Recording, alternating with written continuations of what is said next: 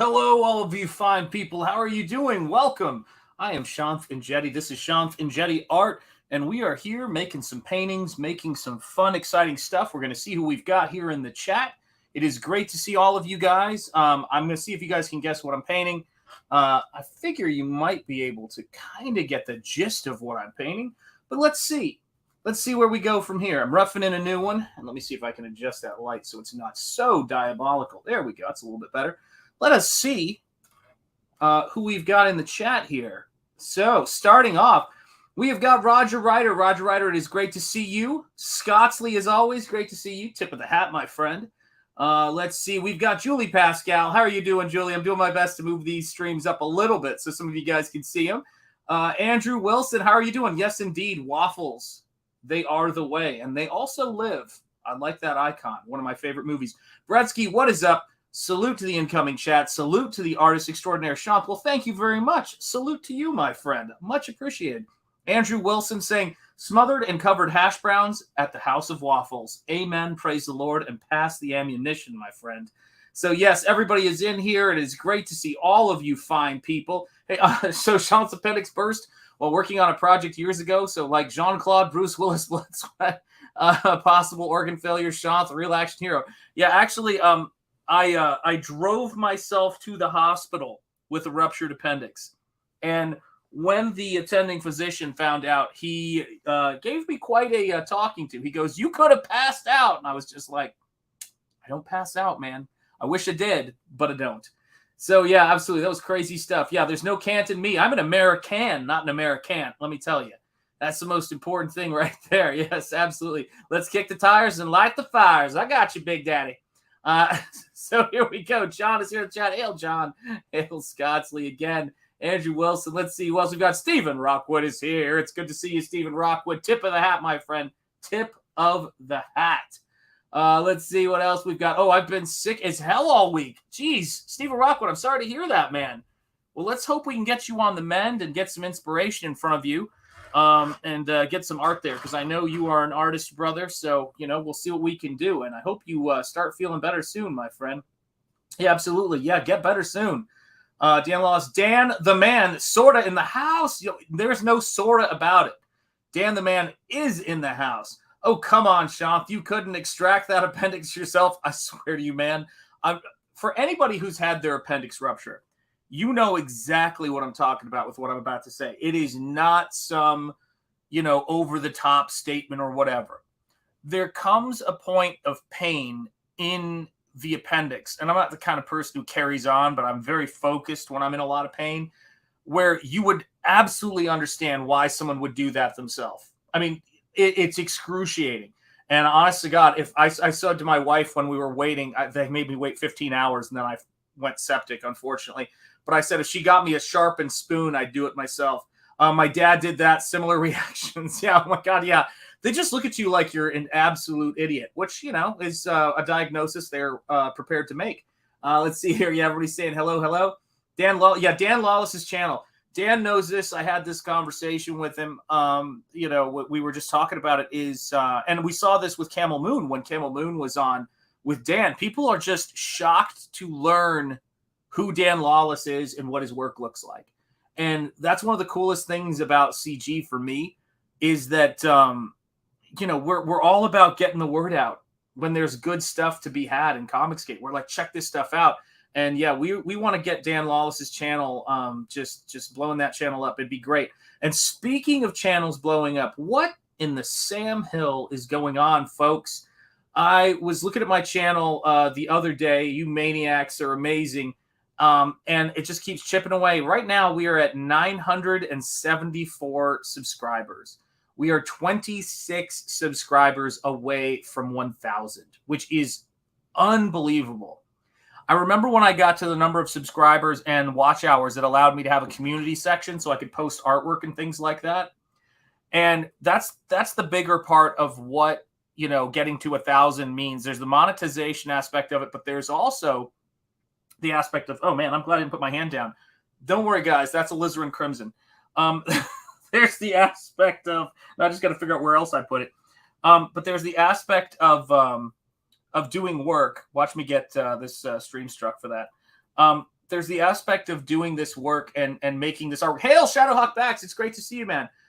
There's this aspect of doing this work where you're just kind of, you're chipping away and you're putting the time in and you're putting your work out there, and then all of a sudden things, they start to take a jump.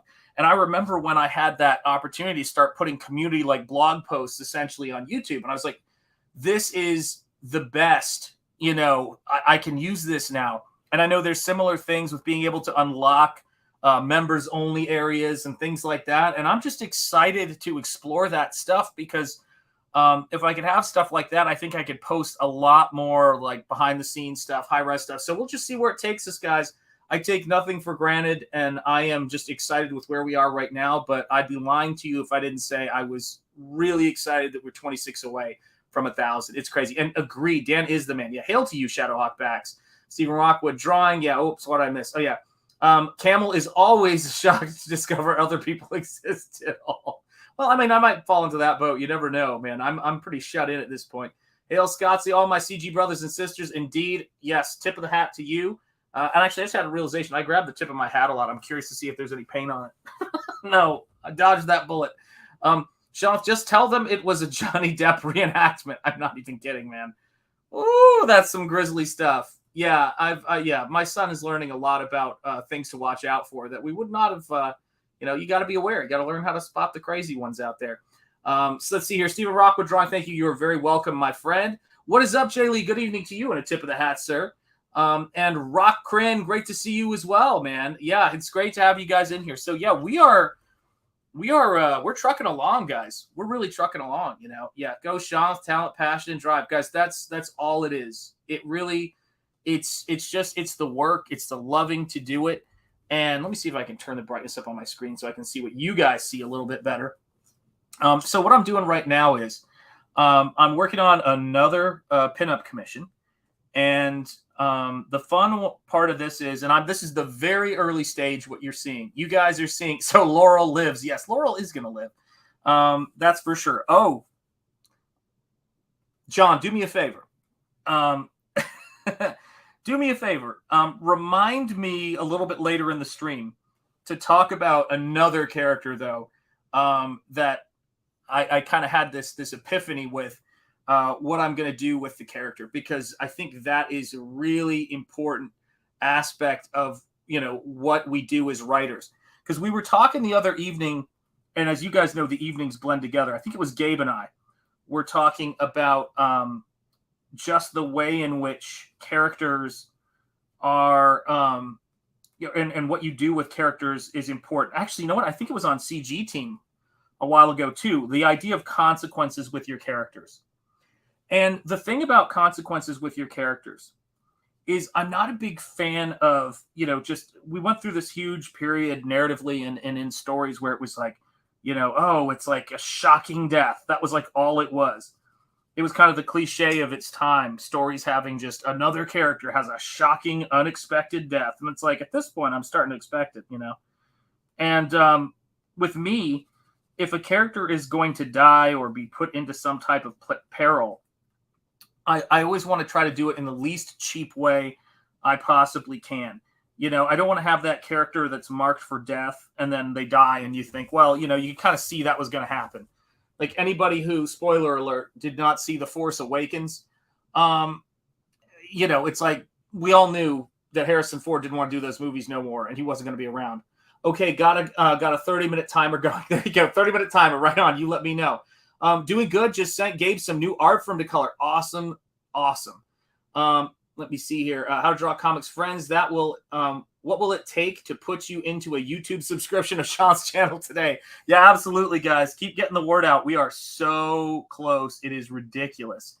It is wild. But yeah, so I'm working on this character and I'm trying to figure out, and yes, please do smash the like. I'm working on this character and I know what I want to do with the character. And then I'm trying to balance out wanting this character to, how do I word this?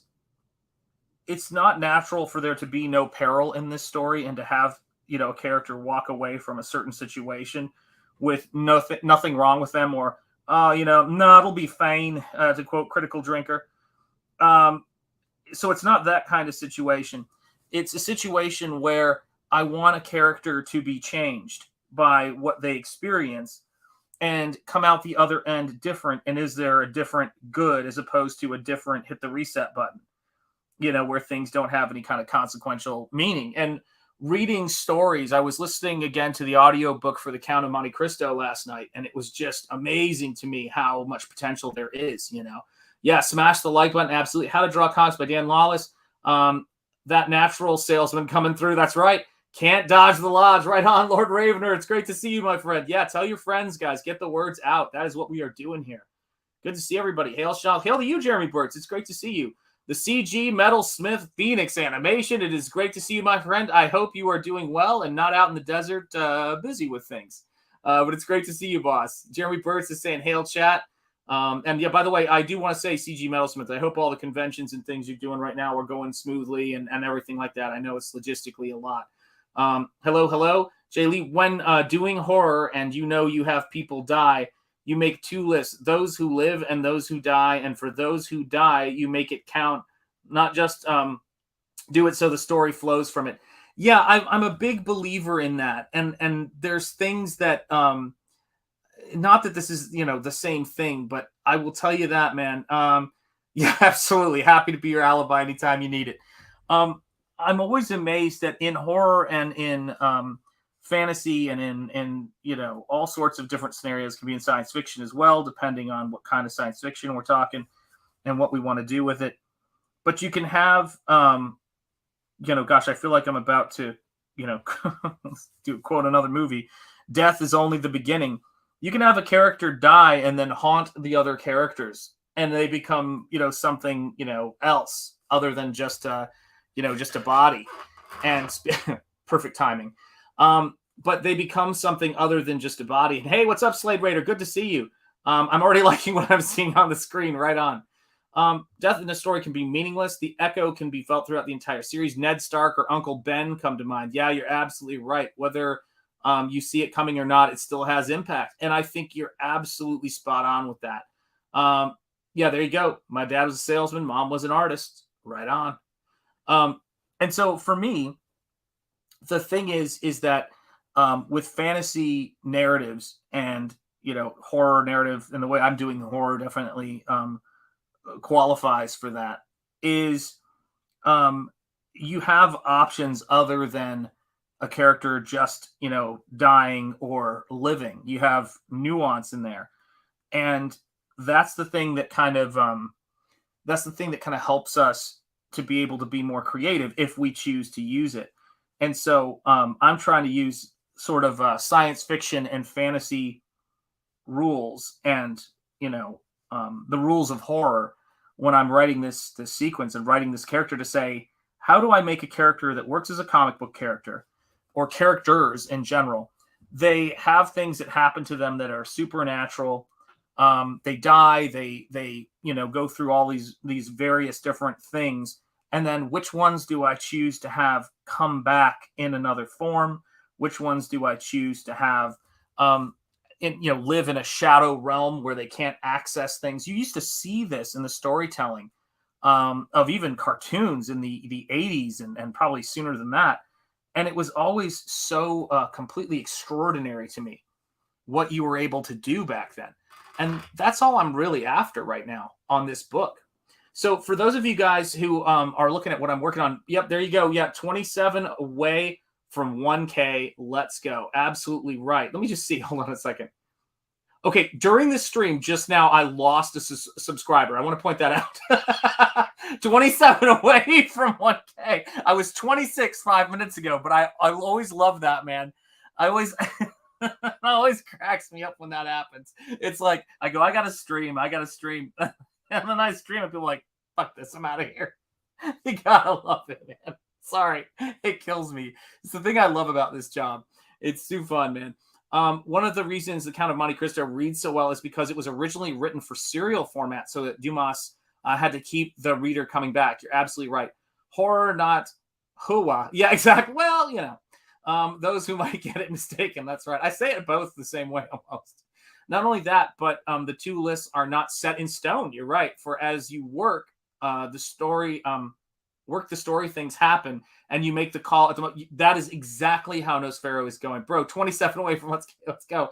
Yeah, that's exactly right. Uncle Ben was never meant to live. Sometimes writing a character destined to die is important, like Obi-Wan too. You're right. Yeah. Hey, listen, guys.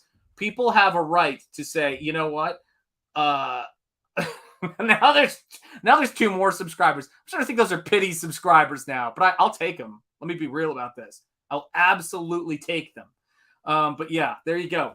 What is up, Ink Art One? Yes. Can I subscribe 26 times? I wish you could. I wish that you could. Shanth, are you feeling good about your November target date? Yes, actually, I am. The thing that gosh, it's so funny. I was talking with my wife about this today. Oh boy, I think about my process, and there is absolutely no way I could have somebody else take over for this process. Hey, what's up, Son of Liberty Radio? Why do you always hide the nips? They're not going to be hidden in this, dude. So they're just not painted yet. Comicsgate has your back. Never forget. Yeah, 975. I just got some random chick at the bar to subscribe, dude. That's outstanding. Slade Raider here. Yeah, I'm feeling good about my November target date, though. The biggest thing is going to be making sure how things work with the printer. We're going to see where that goes. But on my end, things are going really well. Susan playing games with your channel, Sean. Yeah, I don't doubt it, man. Why do you always hide the nips? Don't. That's an important thing. I'll go sub on my alt account. You guys are amazing. Just share it to Twitter. Hope the subs roll in. Oh, my gosh, Rockrin, that would be amazing. Hail, Son of Liberty Radio. Dan Lawless, let's use our collective mind powers to take over those people's minds and make them subscribe. Ready? Now? Begin. There you go. All nip all the time. John says, be right back. Right on. So, yeah, this is the thing, guys. When I'm doing this painting and I'm working on it, my attitude is really, really simple. If the order is, gosh, I feel like I'm in a Star Trek movie. Is the order given? The order's given. It's like Wrath of Khan. But if the order is given to make something that is sexy, that is what the order is. That is what I have to do. And I am not going to get the wrong, I'm not going to miss the core objective of a piece while I'm working. And that's the kind of thing about this where you've got a character that is, dare I say, covered in red. If it's supposed to be a pinup, I want it to have, and by the way, this is very, very rough right now. And I like this phase of it because it's where it's really a painting. But the thing that I enjoy about it is there was this quality to the pulp and to the pinups of the bygone era that I'm trying to get to, but I'm trying to get to the, the version of it that will work for, today's audience, or I should say, the audience who likes pinups, likes that kind of stuff. It's got to be artistic. It's got to be, and by that I mean it's got to have some creative quality to it that people are going to look at and they're going to react to. And, you put this kind of time in. I know you guys know this. Hey, what's up, Bookwave? It's good to see you, my friend. Yeah, here for one more sub. Thank you. I appreciate it so much, Bookwave. You guys are awesome. Yeah, Son of Liberty Radio. Good idea. I'll go sub on my podcast channel. Scottsley, thank you very much. With all the new subs, do I need to gatekeep and unsub from my 2 accounts? I don't know how that works. I'm trying to wait. With all the new subs, do I need to gatekeep and unsub from my 2 accounts? I don't know what that means. I may be with my dyslexia, for some reason, that sentence is completely tripping me up, and I apologize. 977, guys. If we put 1 in front of that number, we'd have the year Star Wars came out, and God bless. Yeah, I think I got what you mean, Son of Liberty Radio, and I apologize if I'm too dumb to get it. Oh my gosh. Hey, what's up, Chauncey Blakely? What's up, Blakey? Not Blakely. What up, all? Art looking good. Thank you very much. Yeah, I'm working on this one. So you guys know the piece that I'm doing for Downcast that's sitting up here. I'm going to give you a little glimpse. Would you guys like a glimpse of where this sketch is going? That would be a guy. Yeah. Son of Liberty Radio, do you get the sense that I could potentially be the kind of person who's easy to trick when I'm tired? I'm like sitting here going, how would that work though? Like, what is he trying to say? And I'm like, oh, I get it. Oh no, I'm like that guy in the Key and Peele skit. What is it? There's a new game going around, front hand, backhand. When I saw that, the thing that killed me about it was I said to Lauren, I go, I think that was my whole fighting strategy when I was in high school. Get the other person to go, I just don't want to smack you anymore, man. That guy got to go. He won't stop. He's just not stopping. But yeah, what's up, Slade Raider? You guys are making it happen, guys. I appreciate it. So when I was working on, do you guys want to see the sketch? I'm guessing yes. Slade Raider, that's what you're saying. So this is a smaller version right here, a rough acrylic of the sketch. Let me turn this light on and see if this does anything. There we go. It's a little bit easier. It's hard to get the angle so I don't get those waves. But this right here is the sketch of what this piece is going to be. So it's going to be a lot of fun. And that's really what it is. Oh, the Jack Show is live. Oh my gosh, I didn't know they were doing a Jack Show tonight. That's crazy. I hope Cecil's talking about what his experience was. I bet your kids get away with everything. You'd be surprised with them. I'm good at catching things. With myself, not so good. Yeah, absolutely. Rock Crin, absolutely. Y'all later, absolutely. Let me see here. We have got, oh yes, thank you, Chauncey. I appreciate that. Slade Raider, later, Rock Crin. Yeah, tell those guys I said hello for any of you guys heading over there. So yeah, so this right here is what the character is. And then I've got this giant, almost like Frankenstein monster beast character that's seen better days, Oh, thank you so much, Slade Raider. I appreciate that, by the way. I do appreciate that. And so when I'm roughing this thing in, I'm going to paint or sketch in with the paint. I'm going to be putting the figure through, as if, I'm painting the whole figure. And then I'd rather remove parts, so that it kind of gets the effect that I'm going for. So this is the early going stage. And I don't often, although everything has changed since I've been doing stuff for CG and been doing stuff on YouTube. So this is my third. I was telling my wife this today. She couldn't believe this. I am let's see, March, April, May. So I am 3 years and 2 months into YouTubing. So about a couple of years ago, while I was watching everything going on in CG and I was launching my art books and things like that, I did see John Malin say, if you want to do, this kind of stuff, if you're serious about it, you need to start a YouTube channel. And I took it to heart. And 3 years ago, I started YouTubing.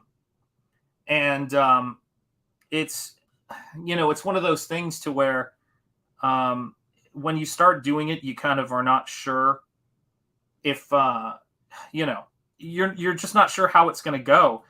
And I told Lauren, I go, I was hoping it would go this well. I was hoping it would, go where it goes, in terms of the career stuff. And here we are. We're here at almost, 900, 900 plus, almost to 1,000 subs. And we got to keep going. That's all there is to it.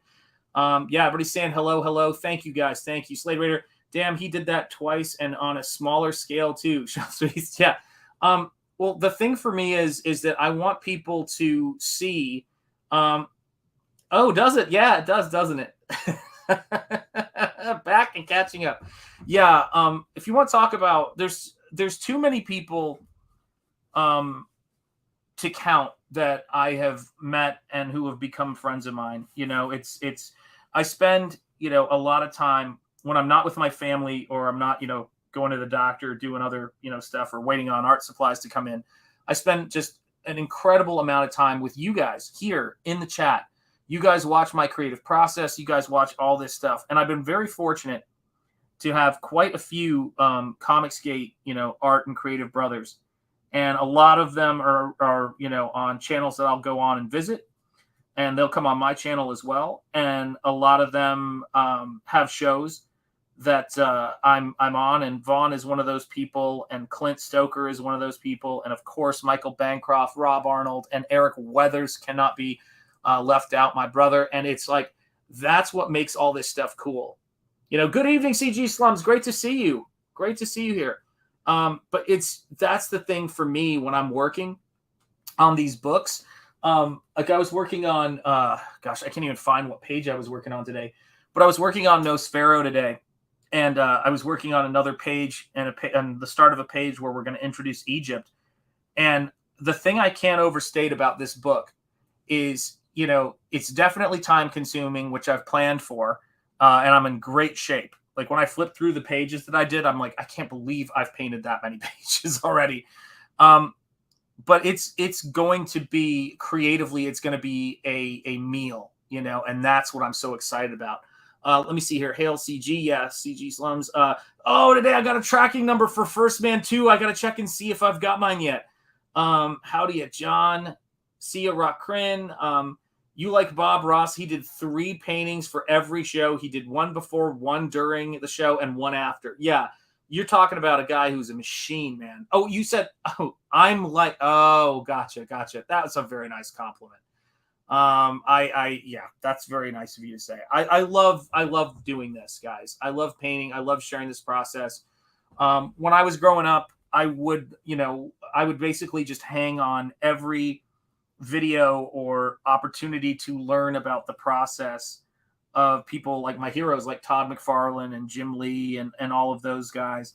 And so, I hope that in, some small way I'm creating, when I'm painting on stream, somebody might see it and think, maybe I could try that out, or maybe I could do that. And I know a lot of you guys are artists as well. And so I'm sure you can appreciate, the same thing when you're looking at, back on your life and seeing the artists you saw that were inspiring to you. For me, it was those handful of videos that artists would do, like the comic book greats videos where they talk about, this is the kind of nib I use, and this is the kind of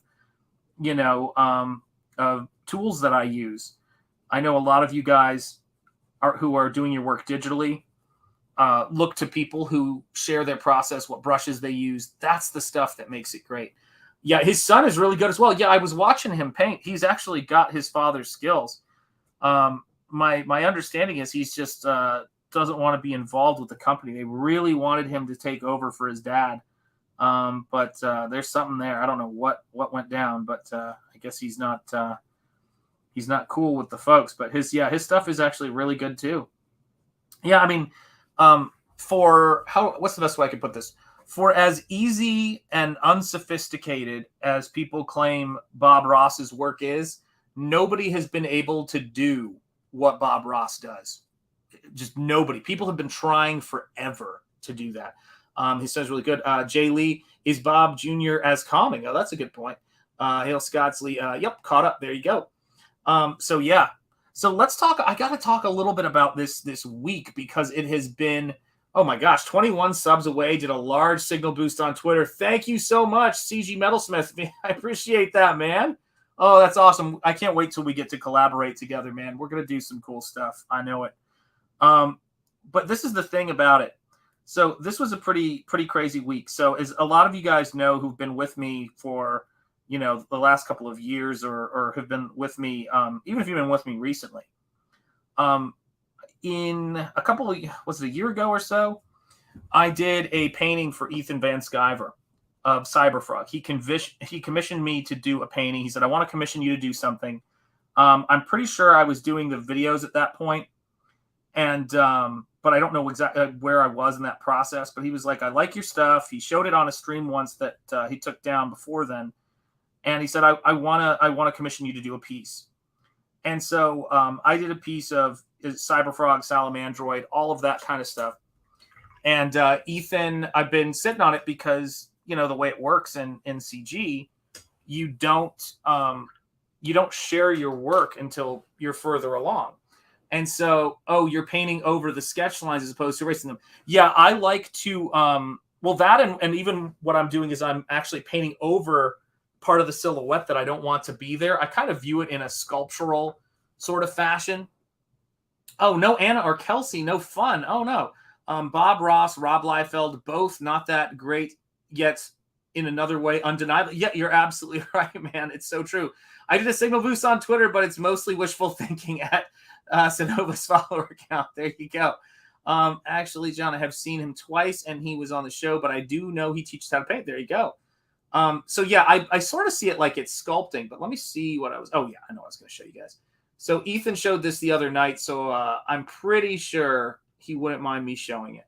And I did show it on Gabe's channel too as well. So let me see here. Oh my gosh, my desktop. Guys, if you could see my desktop, it is a horror show. Someone said that to me the other day. They go, "Is your desktop just a nightmare?" And I was like, "Yeah, actually it is." No, where is it? Okay, here it is. So we're going to go here. We're going to go to share and share a window.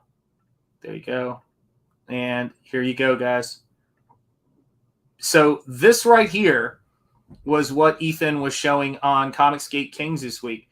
This is the Cyberfrog piece I did for him not long ago. It's going to be the first card in the next set that's coming out. And I could not be happier with how it came out. Yeah, my groomsman did, actually. It's totally true. He's funny that way.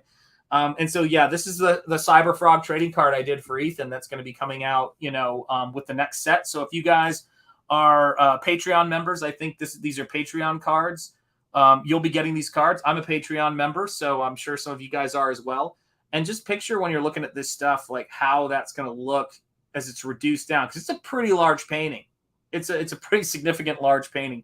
So this piece I really poured myself into, had a great time, and it really came together. It really has a lot of nice details in it. And actually, let me see. Hold on one quick second here. Let me see if I can pull this off here.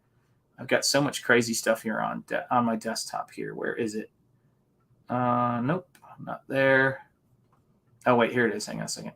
I don't know if this is going to work, but we'll try it out, because this will be a little bit easier. Oh, thank you. I appreciate it, guys. You guys are the best. Hey, what's up, American Comics Company? You're always in good company when American Comics Company's there. You did an unboxing of Battlebrick Road this week, but the firmware on my cam was messed up, and oh no. Ugh, I hate when that happens. I have this thing I do where I'll do a stream and I'll accidentally, for some reason, it'll auto-select the headphones so it sounds like I'm on the phone the whole stream instead of with my mic, and it drives me nuts. That happens all the time. So here, let me give you guys a look at the higher resolution image. So let's go to share, share screen, window. Here we go. Share, and then I'm going to add. See if this works. Add this to stream. There we go. So now let us have some fun here. There we go. Let me zoom you guys in so you can really see where it falls apart, for lack of a better way of putting it. So this right here is a detailed look of what the actual file is. And funny enough, on the Cyberfrog card, my signature is right where the Cyberfrog logo goes. So my name is, it says at the top my name, but my signature is covered up, but you do see the 2021. But the thing that isn't covered up that I'm really glad for is, if you notice when you look at the art, I put EVS in the ripples right there, just as a nod to the man and all he's done for CG and all he's done, to be supportive of creators like myself coming in and doing some work on Cyberfrog. But yeah, I had an absolute blast. We're going to go into way, way larger scale here. But I had a blast trying to get all of that technology painted well. And this was one of those pieces I was working on where I realized I needed glasses, when I got my glasses, I realized how bad the work looked, to be honest. And I said to Ethan, you got to give me some extra time on this piece, because I really need to fix what I can see now. And he was kind enough to do so. And here we are. That's the thing that makes it so fun. Oh yeah, I love Heather, and I will tell you this, and thank you, Dan. That means a lot coming from you, brother. It means a lot with all of your compliments, guys. And yeah, it's great to see all of you guys here. I'd like to see that stuff. Yeah, Heather looks vicious in there. For me, the Heather I was most inspired by, was one of the models that I use for reference. I try to find her face and try to figure out what Heather looks like, and of course Ethan's work. But the one that really the artist who really influenced me on Heather was the energy that Jay Lee put into her on that one cover variant where she's running with the axe. That the dynamic of that figure. I loved the way he rendered that axe, or he shaped that axe. It just looked like it was a Frank Frazetta Death Dealer axe, and that's kind of what I wanted to go for. So thank you. I appreciate it. I was looking at some great artists for inspiration. Yeah, absolutely. Hey, what's up, Zach Fernandez? It's good to see you. Oh, geez, thank you so much. Yeah, I appreciate that, man. Much respect. Yeah, I have a great time drawing the character. It took me a little time, a little bit of time to figure out. Cyberfrog's very tough to draw. He's got a very particular look, you know. Yeah, the technology, Nemesis. Yeah, absolutely. It's so true, man. Absolutely true. I would love to have something from Sean hanging on my wall for display. You know, it's so funny. A lot of people have been saying about these pieces I've been doing for the various campaigns. Is somebody going to make prints or posters of them? You know, I don't know. I don't know what people are going to do, but I'd love to see them. If people want posters and prints, you know, maybe they'll do them for conventions too as well. But yeah, I love this kind of stuff. Let's see, Scott Lee, hey, Zach Fernandez, Unbox Battlebrick Road, Wraith of God. Oh, there you go, guys. Yes, guys, go check out and make sure you are subbed to, and make sure that you come back and put that on your list, your watch list. Son of Liberty Radio has got a video unboxing Battlebrick Road, the Wraith of God beanie and shot glasses, the Green Johnny Phantasm, and hardcover set of Snowpiercer. So do not miss that. Do not miss out on that. Perhaps a set of hobby glasses with multiple lenses. Oh, there you go. Hola, hey, Max Santiago. Good to see you, my friend. Let's see here. How to Draw Comics with Dan Lawless. Sean, what am I looking at here? Is this an underpainting of sorts? That's a good question.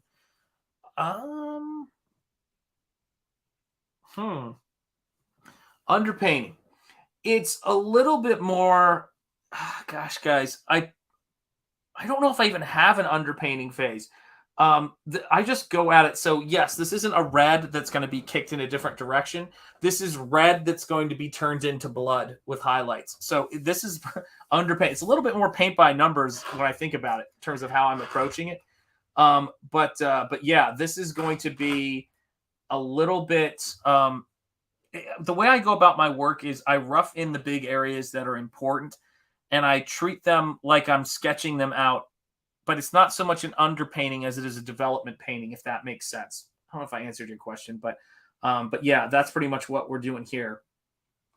Max Santiago, hail. Absolutely. Hail, Max Santiago, from people in the chat. Hey, what's up, Snuggie Jr.? It's great to see you, man. And yes, hail to the chat as well. Let's see here. Oh, gosh, it just jumped on me. Hang on a second. Slade Radar, Elbow Cough. Hey, Teflon Ron, what's up? He said, logo go-goes. There you go. Rock Crit, hail Snuggie Jr. Blood. It's got to be for Stephen Rockwood, man. That's how it is. Teflon Ron, hail Scottsley, hail Teflon Ron, blood drenched and mostly naked. That's right. And there's my collaborator on this gave me some really good suggestions on how to really up the ante on it. He's great.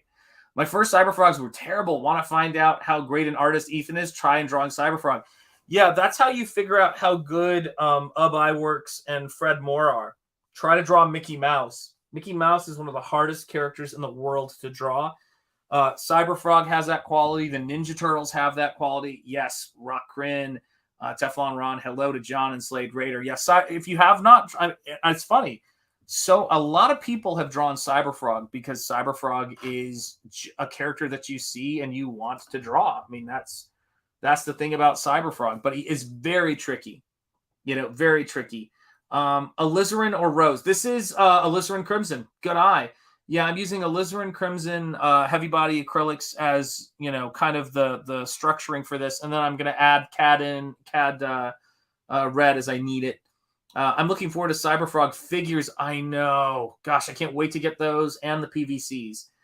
How to Draw Comics by Dan Lawless. What's wrong with me? Dan Lawless.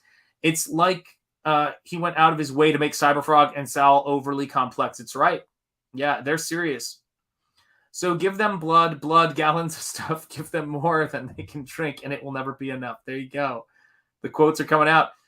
Truthfully, have never drawn Cyberfrog. Interesting. Yeah, he's a tough character. Yeah, hey, Bubba.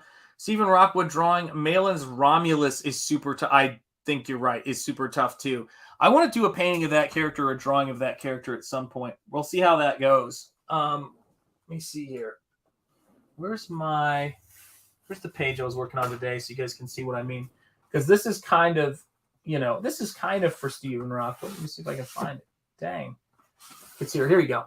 Yeah, this sequence right here is for Stephen Rockwood, where our werewolf character is wounded and leaving. It's kind of like an aerial shot, and he's leaving a trail of blood.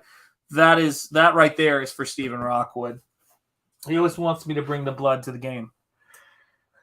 Oh my goodness. So that's what we do. Man, that's a rare yawn for me. I must be feeling it. That tetanus shot I got the other day really made me... my body always reacts to those kinds of things, and it's annoying. Let's see. And Cyberfrog was one of his early characters. I know. He was exceptional from the start. He is exceptional. Rockwood drawing Malin Romulus is super tough. Yes. Oh my God. Only 20 subscribers to go. Hit that like button, share, and subscribe, guys. Thank you so much. I appreciate that. Yeah, there's that unboxing video from Son of Liberty Radio. Blood exactly came in late. Shanth, your 30 minutes are up. Oh, yes, that's right. That's right. So, a quick pause. So, I have a character in my story who it is appropriate for this character to die at this point. It makes total sense for the character to die. It would be great. But the problem is that if I kill this character, it's not just that I don't want to kill this character. It feels so predictable. It feels so predictable. And like we were talking about before, like Jay Lee was saying, sometimes a character's death can be predictable, but it can still serve the story. But with me, every death, every ending, potential ending that can happen, the opportunity for horror to show that things go on in ways you haven't expected or didn't know were possible that expand the lore is something I want to jump on and use. And so my idea, and if you don't want spoilers, by the way, mute this. I will wave my hand over the artwork when I'm done. So if you do not want to have any spoilers for Nosfero, feel free to wait and mute me right now, and then I'll wave my hand over when it's time to come back, right? And Scott's saying death is the only way that horror can manifest. You're absolutely right. So predictably that you do a twist and the opposite happens. Yeah, well, here's the thing about it. So when I was reading H.P. Lovecraft or listening to H.P. Lovecraft the other night and several other things, I love when people think characters are dead, but they're just in other planes and they're just in a different state of being. The werewolf character is going to be assumed to have met his end.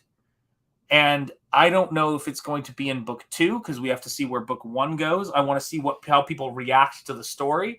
If people, there you go, Max.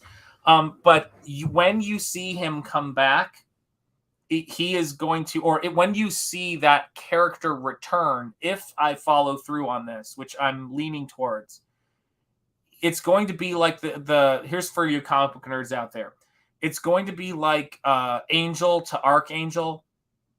Not so much. It'd be a little bit more extreme from Gandalf the Grey to Gandalf the White. It's going to be, it's almost like he's going to be, instead of just being a werewolf, which in and of itself has a supernatural quality to it, he's going to be a supernatural werewolf.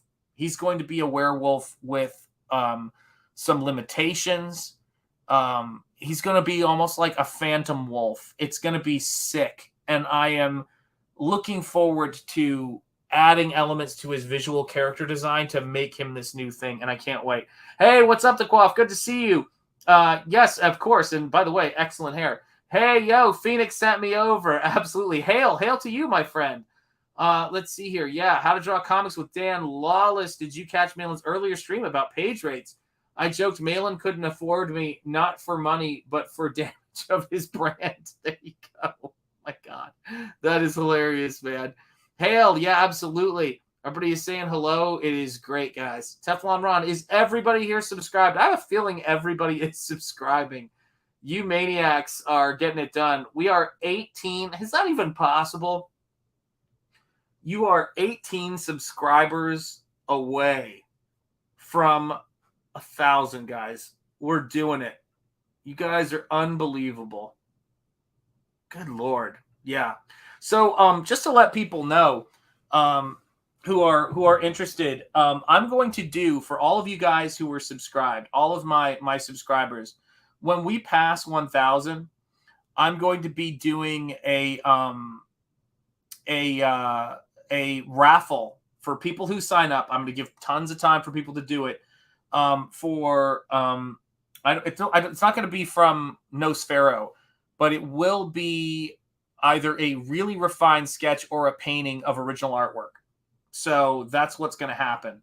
And depending on, I may throw some other cool goodies in there as well. So there will be a raffle for artwork when we get there to 1,000. It's going to be really fun. I may even get some stuff out from the archives, some rare stuff. So we'll see what we can get. So yeah, guys, stay tuned for that. If we get there, I feel like I'm getting ahead of myself even talking about it, but then I try to be practical. The Quaff Cool, let me know, still in Cali. Look at this. People are like going, what's up? That's what I love about the Waffle Lodge. That's what I love about Comic Skate, guys. It's so fun. It's the most fun part of this, guys. Keep getting the word out. If we did it on this stream, that would be bananas.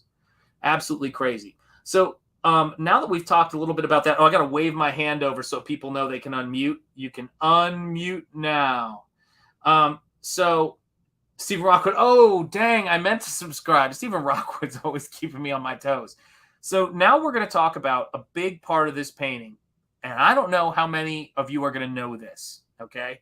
So we're going to do a little bit of an age test here to see how old people are. I got to see if I can find out what year this came out. Hang on a second here. Oh boy, I don't even think I can read that. That is crazy. So do any of you guys who are in the chat recall, hey, oh my gosh, all these people just came in. This is great. Sark, what's up? Great to see you, my friend. Bogan Raid, great to see you, Romy. Arthur Line, great to see you too as well. Gosh, you guys, craziness. Slade Raider, John, Julie, look at all you guys. It's moving. Oh no. I was going to wait to reveal it, but you guys are the first to know here. There you go. Bancroft sent me. Hail, Bancroft. Hail, Michael. Thank you so much, brother. Always got my back. Hail, hail, hail. Yes to everybody. Snuggy, Sark, Arthur, Line, Past Master Dan, Citizen Ronan. Guys, how many are we away? We are 900. We're at 981 subscribers, so we have 19 to go. We lost one person, but we've gained a few since we've been here. So we're at 981 subscribers right now. So we are, what does that put us at? 19 away. 19 away. Hey, what's up, Antoine Dennison? Art and Times of Jay Ryan, too, as well. Good to see you guys. All right. Yeah, Frog G. Hey, great to see you, man. Citizen Ronan's here. Look at all you fine people here in the chat. Sub if you ain't. Absolutely. Shout outs to Michael Bancroft. Hail, all hail. So this is the thing. So there were these series of posters that were out back in the day. And when I was thinking about this particular pinup job, they seemed utterly appropriate to reference. And they were called, man, make sure you hit the like button, guys, and subscribe if you hadn't. We are so close. I can't keep track of everyone who just popped in, but hail to all of you. Absolutely right. But they were called the California Girls posters. And they were basically California girls in bikinis doing various labor jobs like painting a wall or working construction, and they were in essentially bikinis. And I just thought, I'm going to reference one of the figures from those posters. Did the raid work? Yes, Michael, the raid worked great, my friend. It worked great. Michael, I don't know if you know this, man, but we are, is that right? That can't be right. Is that right? Holy cow. Michael, we are 17 away from 1,000 right now, man. Can you believe that? When I came into Comicsgate, I think I had like 560 something subscribers, in terms of I was in Comicsgate, but before I launched Nosfero. I honestly cannot believe how close we are to 1,000 now. The race to 1,000. Yeah. It's my heart racing to 1,000, man. I'm just like, oh Lord. Yeah, sounds like a pinup. It is a pinup. And so the goal for this is to kind of capture that feel and then make it more, it's a cross between the Gil Elfgren prints and posters, the pinups, and then doing something that is very much like what we had back in the day, in the 90s, I guess is what we would say. Everyone here, subscribe if you haven't, you Raiders. Yeah, absolutely, guys. You guys are making the difference. Beach Boys song, I wasn't into girl posters, though. Yeah, well, then there was also the David Lee Roth version of it, you know? I wish they all could be California girls. But no, the door posters are funny because looking back on them, this was a big thing. They were called dorm posters. I was a bit young for those because I didn't have my own place. I was still living with my folks. I was in probably middle school at that point, maybe. And you would see these things. Oh, yeah. Yes, I remember those posters. They started in the 70s and ended in 89. There you go. And this was the thing. Although, Julie, I will tell you, they did have guy posters as well during that time. It was a very, it was a very free and liberated time. Depending on whatever you were into, you could find something. Felix Haas, thank you so much. Yeah, please give Frog G a wrench, Jonathan Jetty. Okay, happy to do so. I just got to figure out my old self and how to do that. Hang on a second here. Okay, so let me see. Where's Frog G? Yes, Farrah Fawcett on the wall. Absolutely. Hey, Aldous, what's up, man? I love seeing that video. Where's Frog G? Dang it. Oh, there we go. I think I did it. Frog G, do let me know. Let's see here. We've got Aldous here. It's great to see you. I had guy posters. Absolutely. I don't doubt it. Yeah. I don't think those were successful as they could have been. I think a lot more guys had those guy posters, if you know what I'm saying. Let's see. Hail chat. Jonathan Jetty. Yes. Wrench Felix. Really? Is Felix Haas not wrenched too? What the heck? Are you serious? Hold on a second. I mean, I assume you are. What reason do you have to not be? That is really strange. Okay, I thought you were wrenched, but let me know if you're wrenched now, and see if that works. You should be now. Now you should be, but I guess you weren't. I don't know why that happened. But what do you call it? I swear, you start going back, having those senior moments, and wondering, is someone wrenched? Okay, the CG Metal Stream. Yeah, great to see you too, brother. Yeah, everybody's saying hello. It's good to see people being in here, man. Let's see here. Wrenches for everyone. Open the gates. That's right, guys. Absolutely. So I used to see these posters. I think they were often in Spencer Gifts in the back. So you'd have like Mike Zeck Punisher posters, Def Leppard posters, Bon Jovi posters, dare I say. You probably had the Iron Maiden posters that were big during the time, some Metallica posters. I'm trying to think of what else. Guns N' Roses posters. But then you'd also have these pinup posters. And they're very much a time and a place. And what I found interesting about them is that if you do the math out when you're measuring the figures, they're actually to comic book proportion. They're incredibly tall. Whoever these models were, they must have been reasonably tall. And they're very much an aesthetic of that time. And so I'm trying to merge the couple of different aesthetics: the aesthetic of Gil Elfgren, the aesthetic of those posters, which kind of meets more with the age demo of the CG kind of clientele, dare I say. But then also make it something that's really artistically beautiful and has, creatures, and that's just the way it is. I wonder if American Comics Company, were you asking for wrench, and do you have one? I don't even know if you have one. Where is American Comics Company? What the heck? That's really weird. All right, there you go. Let me see here. Oh gosh, my eyes. Oh, Dojo Kun, good to see you, my friend. Barbara Bach, Heather Locklear, Barbie Benton, and Heather Thompson. There you go. Yeah, those were some posters right there. Two of the Rootin' Tootin' best legendary link slingers in the biz. That's absolutely right. I had a Lindsay Wagner in a bikini poster. She was hot. I have to tell you, those posters, when I look at those posters, oh yes, the Iron Maiden posters. I had the X-Men at the pool and the sexy. I had the triptych, the Jim Lee triptych. Do you guys remember that poster? You could get that places. You could get it's like it had Wolverine, I think, in the middle. It had Psylocke. It had Colossus up close. That was an awesome poster. If their limbs were long, sounds like Robert McGinnis proportions. I love Robert McGinnis. I have a video on his painting process, and I think I have his book over here somewhere in this pile of stuff. But I love Robert McGinnis's work. That's one of the things I want to try to get into this as well. Yeah, absolutely. There we go. There we go. All this Pink Floyd print with the ladies by the pool. There you go. Julie, you are learning way too much about us. Actually, you probably already know it all. Hey, Sean, if you're handing out wrenches, I'm pretty good at cranking. Yeah, there you go. I'll hand you a wrench. See if I can find it. Where the heck are we? Hold on. There you go. Enjoy. Sounds like a good time to drop this. Yes, this link, Frog G, thank you. CG Vacation, my brother Phil. I was just texting him some images this morning, some art this morning. And yeah, Phil has been my pulp brother. And oh yeah, I was sending him the gosh, what did I send him today? Because I was talking to him about that Steranko video that I found that they posted a couple weeks back. But then I was sending him an image of, which painting did I send him?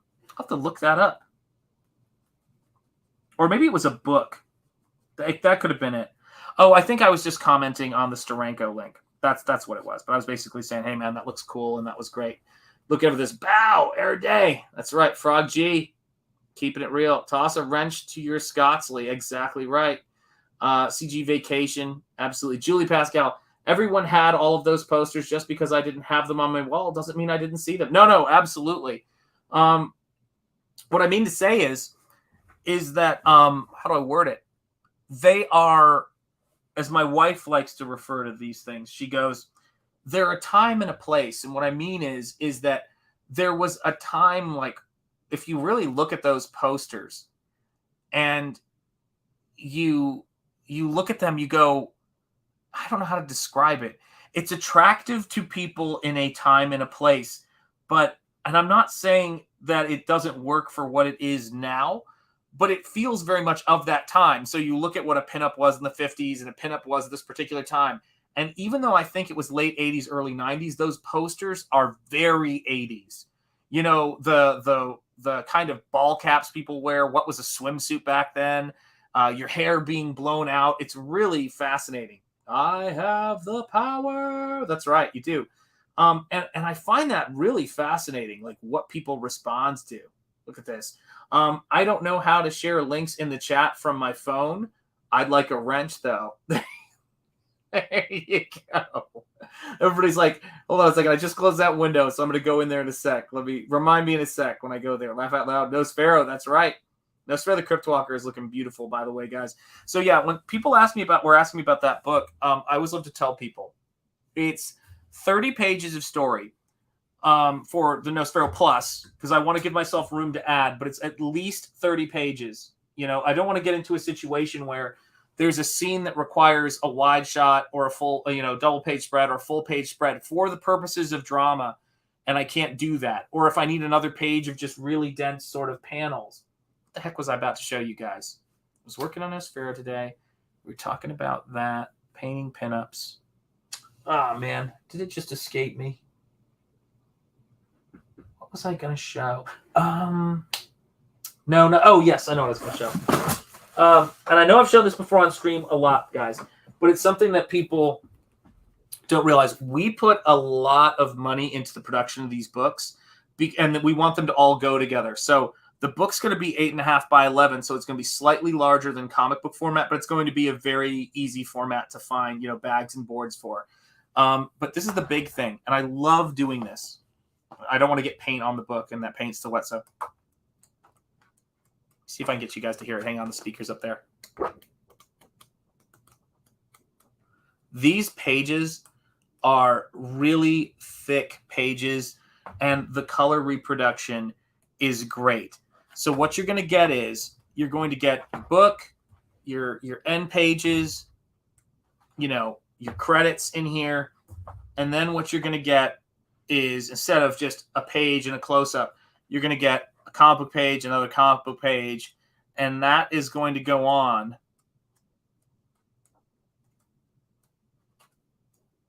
for those 30 pages. Whoa, forget how big these books are. That's going to go on for those 30 pages. Now, when I say 30 pages, what I mean to say is is that we've got, I count, how do I work? The story is 30 pages. So 1 page, 2 page, 3 page, 4 page. You guys get the idea. You've read comics before. But the book itself, let me just do a page count on this. 1, 2, 3, 4, 5, 6, 7, 8, 9, 10, 11, 12, 13, 14, 15, 16, 17, 18, 19, 20, 21, 21, 22, 23, 24, 25, 26, 27, 28, 29, 30, 31, 32. So this is going to be the book itself. That might not have been the best page for YouTube to stop on. But the book itself is going to be 50 plus pages, and more than 50 pages. And what you're going to get in the back of the book is you're going to get a behind. Gosh, look at this craziness of this artwork. And my artwork is only getting more insane and more detailed as time goes on. This is my last book here that I did. So I've done 1 art book, 2 art books. This is going to be my Comicsgate comic book, although I consider these Comicsgate projects in their own way. They're just not comics.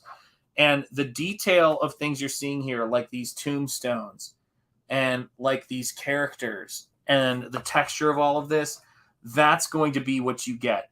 Oh, that's a really good question, Sean. Sorry, I just saw that. Sean, did you have any printer issues with the 2 art book printings? Not issues that were not issues that weren't expected. They were things like the people I work with, knock on wood, they're ready to rock and roll. I've been talking to them, but everything is going to go, as it goes, week by week, as Sean likes some, it. Yeah. There's hold on a second, Dojo Kun. I have to pause for a second here. There's a song that I feel as though expresses my philosophy about life, the universe, and really all that's in it. And it goes like this. I like big butts and I cannot lie. You other brothers can't deny that when a girl walks in with an itty bitty waist and a round thing in your face, you get sprung. Want to pull up tough because you notice that butt was stuffed. Do you know what I'm saying? And these are the words that guide much of my artwork at this point, people. That's just how it goes. Oh, thank you so much, John De La Rose. Good to see you, my friend. Gave you a sub, and we'll get you a few more from my Discord to get you over the top. Thank you. Bless you. Thank you so much. Yes, Sir Mix-a-Lot. That's right. Does it mean no worries for the end of your days? Kind of. Yes, absolutely. So there's this movie that you guys know of. It's one of those classic movies people like to poke fun of, but it does have a great line in it where called Love Actually. I know you guys know the film, where Hugh his name? Hugh Grant is talking to this woman who works with him, and she goes, he's talking to her, and he goes, "Do you know Natalie?" And the assistant who's working for him, she looks at him and she goes, "The chubby girl." And he goes, "Would we call her chubby?" I feel like he was speaking to my soul with that. Pimpin' ain't easy. 42, says Rockrin. There you go. Is it by Queen? Not quite, but you gotta let us. Hey, what's up, Gabriel type? Ass men no longer need to live in shame. Guys, listen, I loved that episode of Seinfeld. It is by far. Hey, what's up, Jeremy? Oh, man, it's so great to have you in the chat, man. It's been, when I see the stream and how everything is going, man, there's certain people who've been with me, since the start, many people. And there's Michael Bancroft, without a doubt. There's Joe Albino Thunderbuns, who was there as well for the first evening that we were doing all that stuff and who I've been on streams with. But my man, Jeremy, is Lord Crackhead 33, has just been there through hell and high water. And all the people I've met, 10 more Michaels here. Speak of the devil, there he is. And thank you, John. I do appreciate it. But it's just great to see all of you guys here. Gabe and I were just doing a show the other night talking about Starship Troopers, Antoine Dennison. I will never be able to fully describe to people who aren't in Comic Skate what it's like to be here and to have all these awesome people around you. You guys are killing me, man. Oh, man. Yeah, it's, yeah. I picked the wrong time to quit sniffing glue, guys. But it's just crazy. Yes, Mike Barron's Thin Blue Line, guys. Please check it out. Please check it out. Yeah. Snuggy Jr., thank you. All of you guys we've been on streams together. We've been doing this stuff for a while. We've been working really hard to get things, going. 7 to go. You guys are crazy, man. Oh, Lord. I was like, this will just be a painting stream. It'll be chill. Starship Troopers is a classic. Absolutely tip of the hat. We came down on that too, man. I feel like this is like a countdown. It's crazy. 6. That can't. You guys are kidding me, man. I gotta refresh that. This is just totally bananas. Oh my Lord. Oh wow. This is crazy. Shotgun Samurai #1. There you go, guys. Thank you, Felix, for making the links rain, guys. Has Gabe ever came on as a guest on the show? Yeah, he's been on my show a bunch of times. I think one when he was on his cell phone, and then another time he was on the show, and I don't know if he was on camera, but yeah, I remember that. Absolutely. Thank you, Rockrin. I appreciate it, my friend. I do. Nosferatu by my Nosfero bro, Narwhal. Absolutely. Yes, father-daughter dance returns tomorrow. Awesome. I'm so glad to have you back, man. YouTube is lonelier without you, and hail Snuggy Jr. Absolutely, my friend. Yeah, Nosfero the Crypt Walker. Hey, what's up, Cranberry Langers? You're here in the nick of time, man. It is, things are crazy. Hey, Indie Wrestling Aces, hail to you, my friend. It's great to see you. Let's see here. Snuggy, give the sub a rub. There you go. Cell phones don't count. Stefan Ron. Ditto. Yeah, no, it was cool because it was a thing where I think there was power issues or Wi-Fi issues. I think headphones died, things like that happened. It was crazy. Truth, Justice, American Way. You betcha. Truth, Justice, American Way. Do what you can to save Dean Cain. Dean Cain has said it. There's video of it, almost like a like a hostage situation. But yeah, guys, Truth, Justice, American Way. You want to talk about 3 heroes that are worth paying attention to? No, I'm not talking about Truth, Justice, American Way. I'm talking about my brother, Gabe El-Taib. I'm talking about David Williams, and I'm talking about the man who wrote the book on comic book inking, man, Gary Martin. That is who I'm talking about. Those are the heroes in that book, and the story is great. And the way that they structure stuff, Dave has got such an amazing history storyboarding, and he's got such an amazing history as a creator, as an artist, as a true master. And to see those guys together and bringing their mastery to the game, that's crazy. Will there be another cameo with Malin after passing 1,000? Hey, listen, if Malin wants to come in here, if we pass 1,000, I will absolutely love to have him on here because, yeah, John is how we got here on so many levels. Yeah, oh my gosh, guys, you guys are crazy. This is bananas, guys. Come on. This is crazy. Holy cow. I'm working on my swearing, Gabe. I really am. I got to stop being such a degenerate. Let's see here. UCGers might as well come on in here and make it a real CG party celebration for Jean. Yeah, man. You guys know it. Cranberry Langers, that is true. Absolutely. Please sign up to the Lucent Painted Death graphic novel. He's going to do it, says John Delarose. Thank you so much. Oh, actually, I was here. I heard I think I heard someone mention you.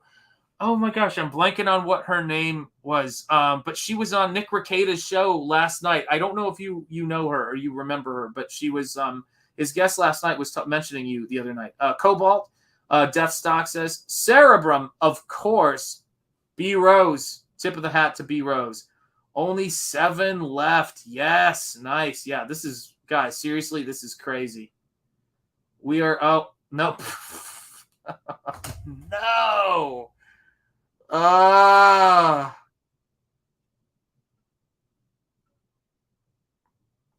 Holy cow. That's what it is. Megan Fox from PJ Media. That's right, guys. What? What indeed? Lord.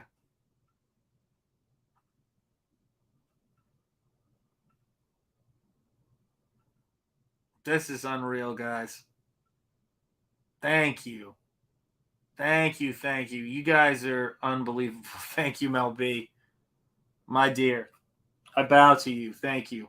Tip of the hat, my lady. Holy cow. Did not see this coming, guys, at all. Jeremy Burtz, thank you. Teflon Ron. You guys are awesome. You guys are so awesome. Yeah, man. This is crazy. Absolutely crazy. I did not even remotely think. I was just like, I'll come on and do a paint stream. Sark, thank you. Wise Guys Entertainment. God bless indeed. Thank God. Thank you, God. That's really grateful, guys, for all of this stuff. I still can't believe it. I just feel grateful I get to paint every day and share this stuff with people who care and are into art. You guys are awesome. Thank you, Scottsley, Zach Fernandez, all you guys. CG Metalsmith, of course. Citizen Ronan, Arrogant Ape, holy moly, 1K. Thank you so much, Arrogant Ape. Matthew Fowler, good to see you, my friend. Bow, indeed. Gosh, guys, I'm so excited about all of your books and all of the stuff. No idea how that whole thing works. Gabe just sent me a text. Oh, man, love you, brother. Tip of the hat. Yeah. Oh, man, this is crazy town. Camel Moon, I'm an eyewitness. Yes, you are, Camel. Thank you so much, man. Holy cow, this is crazy, guys. This is absolutely crazy. Now, when I wake up tomorrow, I'm guaranteeing it's going to be at $9.99 or $9.98. But seriously, dude, I don't care because this is. I mean, I care. This is crazy. I never in a million years thought like tonight was going to be this. Yeah, hail all. Absolutely, guys. CG for life. You guys are amazing. Absolutely amazing. Much appreciation. Yeah, you guys are awesome. Who's subscriber 1001? That's absolutely right. Thank you, Stephen Rockwood, man. You guys all did this. You guys have made all this stuff happen. Yes, and please check out Joe M. Sontag's Reaper Destroyer. I cannot wait to get that book. I backed it day one. Thank you, Arrogant Ape. I appreciate that, my friend. I really do. That means a lot to me, man. Yeah, absolutely. Yeah, hail, Arrogant Ape. Indeed. Tonight is the night. Yeah, you never know how these things are going to go. It's crazy, man. Yeah, $9.99 and then 1,000 screenshots for you. Yeah, Gabe just sent me screenshots of when it was at $999 and then when it was at 1,000. That is too crazy, guys. Wow. Yeah, you guys are amazing.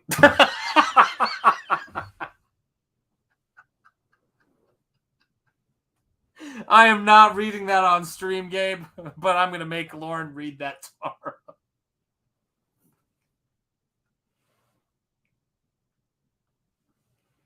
Oh, my God.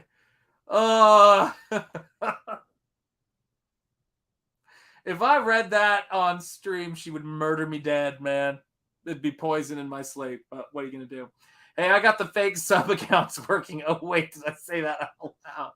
Yeah, which subscriber is 1001? There you have it. Jonathan Jetty Hart is working on a beautifully painted comic that will not let you down. That book's going to be beautiful, guys.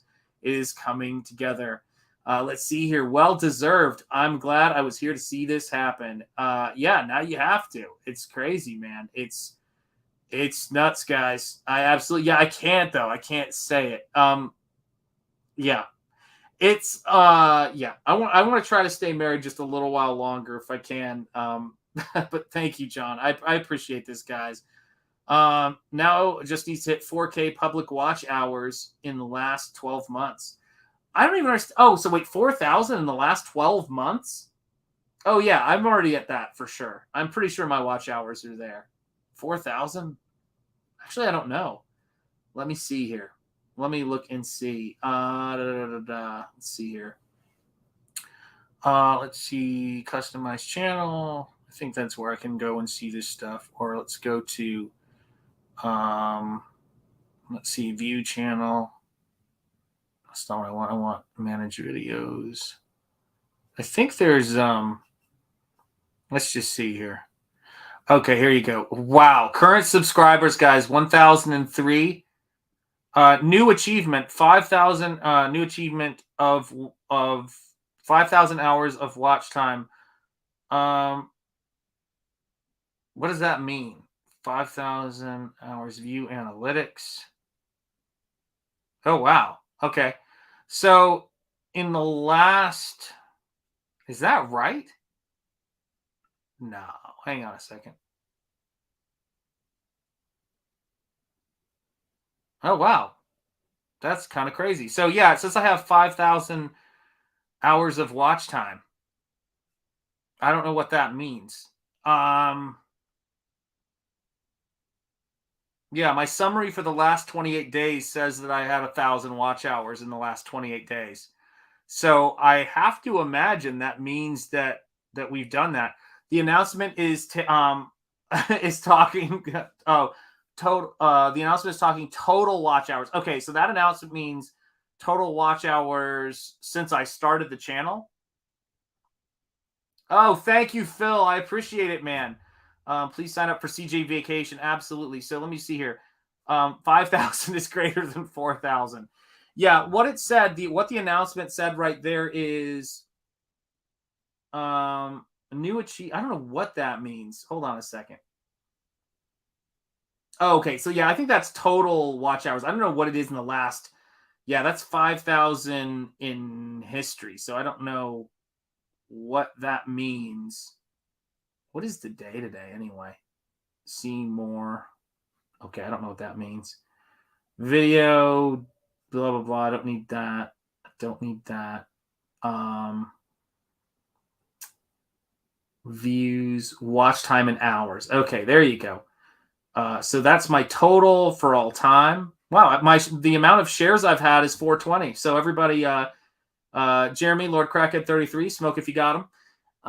And then I can't tell where my videos are in terms of hours, but who knows? It's I don't know that I'm at 4,000, but it doesn't look. Yeah, it doesn't look too. Yeah, I don't think I can't be at 4,000. Is this in the last? Does it give you the last month? Is that what it's giving you? That doesn't make any sense at all. Yeah, I'm not sure exactly what that means.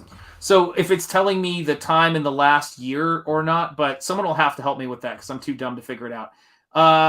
Where is it? Oh my gosh. Get Phil, Gabe, and Dan in there to celebrate. Yeah, if they want links, I absolutely will send them links. Shanth is spicy curry of CG. That's right, man. He has to apply for monetization. There you go. There you go. Well, I don't know if it'll let me do that at this point, but we'll have to see. Let me see here. Top moments, spikes, tips, audience research, overview. Oh, there it is. Oh, wow. It says I meet all the you will be redirected. Oh boy. Okay, well that's interesting. We'll send you an email when you're eligible to apply. Well, there you go. Hold on a second, guys. Let me see what happens here. I'll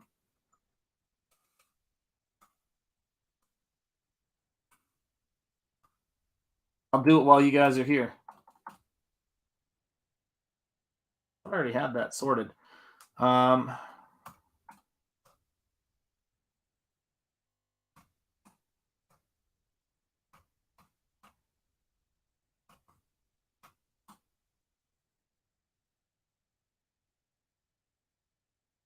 Okay, let's verify ourselves. Okay, hold on a second. You guys are watching Boomerang in real time. Enjoy. Oh God, I can't. I think I have my glasses on.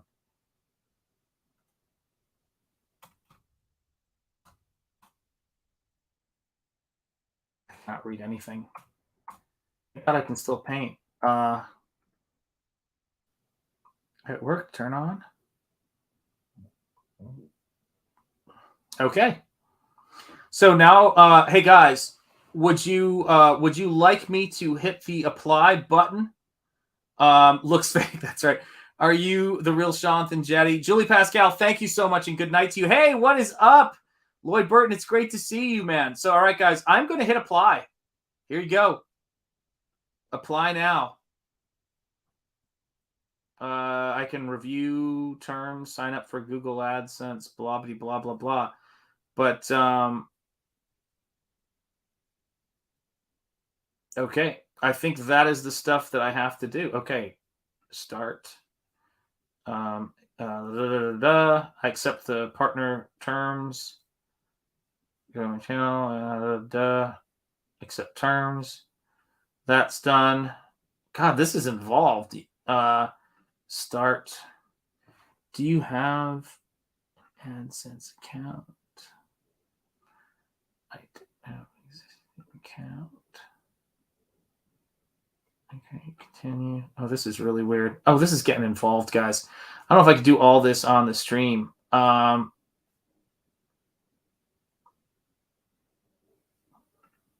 This is very weird. Yeah, I'm kind of. I got to get some people in here because I don't know what to make of any of this stuff. Yeah, this is something. This is really something. I'm gonna have to come back to this. Hang on a second. All right, let's go back to the stream. We'll deal with that later. New comments. Yes, congratulations. Thank you so much, Felix Nosfero. Okay, he's. Oh damn, he's not reading the terms. Say goodbye to your firstborn. That's all right. They're already gone. All right, I'm going to go and send out this link, guys. So hang on a second. Let me copy link to clipboard. Find where my head is. That's what a colonoscopy is for. Let's see here. Let's see here. I'm going to go to... Where are we? Where is it? I got to get Gabe a link. Edit, paste. And then I'm going to get Waffle Lodge, folks. You know who you are. Edit, paste. And let's see. I think that is a lot of people right there. I'm going to send John Malin a link. He's not going to come in here, but I'm going to send him the link anyway. Because, why not? Why not send John Malin the link? There you go, guys. Links have been out.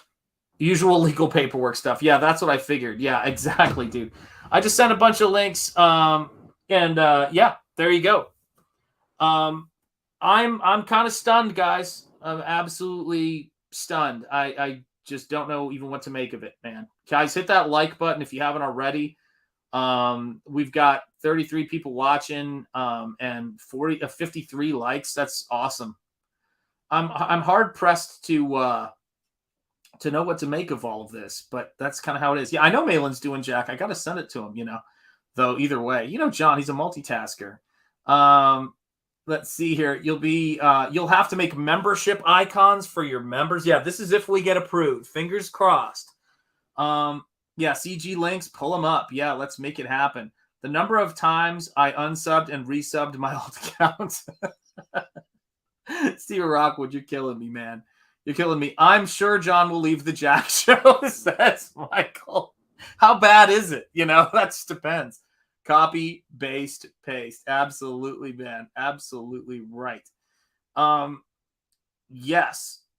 And do me a favor, guys. If anybody is over in the Jack show and watching both streams, feel free to send a chat over there and say that I hit 1,000 subscribers on YouTube, and I want to thank John for every bit of advice he gave me and all the help he's given me.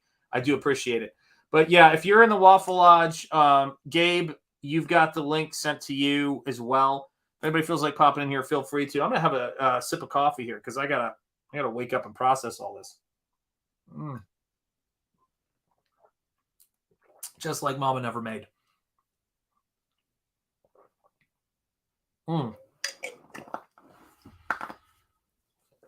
All right. So yeah, that's crazy. Yeah, gratitude is where I'm living right now. So I'll tell you guys a little bit about all this crazy stuff here. Is and some good stuff. I'll let you in on the fun behind the scenes of the stuff that we're doing. Every morning I wake up and I come into the studio space that I've made here, which by the way is a pit of books right now.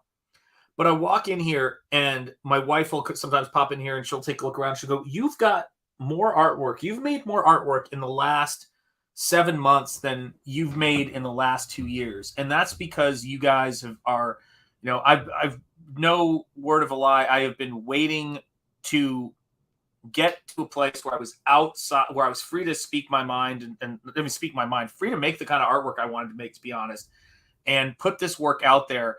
And when I finally got the opportunity to do so, I was just like, I was like the DeLorean in Back to the Future when it's just peeling out and it's just sitting there, and then it finally connects and it just starts moving. That's exactly how it's been feeling. And so when I get to do stuff like watch the paint move across the surface and watch this texture, how it takes the paint, and build these figures up, and to have the process for those of you guys, you know, who've been in here and watching all of this lunacy, to get to have all of the different, here it is, to have the sketch that I'm working on sitting up here. This feels, yeah, it does. The Sean Pit sounds like a 90s music venue. It kind of is. And yes, it is so much fun, guys. But when I get to put these sketches together, now I've got to think of a lot of things. I've got to think about badges. I've got to think about setting up a way for people to sign in so we can do a raffle for people to win artwork. That's all the stuff I'm going to do. Can't join in tonight because I'm cranking on advertising deadlines. Hey, that's great to hear anyway. But I'm here in the chat. Congrats, Sean, on 1,000. Thank you, Dan Lawless. You are next. We're going to be building your channel up like crazy. And I'm going to keep working here and building this stuff up. I'm completely what did that guy say in Short Circuit? The guy pretending to be Indian, which was hilarious. I am standing here beside myself. That's just kind of where I'm living right now. But yeah, man, what a blast. What an absolute blast doing this. We don't need no stinking botches. That's right. We don't. But yeah, guys, it is such a blast doing this stuff. So when I'm working on this, this work, and I get to see, I was working on I wanted to add a little bit something to the corner down in here, just a bit, and start putting in some more texture, some more coral, some more sea anemone, and just kind of like really bringing this piece home. And it's pretty much ready to scan. I'm going to be sending this stuff out, shortly. But if you're curious where the work is going on the painting I'm just starting now, this is how these things wrap up. And that's what it's all about. Uh-oh. Here's my brother from down under. Ready to rock and roll. How the heck did we get here, man? Well, you put out entertaining content.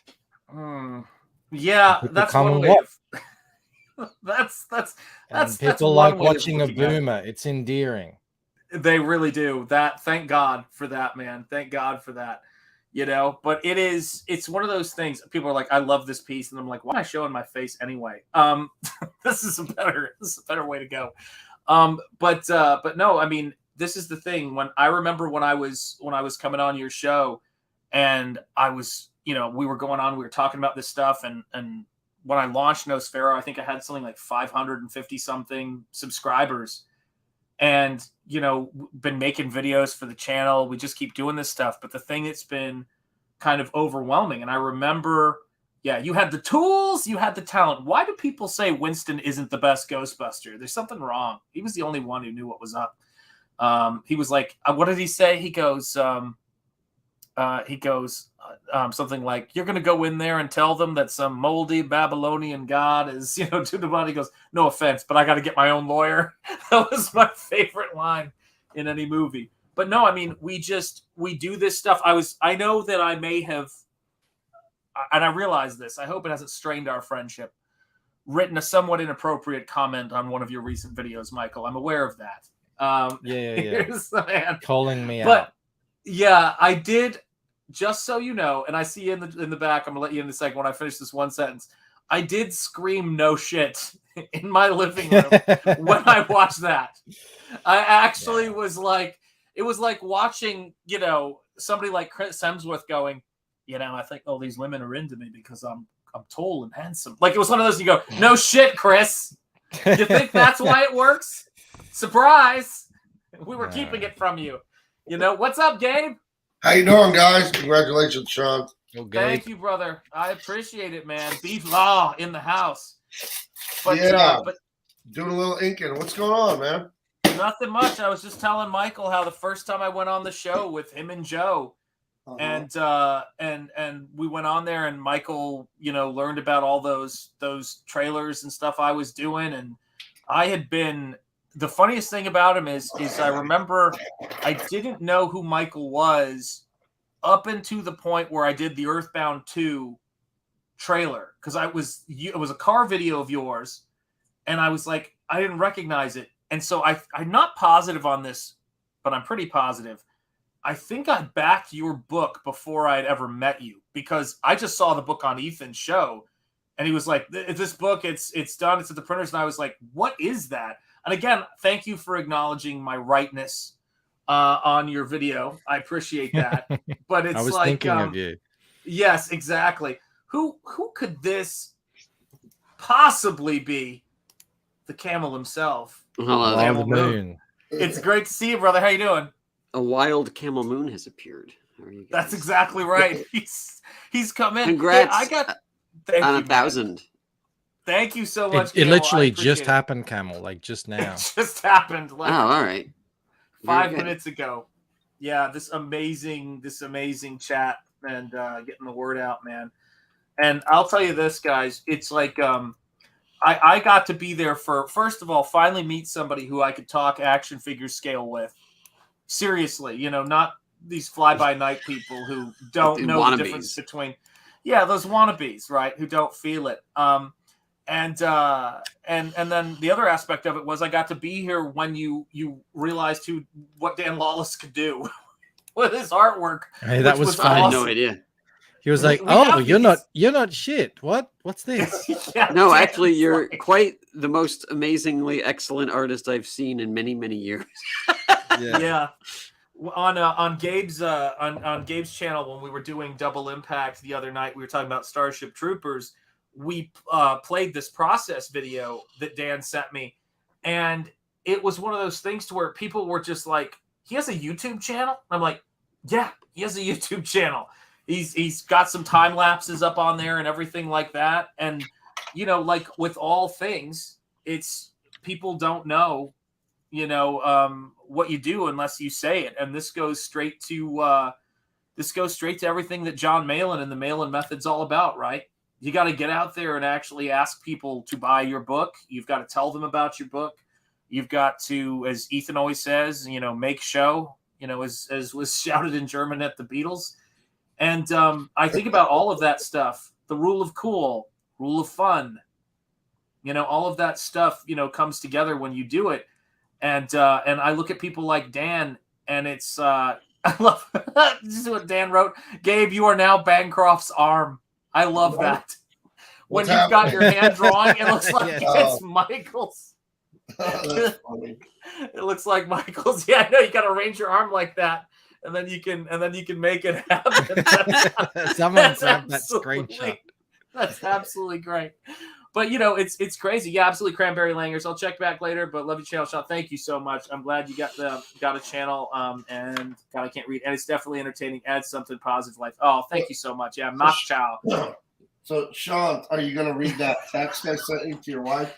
Yeah, I'll read it to my wife. But I haven't written it on air. I'm not. Listen, I'm not shamed.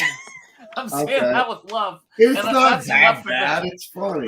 It's not that bad. No, it's not that bad. But I just want to save it for her, so she can look at me and she can go, "Oh my God," and turn purple. One of those you get from your wife.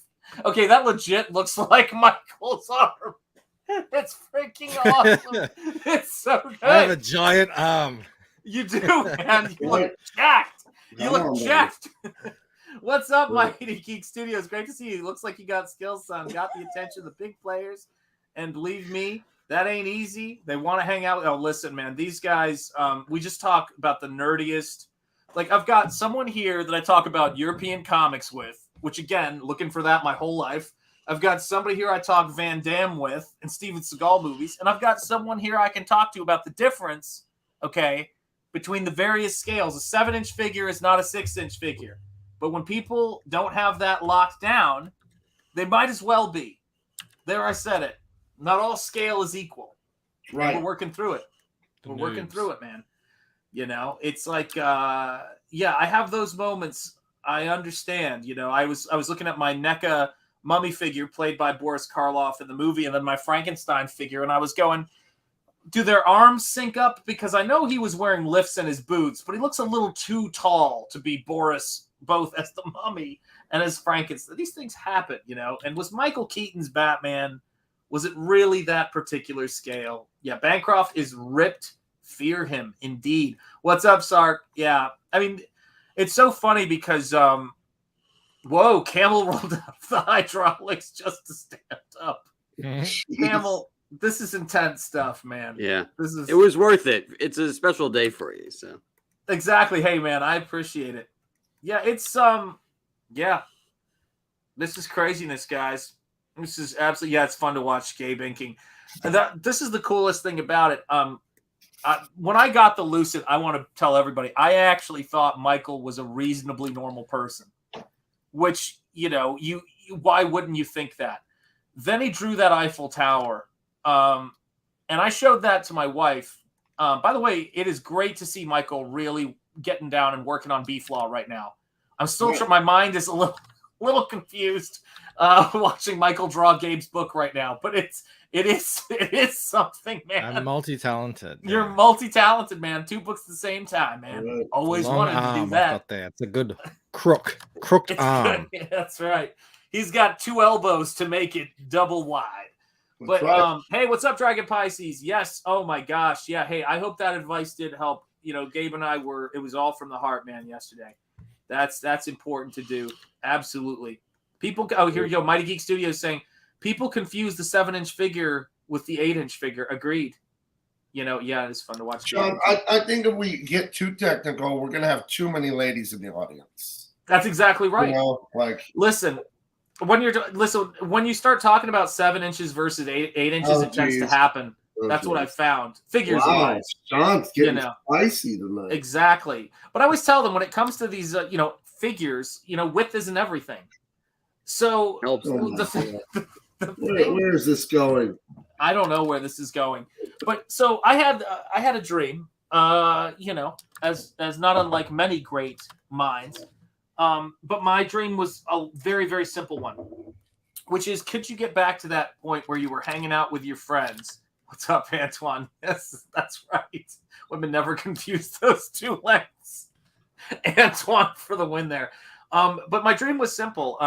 J-Bot Bancroft is a workhorse, inking while being on camera. Does that count as 2 paychecks? It does. It does.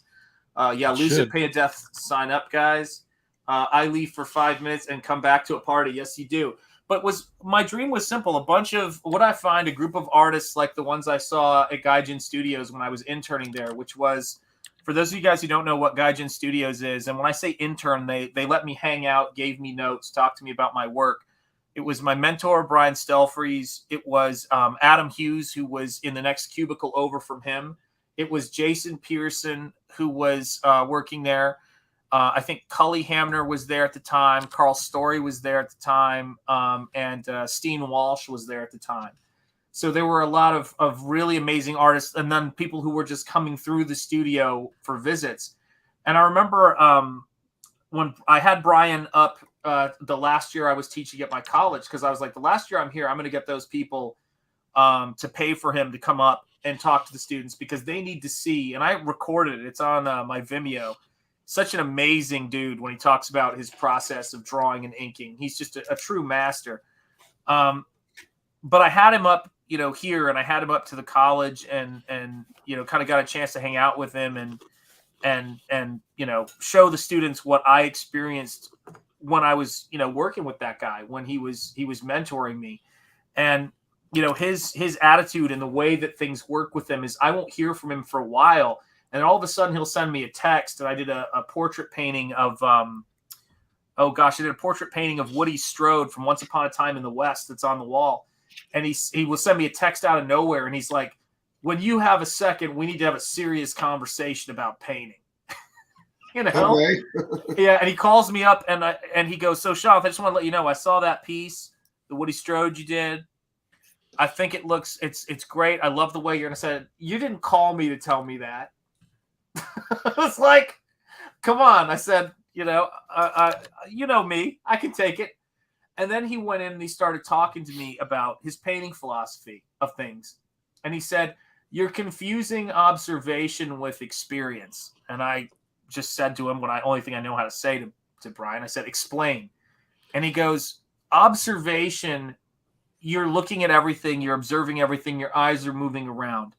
He goes, when you're trying to create in a painting experience, you've got to set up your value hierarchy and decide first and foremost, are you looking into shadow or are you looking into light?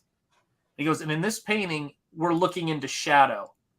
So there are values that you are painting in the shadow that should not be there because we're looking into shadow. There shouldn't be equal values in the light as there are in the shadow. And I said, okay, explain again.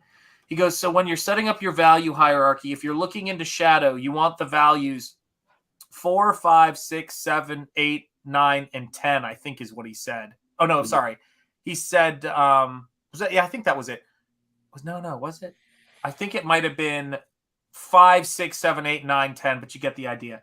And he goes, and in the light areas, you want to have value 1, 2, and 3. And I said, you left out 4. I said, what do you do with 4? He goes, you throw it away. 4 is your firewall between those two jumps of light and shadow. And I'd never heard anybody explain it to me that way. And in, the 2-hour phone call that we have, it's like you cannot talk to someone for ages and then we talk for 2 hours. But he's a great mentor that way.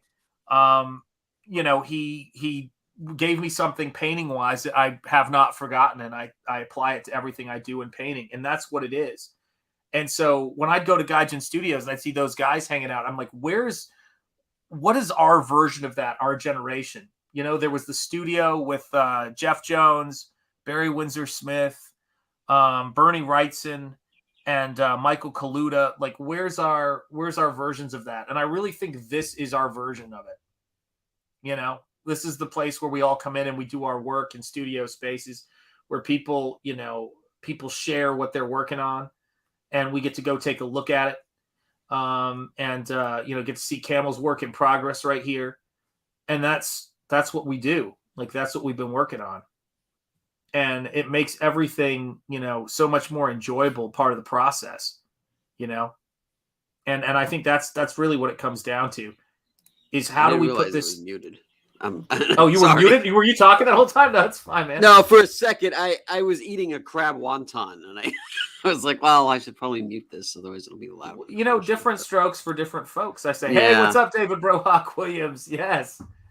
I'm not muted. I just haven't been able to get a word in edgewise. That was like a 20-minute monologue from Shant, and it was glorious. It reminds me of when I was in that barbershop quartet back in Skokie, Illinois. All right, Michael. Now you share your wisdom. You had your big realization today, your cat poster, your cat branchman, about the Lucent.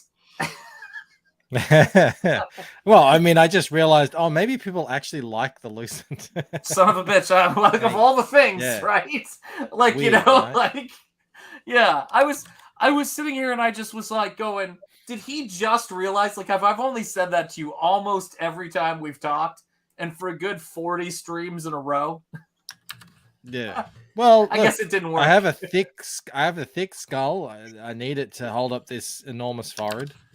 So, I eventually sort of have come to terms with it, but that's great. That's a good thing. Yeah, it is. Yeah, I'm not used to this whole having successes sort of thing happen. So it's I'm slow to adjust. It all sort of happened in one thing. So I understand that it can be. I mean, it makes sense that it was a little confusing for me. Yeah, I mean, well, listen, we talked about this, again, you got into doing comics. Thank you, Scottsley. I appreciate it. Well, I got to get to bed. All right. Good night, Dragon Pisces. Great to see you. I was born with a cleft palate. Oh, wow. There you go. I had a lot of surgeries growing up. Holy cow, man. Yeah, that's something right there. Yeah, the Flegels, which was the Flegel gang, which was Frank Frazetta, Al Williamson. God, I'm blanking on all of their names, and I feel bad about it. But they were amazing group of artists.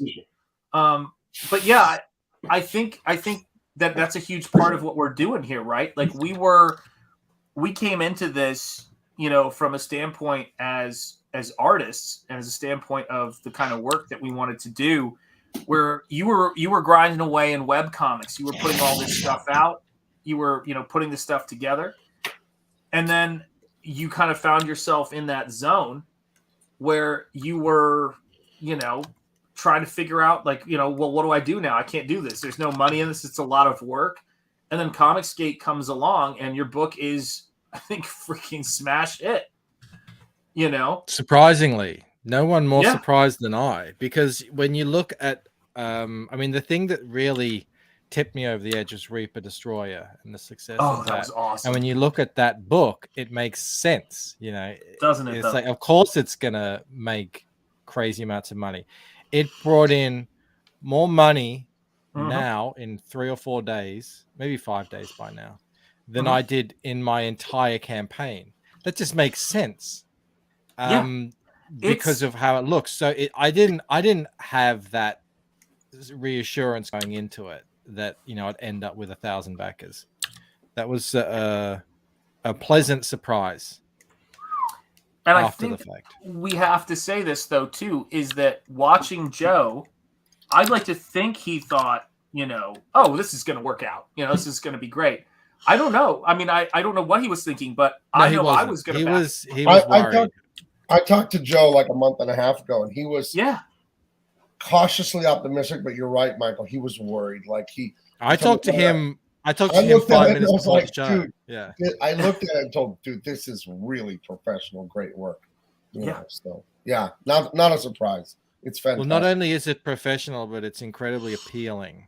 And that's what spurred me on to make that video. Was there's a lot of guys doing professional work or hiring professionals, and they're not getting the same buzz surrounding their books because there's just something about this Reaper Destroyer. And someone pointed out there's actually quite a few books in CG that have a similar you got that lone superhero look.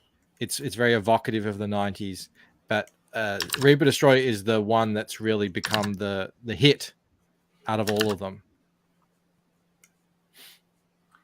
I think, honestly, I mean, I'm not trying to contradict what you were saying there in your video, but someone like Joe, who has that kind of cliche boy band good looks, I think it's all that. I mean, it's like when you look we're all simps for Joe Sontag. Yeah, that's got to be it. There's got to be a conspiracy theory. I thought you were talking about Thunderbuns. Thunderbuns too. Let me tell you. This whole time I'm really? He thought that? Joe didn't launch his book. It's like, what a weird thing to put out there. And then I was, about his whatever. No, whatever. Sorry. Look, we all look like Aloof Moon strikes again. That's look, we all look like boy band members when you think about it. It just takes a lot of drinks. Yeah, because Thunderbuns looks more like the boy band manager. Not No. Thunderbuns. Hey, speak for yourself. Have you seen his six pack? No, let me tell you what Thunderbuns looks like. Thunderbuns looks like, Thunderbuns looks like he is like the young kid motorcycle riding member of ZZ Top. That's how I see it. The child, the spawn, the youth of ZZ Top. Although I imagine the babies don't come out with beards like that, but in my mind they should.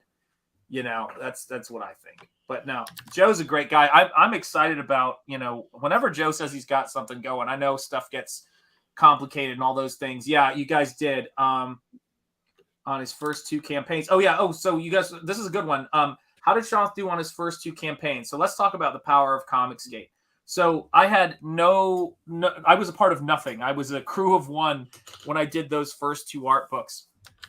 And this is what I learned from it. So I grew a pretty big audience, about 20,000 Instagram followers, just on the strength of the artwork when I first came on the scene. And my first book did, I think it was almost 8K, but it was like 7 and change. Maybe it's like 775. And then my next campaign was 6,885. And that campaign was launched less than a year after the first. Those 2 were right on each other's heels. And I was kind of like, all right, once those funded, I was like, I knew I had to go and do a Comicsgate book. And right now I passed something that to me is more important than any number with those campaigns. I've blown those campaigns out of the water. But here's the biggest metric that I want to point out about Nosfero as it stands right now. And I was really, really hoping to get to this metric. Okay. I taught at one of the most part-time, and I was a senior critic, which is the highest you can get as a part-time faculty member, which means I had was teaching 2 classes a semester. So 2 classes first semester, second semester. That's the cap on part-timers. And at Rhode Island School of Design, considered to be one of the most prestigious art colleges in the country and the one with the largest endowment outside of Yale and its art department, I have officially raised with Nosfero more than I made my highest earning year at RISD after 15 years teaching there. I want you to think about that just for a minute. Their tuition is $60,000 a year. So ponder that for a minute. But the main thing about that college is they're really about fighting, the haves versus have-nots. Isn't that a funny thing? they're all about, social justice, except for that kind of thing. Yeah, it's a very well-endowed college, just not intellectually, Antoine Dennison. And so I always tell people, when people, think about like how this stuff works, that's how it works. Oof, where does all the money go? Very good question. It goes into building buildings and growing administration. And that's really what it is. The people who don't actually teach, in the classroom, that's where the money goes. Sean, when you left, had they already enacted like all those dozens of people that are like, I'm a diversity coordinator? Oh my God, yeah, oh yeah. And that person was there for. Imagine? Oh well, guys, I've told you this story, and I have the receipts. I got contacted by the RISD-versity office and was asked to appear. Damn it, I almost spit everywhere. I'm sorry, man. It actually happened. And I was asked to appear on a poster that would have been up all over campus, where you get to write what you want on the poster, and then they put a picture of you, and it's like RISD-versity. This is Sean. Mm-hmm. And they asked me to participate in it. I'm brown, and I'm here. That's right. That's no, nice. It was going to be like, you know what the thing is? I love the white ladies. I was just going to say, where the white women at? And show a where picture the of my wife. white women at? That would have been brilliant. Exactly. I do think. But hey, about guys, it wait, here's the big part. Oh, This is important. I was the first person ever asked who turned it down. Good. I said, no, I do not want to participate in that. So, yeah, I have that email too. One of my proudest moments. I said to my wife, I go, she's like, I totally understand, but what's your general thinking? I go, I don't pimp my skin. That was it. That's right. I do think about that sometimes. If I had no scruples, I'm a half Mexican, and my father is an immigrant from Libya. I could be like a vice president of Warner Brothers right now if I would just say the words, If I would just say America sucks and white people are all devil, racist. If I would I could have done anything I wanted at Warner Brothers. They loved me because I was their little trophy they could hold up, like Lion King or whatever. Look at us. We're all heroes helping a Mexican Libyan man. But you guys know I this, did. though. The day after Trump won the election, I got an email from a top-level editor at D.C. Telling me people like her would protect people like me now in Trump's new America. Oh, that's nice. Can I in tell my you head, guys? I'm like, I voted for him. Like, what are you going to protect me from? All right, listen, though, guys. I'm going to let you in on the less altruistic parts of me, and I'm ashamed to tell you this. One of the best, probably 3 or 4 months of my life was after that election. It was awesome. I'll tell you why. Because I would go into restaurants and I would just kind of walk in, try to keep kind of like a kind of expression, a little lost in my thought. I would get seated before everybody else. I would get my food before everybody else. It was the greatest time. I lived like a king. Someone's like, Sean's only been here 5 minutes. We've been here for an hour. We haven't gotten our food yet. And I'm like, I'm sorry. Can't but you I'm going see the through color of something. your skin? Exactly. I'm going through something right now. I need affirmative stake action. Oh, yes. That's what I need, man. It's but the thing that is so funny about that is, and Gabe, there's like a version of this. Imagine how many times for years, like finally you get to a breaking point of very old yoga practicing crusty white ladies with birds' nests in their hair and 8,000 bracelets on each arm, and that's a metric, and who would come up to me and be like, "Oh, hey, Shanth, namaste." I mean, the 800th time that happens, you're like, I'm going to say that every time to you now. Yeah, you should. Oh my gosh. By the way, Michael, let me just tell you something that I would love. And you just made me realize I'm in love with something. If I can get Rob Arnold to say it, even better, because his accent's thicker than yours. Right. That would be fantastic. Namaste, Sean. Yeah, exactly. Hey, Michael, have you spent much time? And I was like, mate, namaste. I can't even imagine. Your accent is great. We Americans love the Australian accent. We do. You've been to the States, right, Michael? No, never. Oh, never? I was going to say. I didn't know that. I was picturing a young, and you're still handsome, but an even younger Michael Bancroft, like 21, here with that accent. Just lady killer, you know what I mean?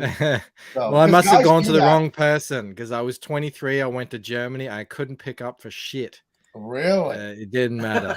Yeah. My groomsman's got something great in the chat. The first one I scored with, I married her. That's right. Yeah. Boy, things got Gabe. You need to be sending these texts to Michael. He appreciates this. He can read it online. That's what it is. Yeah. I look at this. No, this just cracks me up, man.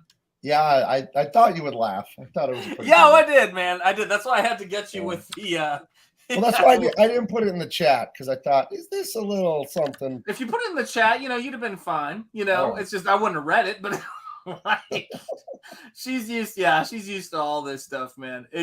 But I will think about this, dude. She's married to me, for God's sake. Yeah, but that was in Germany. That's smart woman. Hey, Michael, about Germany, so you couldn't pull for shit there. Do you have any explanation why? Because in the States, they love these accents, of course. Mm-hmm. But what do you think it was? Well, actually, I say that, and there were two ladies who were interested. Oh, Once I got up close, I was like, "Ugh." Oh, it's one of those things. Someone told me, from far she looks good, and up close she looks far from good, or whatever it is. Exactly, good from far, but far from good. That's what happened. This one chick, she walked into the class, and I was like, "Oh, she looks good," but then I realized I probably just hadn't had any for a while, and once she came up close, I could see all the gunk in her teeth, and I was like, "Nah, I don't think it's like Burger King at 1 a.m. or Jack in the Box. Yeah. You're gonna regret it afterwards. I'll do it, but I don't want anyone to see me doing it. Yes, there was another woman. There was another one. Having a great night, man. Sorry, let me just say this real quick. James Hayes, we're having a great night. If you're not subscribed, please do. We just broke 1,000 on this stream, so thank you so much. Same thing goes Tank Ferret. Go ahead. You were saying there was another one, Michael. She was my age. She was 22, 23. She dressed like she was 40. And she did her hair like an old lady, and just everything about her reminded me of just like a librarian, like a 40-year-old librarian. And I just couldn't go there. I was like, I can't. But what about untaming all of that? No. Yeah, I wasn't. I don't know. I guess I feel like that's just in the movies. Good vision. They pull their glasses off and shake their hair. And right. I guess that was on the cards, but I missed out. Oh well. Yeah. Let me see if I can find. Let me see here if I can find this. Let's see if I can find. I don't know if I'll be able to, but you never know. Is it? Oh, that's not it. Crap. Where is that? Mm-hmm. Can I ask you more Australia questions, Michael? Of course. Because I haven't left. I've only left America to go to Tijuana, which is 25 miles from my house, basically. Mm-hmm. So I've never left the States. I finally got my passport this last month. So I want to go to Europe, Japan. Australia, it's winter there now, right? Or heading towards it? Heading towards it, yeah. Okay. That is so weird to me in the US. I didn't know that until I was like in high school or college. It never comes up. And then someone said it to me. I'm like, oh, of course, that makes sense with the tilt of the earth. But so you're July and June, it's like freezing down there where you live in the middle of our summer, huh?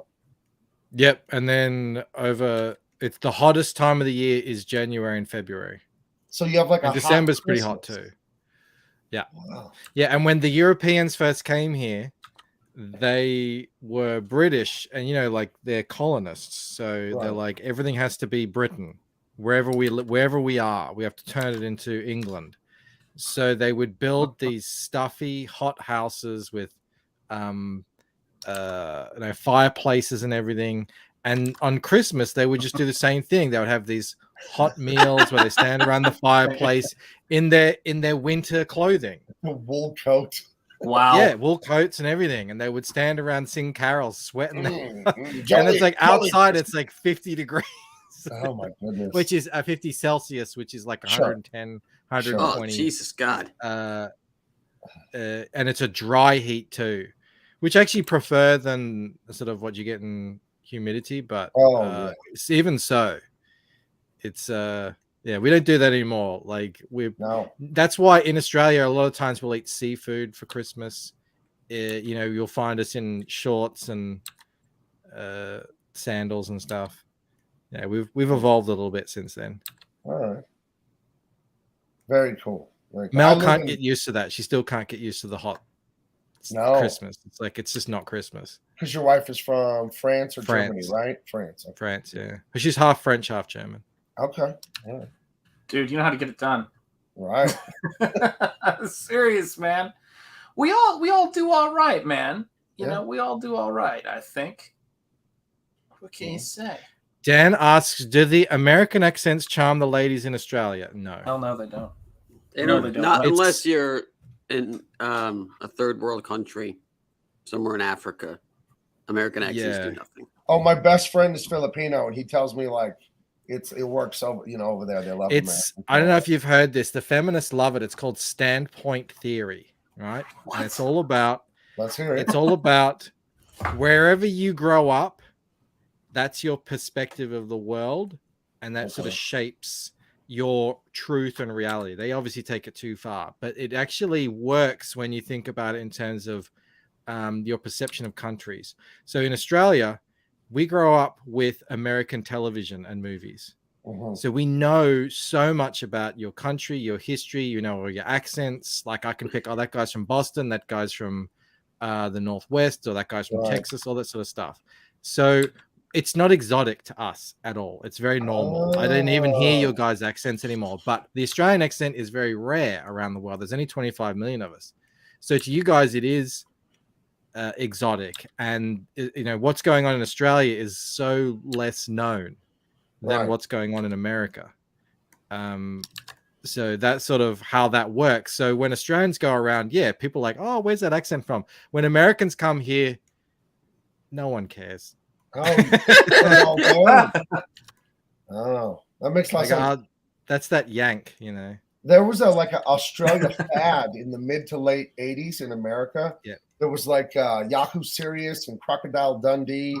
And just there were these shoes called Ruse. There was an Aussie shampoo. I forgot about Yahoo, man. There was an Energizer commercial. I can barely remember this with this big Popeye looking guy. But he would say "oi," and he'd say all this stuff in an Australian accent.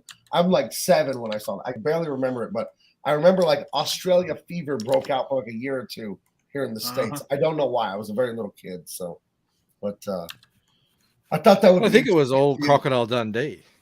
Yeah, pretty much. Iggy Azalea. Yeah. Why do they have naked bike riding events in Melbourne? How's your father? You ever do walkabout, Bancroft? There you go. What's that? People, it's another thing that people don't understand about Australia. The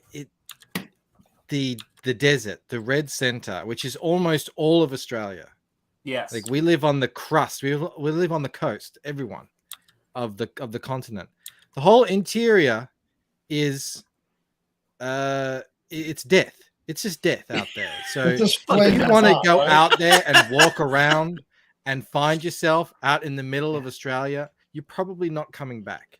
Unless you are an Aborigine who knows how to get like grubs from the ground and all that sort of shit. Like, yeah, you're not. Don't do that.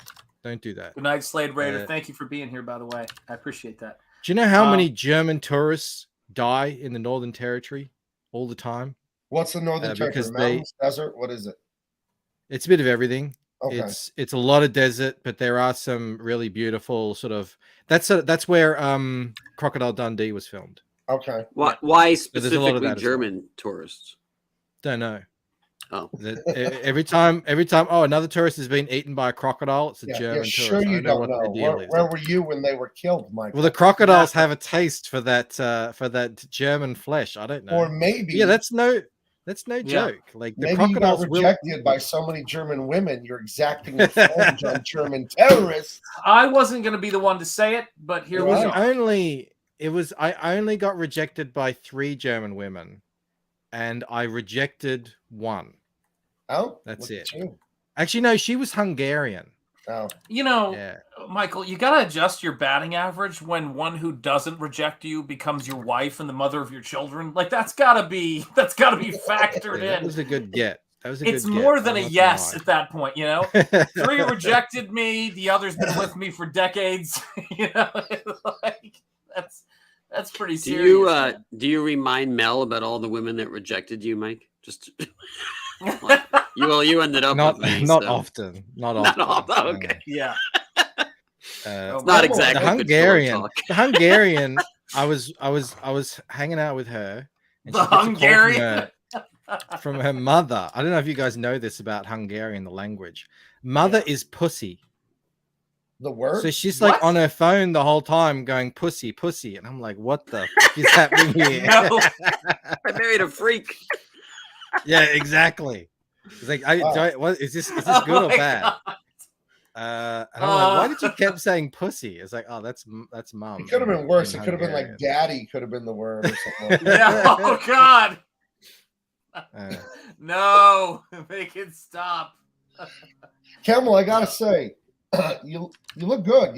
Have you lost some weight or something? I'm not joking either. Oh no, I have a secret. People don't realize this. When I shave, I lose 15 years. Oh, so, well, you look nice. People are like, how do you go from 40 to 14? I'm like, hi. Just shave. That's it. All right. Well, that's the key. Keep it up. Thanks. Keep up that shaving. I'm not 40 yet. I'll be 40 in October. Oh, wow. There you go, man. Oh, Lordy. All I have to tell you is, listen, I don't support Dan Lawless. You've been hanging out with us too long. Shame on you, Daniel. Shame, Daniel. What would Aaron say if we were here? You know, right. We know what Gary would say. Gary would say, so once I took Gary Martin, we need to get more people understanding the evil genius that's Gary Martin. Right. When he said, one time I was over at a house and I decided I want to do something, I think, to scare his aunt. I think it was, or his mother. I can't forget which one it was because he did both. He goes, and I took everyone's shoes that were at the bottom of the stairs and I tied the laces all together. Then I went to the top of the stairs and I threw it down the stairs. And it sounded like a body going down the stairs. And I was like, Jesus, Gary, are you serious? And he's got hundreds of these stories, man. Oh, Gary is the man. He does some nasty, nasty pranks, Gary. It's hilarious. Yeah, he's for real. Yeah, the Lepresti one is legendary, man. That might be the meanest but glorious prank I've ever heard. I think in that's my life. The hardest I've ever been crying laughing on a stream was listening to Gary tell it and watching Aaron relive the trauma as he told the story. My brother is here. I gotta say it. Hello. What's up, Lord guys? Crackhead How's it going? 33, Jeremy. How's it going? Dude, can you believe it? I can't believe it, man. I can't believe it. No, I can't not believe it. I'm floored. Dude, what can't we believe?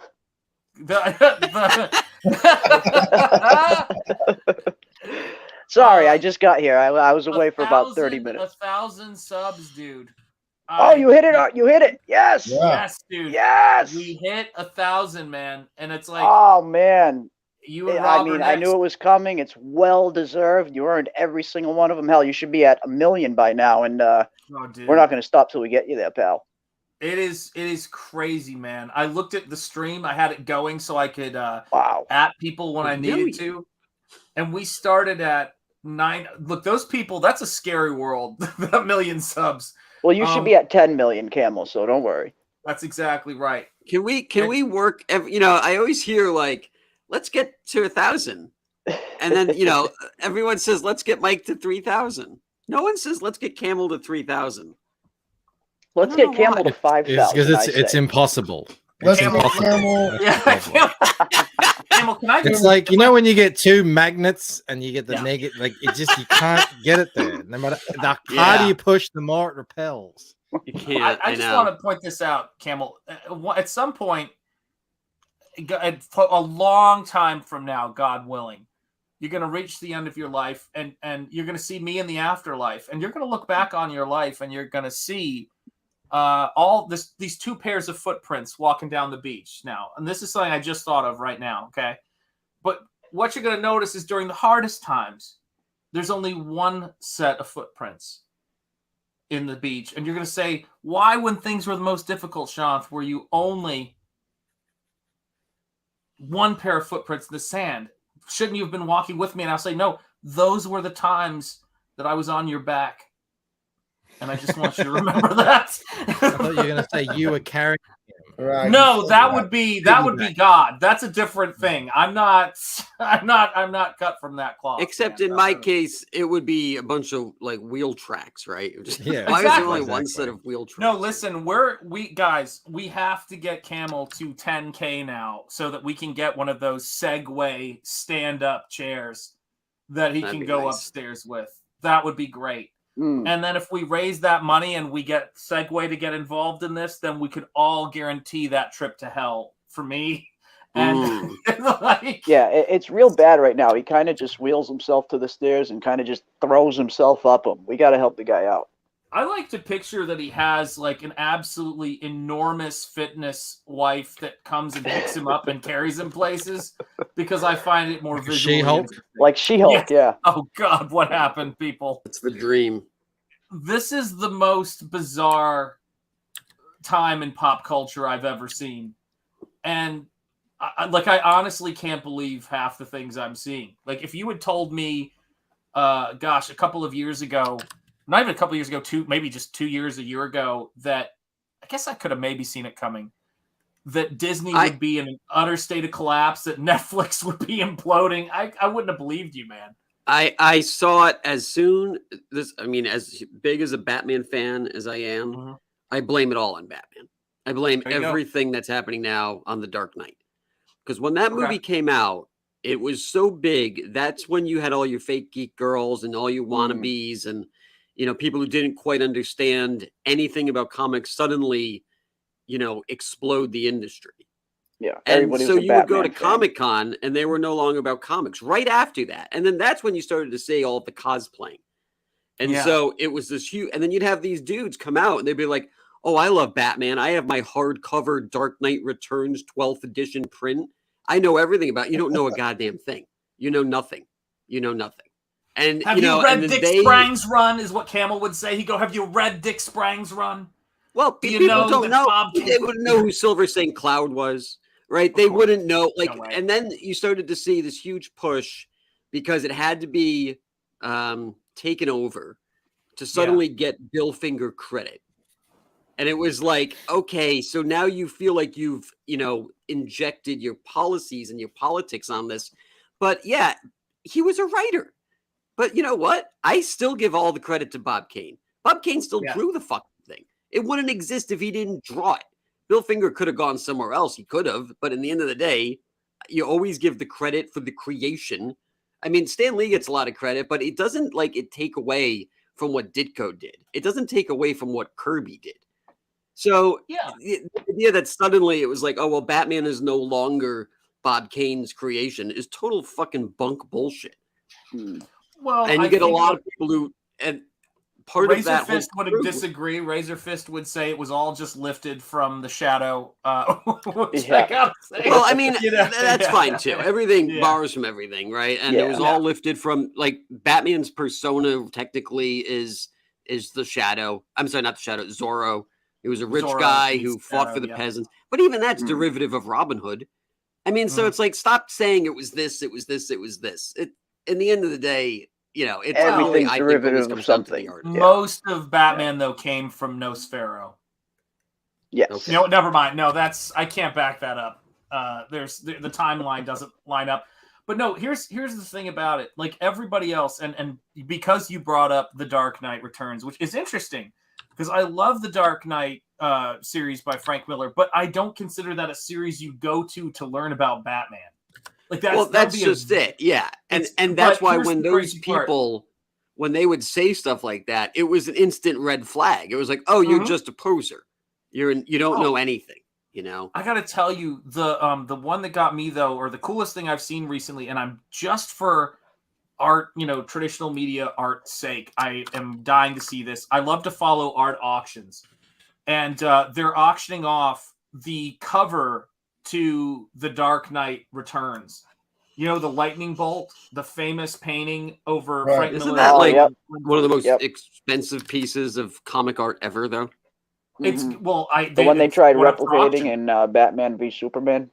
That's going up for auction, like right now. It's like, I don't know when it's scheduled for, but it's about to go up for auction.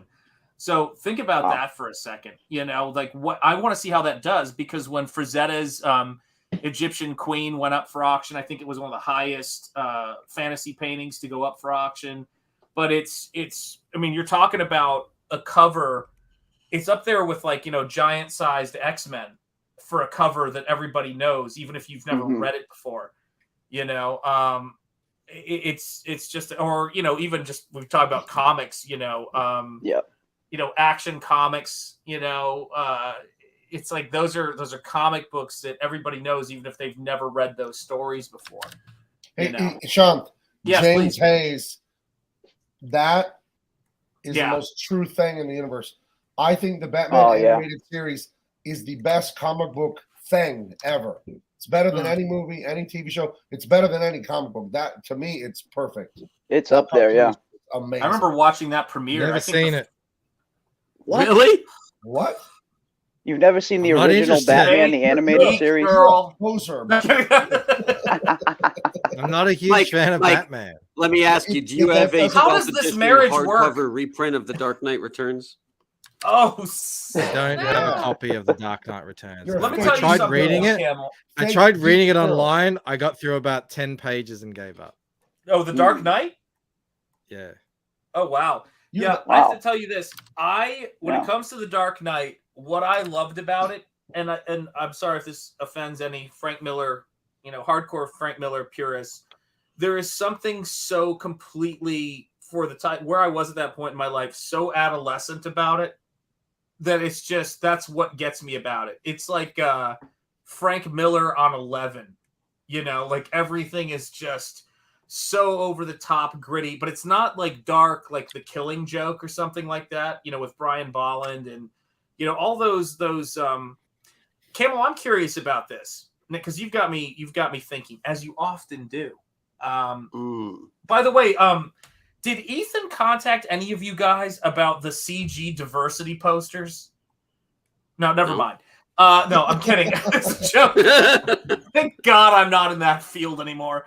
But do you think those books like The Killing Joke, like Arkham Asylum, like The Dark Knight Returns, those books that were sort of outside of continuity, do you think that was a little bit of the beginning of the end for things like continuity and the core integrity of these characters, or no?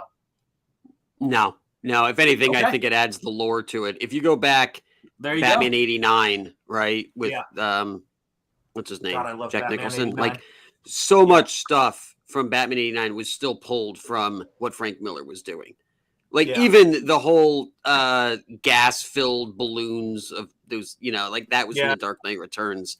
And then there was a whole scene that was taken out where Batman was actually riding on a horse through the city. So there were definitely a lot of it's actually really interesting. So like, how the hell? Sorry, I have to ask. How the hell with that non-head turning costume did some poor bastard? Was it a mannequin on there? Good God! No, it was. So Sean Young was supposed to be the Vicky Vale person, right? The actress, and they filmed the scene of her. There's a whole scene where after they meet, they go. Where do they go? They go horseback riding. And this was like, they even talk about it in Dark Knight. I'm sorry, in Batman Begins, where he's like, you're going to need to say that there's a reason you're getting all of those welts on your arms. And, you know, you could say you took a polo or something. That's right. And so they actually, and I believe that's from Year One. I can't remember exactly, but I believe there's some line in there to the same degree. And at some point in Batman 89, Sean Young and Michael Keaton are on a date and they go horseback riding. And she, during the training sequence, it was like they were just training to shoot the scene. She fell off the horse and there was, you know, I can't remember, she didn't break her neck or anything. It wasn't a full Christopher Reeves. But they, after that, there was also, I think, some mandate in Warner Brothers that said that they're not doing any more horseback riding scenes because they lost 2 actors. Yeah. So they ended up getting, she couldn't come back because she had to heal. I think she broke her arm or her leg or something. Oh my God. And so they had to recast her. But the reason that they had a horseback riding scene to begin with was later when Vicky gets kidnapped by Joker at the museum, Batman goes, the car isn't there for some reason. I can't remember exactly why, but the car stops. Oh, because he stops the car. That's what it is. And he puts the shields on it, and he has to run through a smaller alley. So he gets on a horse that they find from like some type of some cop. Anyway, they took the whole thing out. So it never happened. Hey, Sean, can you share my screen? I have to talk about this. Yeah, let's do it, man. The first blockbuster I remember going to, I was 11 years old in 1989. And when you went to the movie theater, this is an unfolded and photographed pamphlet that they gave everyone who got a ticket to Batman. And I was in line for like 2 hours to watch Batman with my brother Abe. Gosh. Yes, we're Abe and Gabe. That's our names. And I'll never forget just poring over this catalog here. But I've always wondered, they got action figures, they got the play set, they got the Bat Jet. Who in the blue, you know what, bought this thing right here? Who bought the rhinestone Batman jacket? or as I call it, the panty dropper. But who bought this thing? Oh, yeah. Like, you know, a few of them had to sell. Camel Moon has got 3 in his wardrobe right now. Yeah. No, Camel Moon, I wear it daily. Camel Moon, there's this look that you can see, no matter how small he is in screen, on Camel Moon's face when he's on eBay. You can see it. What is that? I need that. I need big looking through his glasses. We'll know what he's looking at. See the reflection. I can't believe Lethal Weapon 2 wasn't out yet, and that young Einstein. Damn. Good. Yeah, that's that Yahoo Serious. That's that whole Australia thing I was talking about. Yeah. But, I have that in my house. I remember this pamphlet. It made me so happy to just pour over it while I was in line for like 2 hours. And there was more to it. There was like action figures on this crap. But as a kid, I was always fascinated by this ugly ass jacket. I just want to know. I just want to know who has it and how that went for them. I like too how the guy's like putting his fist forward and Batman's standing there with his arms crossed, like, all right, buddy. Like, you're really wearing that thing. I know, there's no reason to. You think you're cool enough to wear that? Yeah. Right. Well, no, I mean, you got sexy girl on the side here, like, hey, I like your jacket. Or she's looking past him to the 12-year-old, I think. Right. For those of you guys who need that to happen, if you type in Batman 1989 brochure, there is one available for $19. Wow. On eBay right now, Camel. What, the brochure or the jacket? Yes, the brochure, not the jacket. No, I want the jacket. Fuck the brochure. I'm looking for it. Hang on a second. I got that for you. Somebody can gift me that from Comicsgate. Yeah. I think I found it online. The jacket. Did you really? No, it's probably like $600 though. Let's see. Where is? Oh, I found it. Yeah, it's $1,150. Vintage. I'm not joking. Vintage 1989 Tony Alamo Batman and Joker DC Comics denim jacket. See, now this is what you needed when you were in Germany, Bancroft. $150. That would really got me the ladies. You would have just, been pulling. Oh my Lord! It's pre-owned. You think? You mean you didn't find it on a rack somewhere? Guys, I want one that's never been worn. I know. I want one. So I'm pasting this in the main chat just so you guys can Google this. This is that product. I'm sure we could have read it off the brochure, but that would be too easy. So there you go, guys. Oh, I found it. Okay. $1,150 for this thing? Yes. Wow. $1,150. Oh, it really Somebody's wearing that. Actual rhinestones on it. Check this out. It does. Hold on. You see me zoomed in there? Yep. Look at that. Yeah. That's insane. That is class right there. I'll take it. It's definitely a conversation piece. No, I feel like God, what is it from? I think it's from from one of the Dark Knight movies with Christian Bale. I feel like that's wait, where's Gabe? Did Gabe leave? Oh wait. He went to go buy the jacket. He's gone off to bought it. He just went off and bought it. Yeah, he popped out for a second him. There. Wait, why is Jeremy, are you there? Yeah, I got booted off for a sec. Sorry about that. How did you get booted? I feel like, did I just accidentally boot everyone off the show? No. It was on my end. You left the most important people here. I know. It's all right, Gabe. Come back, Gabe. I think he's gone to buy the jacket. I'm so sorry, Camel. Gabe, come back. I know. You can blame it all on me. Let me tell you this right now, guys. So this is some of the stuff I have kicking that I had. Oh, there we go. This is some of the stuff. He went to go buy that jacket. I got it right here, boys. No. That's right.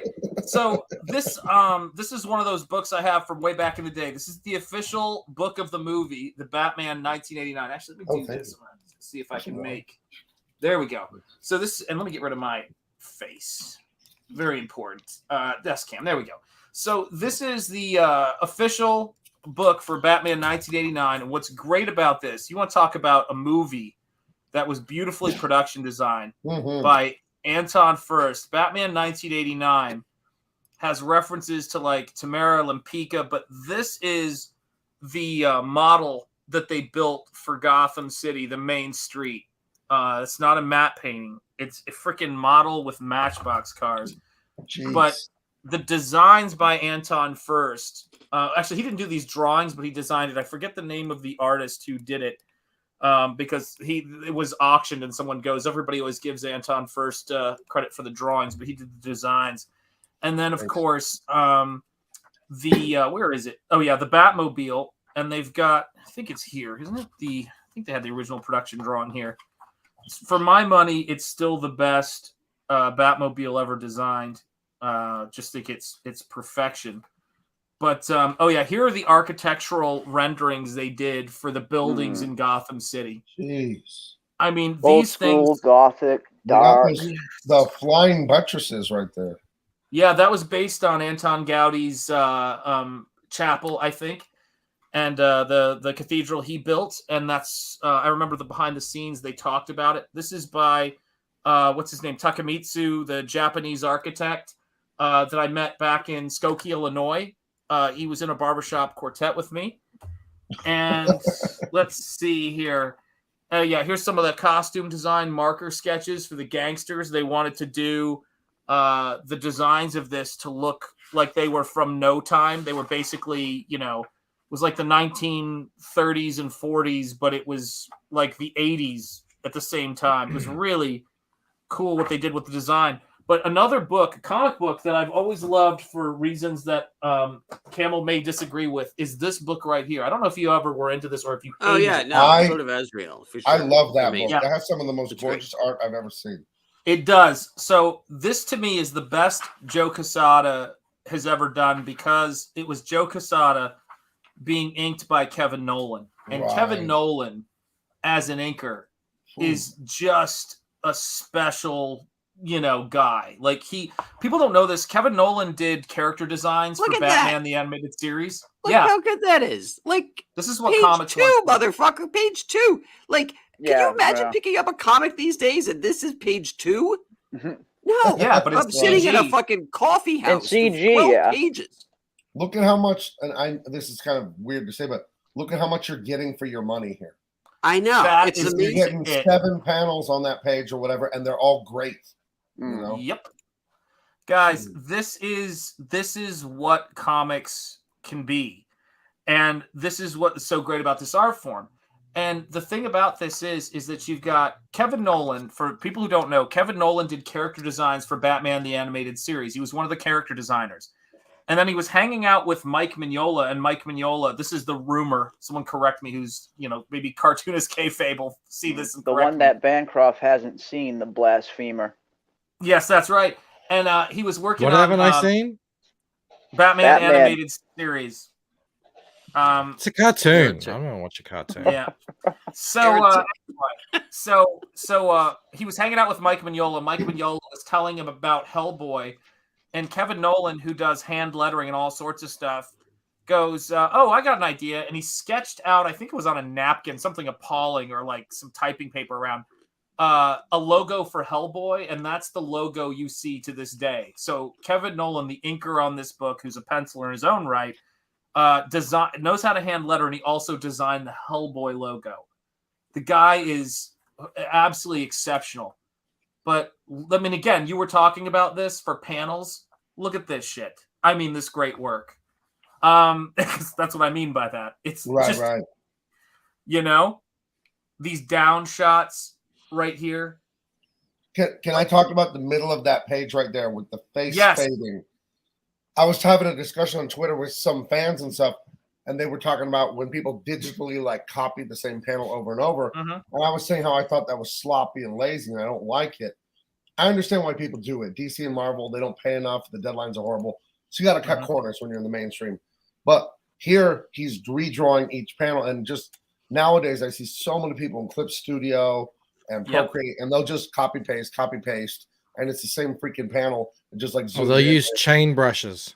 Yeah, I can't. Oh, those people, man. So listen, guys, let me just point this out. This panel right here is with the hand on the clock, which is this great close up, is the same size. This is about 1/9 of the page. This panel right here with the clock. Come down over here. This panel is about the same size. Look at the difference in how much scale and space they show in those two panels. That is the kind of panel that I love seeing in a book.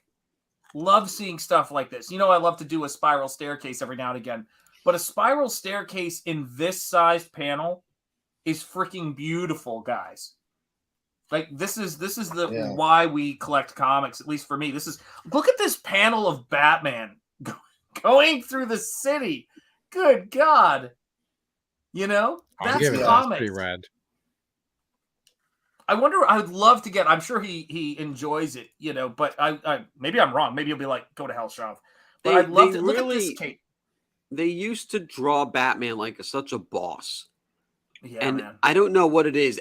I almost want to say, and don't jump at me, but when Court of Owls came out and Capullo started drawing them, although I love Court of Owls and I like everything about it, Capullo started drawing them in a way where he always seemed a little frail, and that sort of became the mainstream. He was always just a little bit shorter.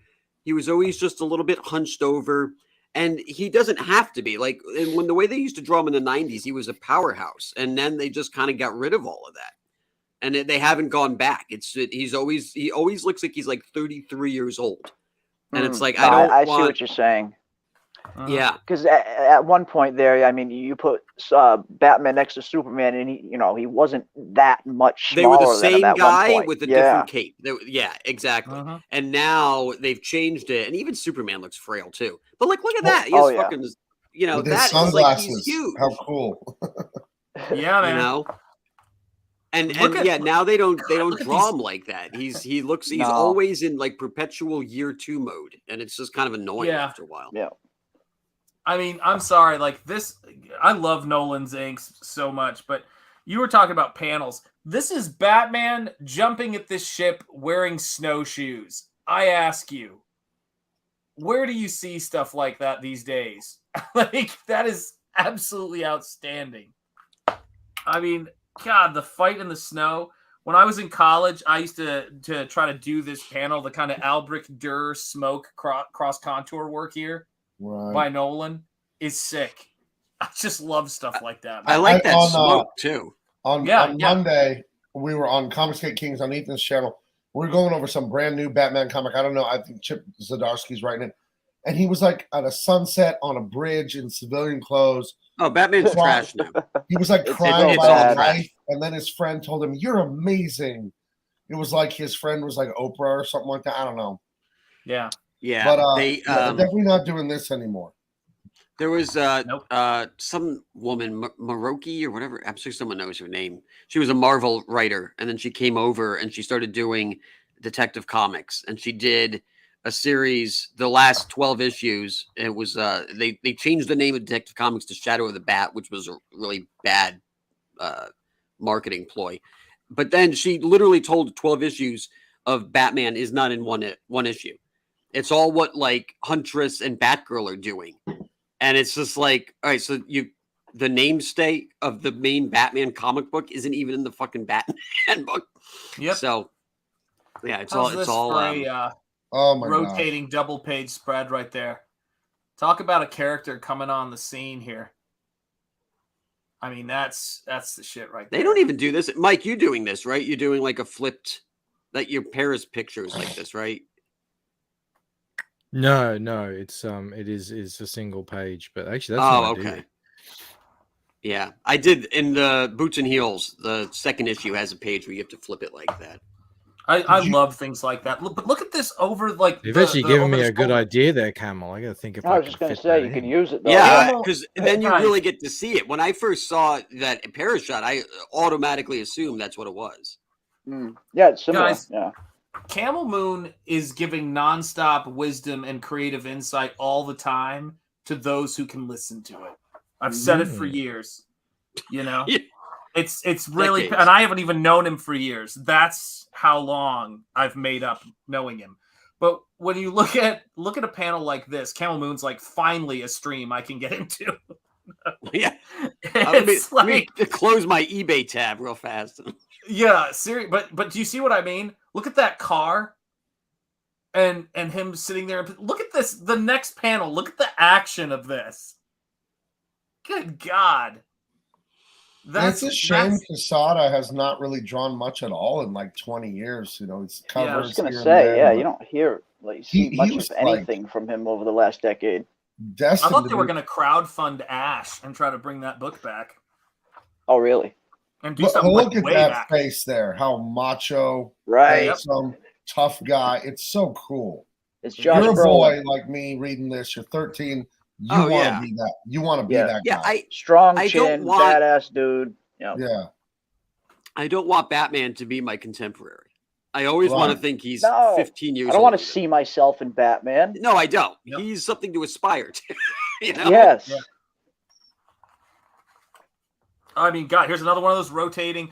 And here's what I love, the double page spread, but with panels. I've always thought that was, if you could pull it off, that's a tough one. I've never even done that. That's some Jim Lee shit. They used to do that in the X-Men too. Yeah, Roquefort did that. Yeah, I'm going to try that. I'm going to try that in Pain to Death too, and I'm going to leave that last because I'm having trouble visualizing exactly how it's going to work.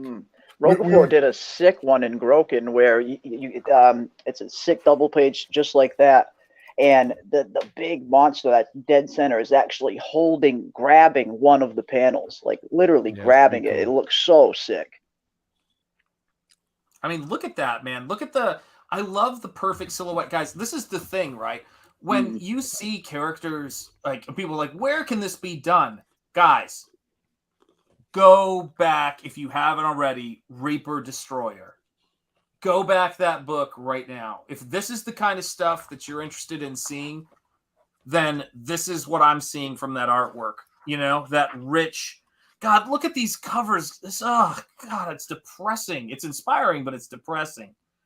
Let me see if this is the. Oh, wait, yeah, I'm missing some pages. So there's the Joe Quesada, Kevin Nolan design sketch for Azrael. There's him without his hood. So, yeah, Quesada sketched this out, and then Nolan inked it. And then here are the covers, which look at how great the wraparound for this is. Isn't that beautiful? It's so beautiful. It is a work of art. It is a work of pulp comic genius. And then you see these singles. I feel the same way about like Jim Lee and Joe Quesada. Like their work is so good, and since they're both very high up at DC and then at Marvel, like as executive vice presidents, they don't need to work a lot, so they kind of do whatever they want, and they don't do a lot. And I don't blame them. It takes a lot of hours, a lot of work to draw. But goodness, we are missing out on hundreds and thousands of pages that they could be doing if they had just failed at the corporate ladder. You know. Yep. you don't. But this is the thing, guys. This is the thing about what we're doing here in CG, and the thing I love. My favorite quote about boxing in the world that every artist would do well to remember is "Father Time still undefeated." Right. And you have a certain amount of time as an artist to make work.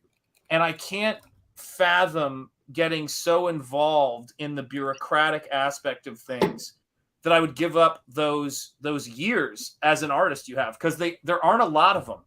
You know, I'm 45 now, and so I've got X amount of years. And when I say that stuff, I don't mean, as you get older, you can't count on your eyes, you can't count on your vision, you can't count on all that stuff.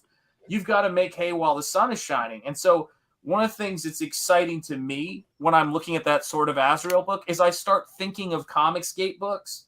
I start thinking of Truth, Justice, American Way. That's right. I start thinking about Reaper Destroyer. I start thinking about all these great books that we've got in the pipeline, guys. And I know that I haven't been paying attention to the chat as I've showed this stuff. Henry Bemis, great to see you, man. We hit 1,000. You guys are awesome. J-Bot, I loved this book, was reading it when my mom got home from a meeting with a teacher in the 8th grade. I wasn't doing too well in class. My mom was also pissed. She ripped in half. Oh, no. Yeah, this is Batman Day for Camel. Raiden Radio, yes. You guys are awesome. D-Wag, great to see you.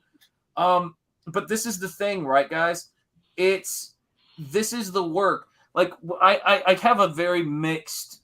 Artistically, I love Brian Bolland's work, but I have a very mixed opinion of The Killing Joke in terms of, I don't know, certain aspects of it. I'm and Alan Moore and some of that stuff, but I have.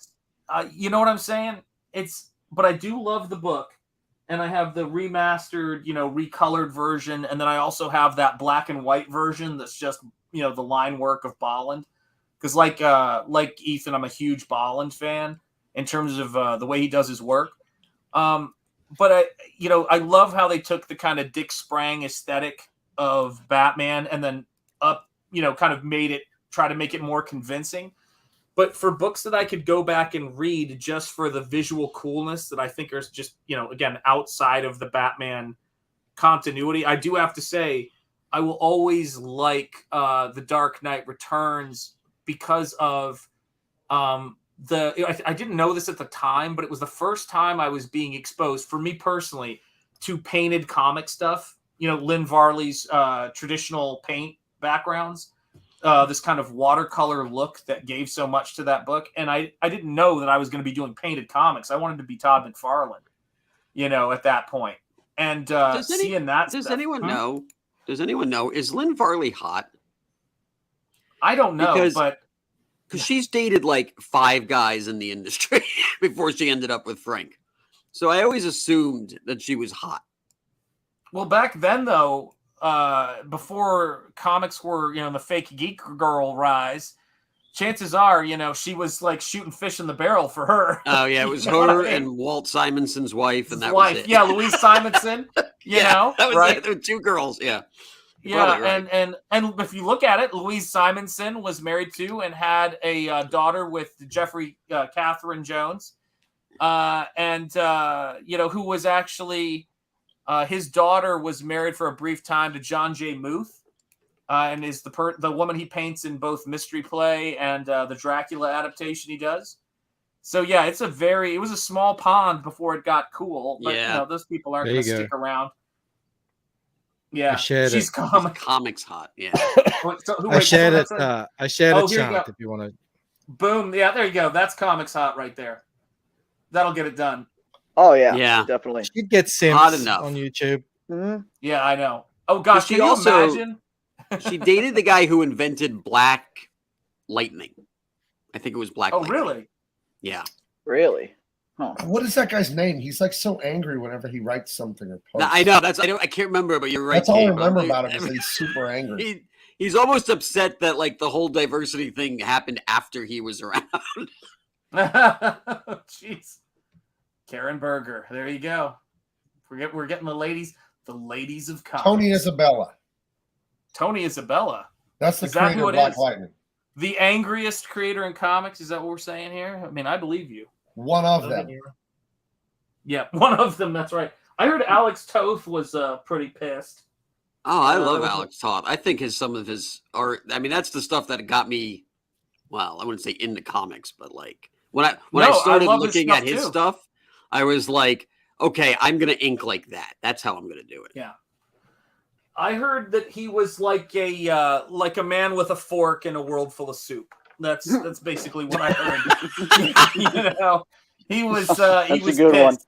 One. Yeah. Oh yeah, that one. He would tear people up in reviewing their work, and So was the recently departed Neil Adams was pretty tough on people. Oh yeah.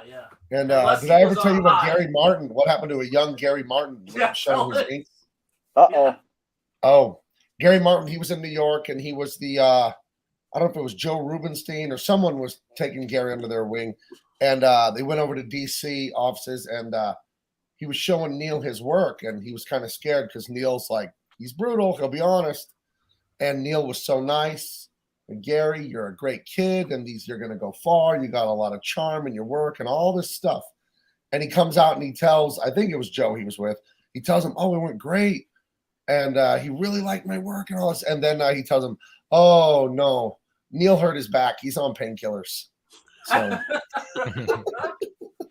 So my conflicted relationship with this book has not stopped me from appreciating the inking and hatching style that Ethan, I know, loves, and I'm a huge fan of myself.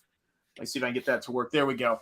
But these are the noir books they put out, where you could actually see, what the line work looks like. But I mean, stuff like that is still crazy to me. Panels like this is what Batman, put everything else aside, story, continuity, whatever people care about. This is what Batman comics used to mean. Like, this is so depressing, man. Going through like Sword of Astro, I can grab any random comic from this time, and it's just, I mean, unbelievable what you were getting out of it. I know this was a prestige format comic and all that stuff. Yeah, but what does that mean? It was $4 instead of $1.50, like, But back then, $4 was like $5 now. No, I'm kidding. Oh yeah, that's a good point. Kidding. No, but you're right, man. It's dark. What we've come to expect from comics, and as we're all sitting here, trying to put together. When someone was asking me about how the Nosfero schedule is, I do this every now and again just to let people know, because people ask. It's like, how's the book progressing? And I'm just like, all right, here you go, guys. This is how the book is progressing. Okay, there's a lot of work that we've got here. It's progressing beautifully. It's progressing beautifully. And these, of course, aren't even including the double page spreads, which we've got here, which are going into the page count there. And then there's the second double page. God, I haven't even looked at this in a while because it's just in the stack of pages. So I hope you scanned those, Shant. No, I don't ever scan them until after the fire Oh, I'm kidding. This is like you're making me. It's like when Kenneth was pulling out his folios. Oh, Yeah. man. It was just like book after book of $10,000 pages. Does And I was like, anybody? I hope you have an excellent fire safe. Does anybody think that they want, who has not backed this book, thinking to themselves right now, hey, that's what that book is like? I gotta scan this shit. This is the main thing. I gotta scan this shit in and get it up on the campaign page. Like I've got a whole bunch of stuff I need to do because people have not even really seen as much of this book as there is, man. It's just it's such a all the different angles I go with this book. This page I got to be really careful with how much I show, because I don't want to anyway. I don't want to. Yeah, YouTube we is saw what playing happened to funny Malin. buggers today. By the way, Yeah, I had my stream was taken down today. Yeah, two people. You know today, why, yeah. Mike? Did you find out why? Yeah, for spam and deceptive practices. What did you? Are you What serious? did What happened? that you did? Apparently, Were you it's playing just, clips? no, I of played. anything? It was no, we were just talking. Because that's what happened to Aardvark earlier. The same thing happened to him today. Same exact there's reason another you got guy from who's YouTube. come All he was forward. doing He's was playing nothing happening clips. to him today. Yeah, and Weird. then some people talking about some law channels. So one of them had 32,000 people watching. I got taken down for. Jeez. But yeah, it was spam, deceptive practices, and scams. Oh my And god! there's no appeal. There's no appeal whatsoever. But what does that mean though? Like because you were trying to sell something, or no? There's no explanation. The means weirdest fudge. thing about social media and the bans and stuff is like it's a tautology. If I don't know if you guys know what that word is, but it is because it is. It's like we don't have to tell you what you did, and it's like why? Because we don't have to tell you. You just did something wrong. We don't got to tell Right. you. It's like when you ask a little. Yeah. It's similar to the Indiegogo thing that happened to like Vaughn and Sim. It's like, yeah, you're telling us this campaign is in violation, but you're not telling us what is in violation so we can fix it. It's like because they don't want you to at least tell us what we can and can't do. Give the At first, I thought it might be. Go on. Sorry. No, I'm sorry. Go ahead. At first, I thought it might be because I had the word con in there.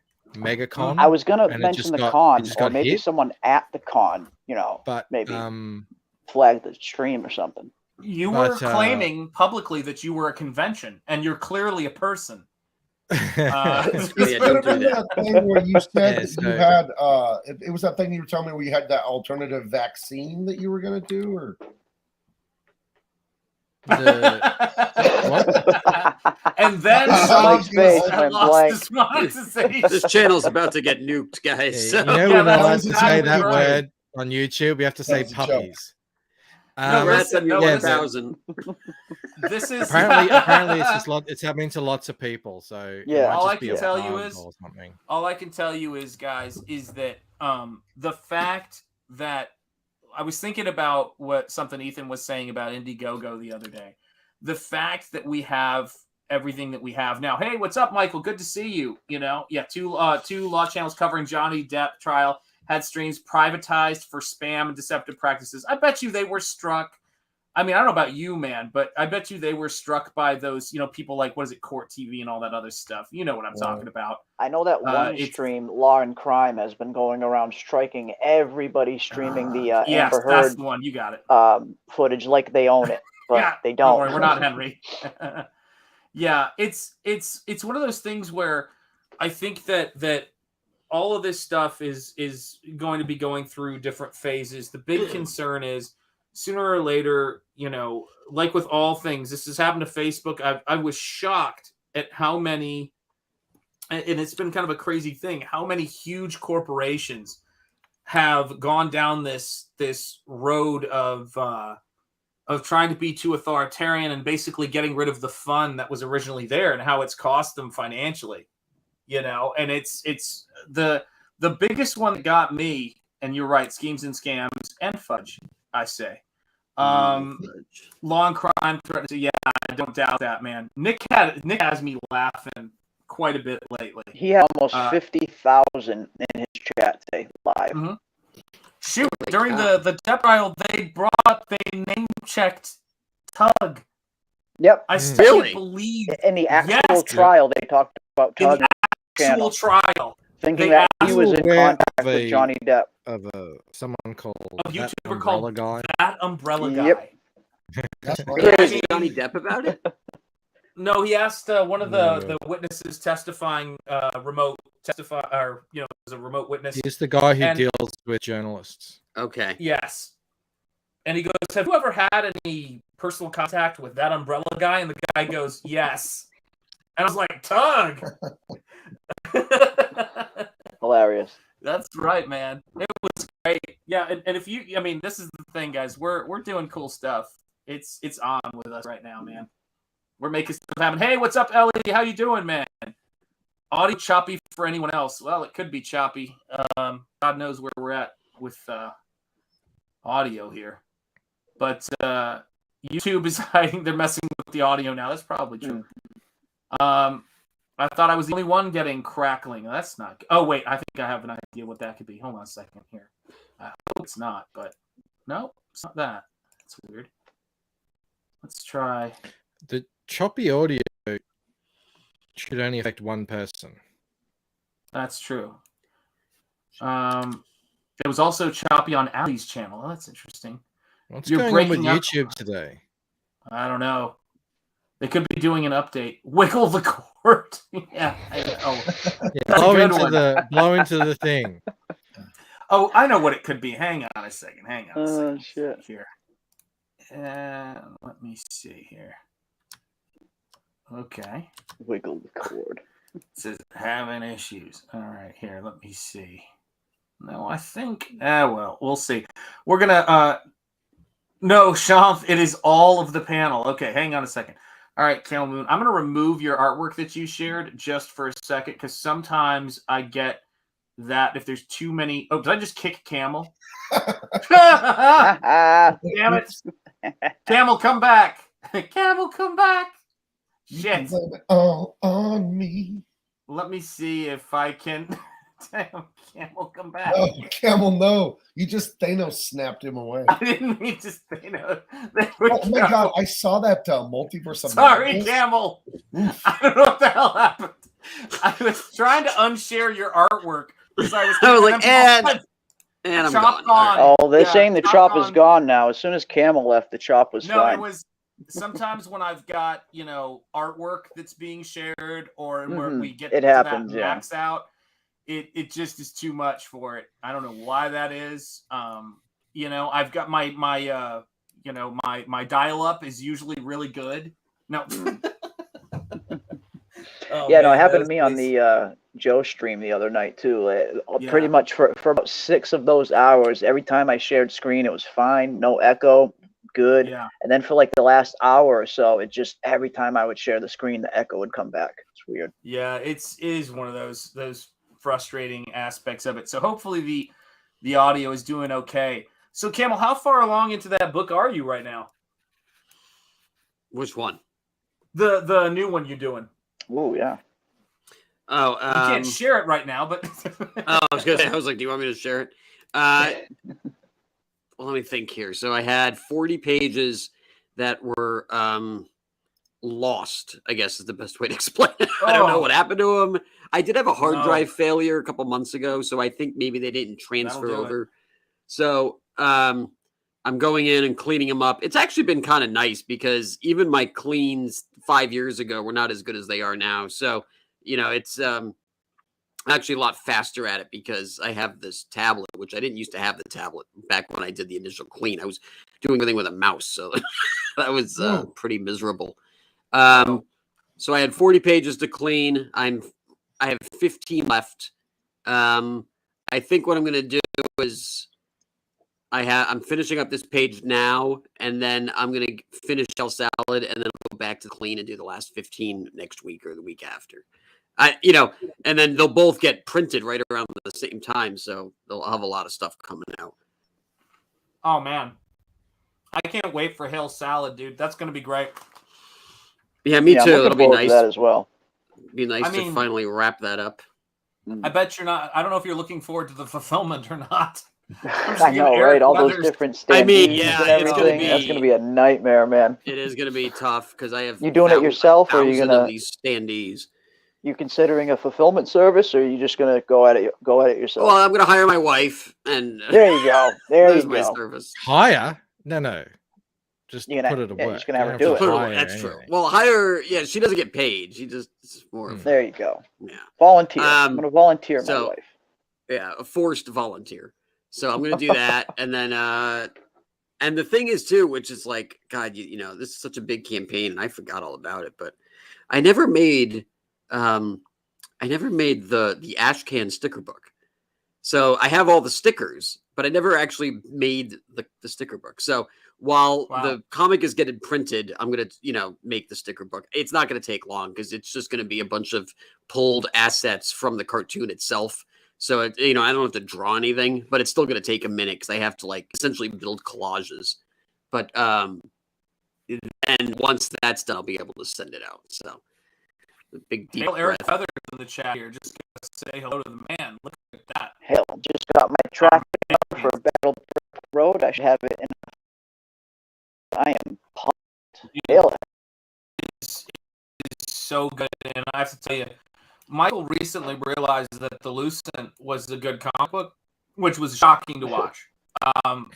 We have video evidence of Michael realizing, going, so I've done the math in every possible way to account for The Lucent not being a great book, and I finally am running out of options. That's what I saw on that stream. I don't know if anyone else saw.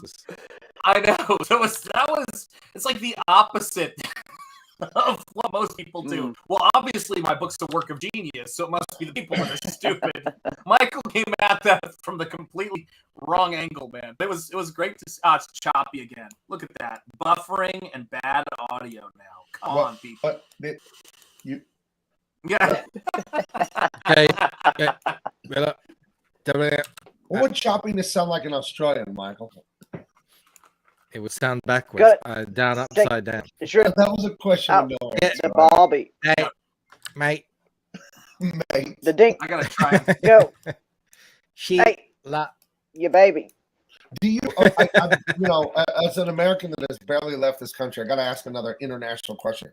Do you feel a strong connection to the British and all that, or is that like how I feel towards them? Like, yeah, there's a connection to America, but I don't really think about it.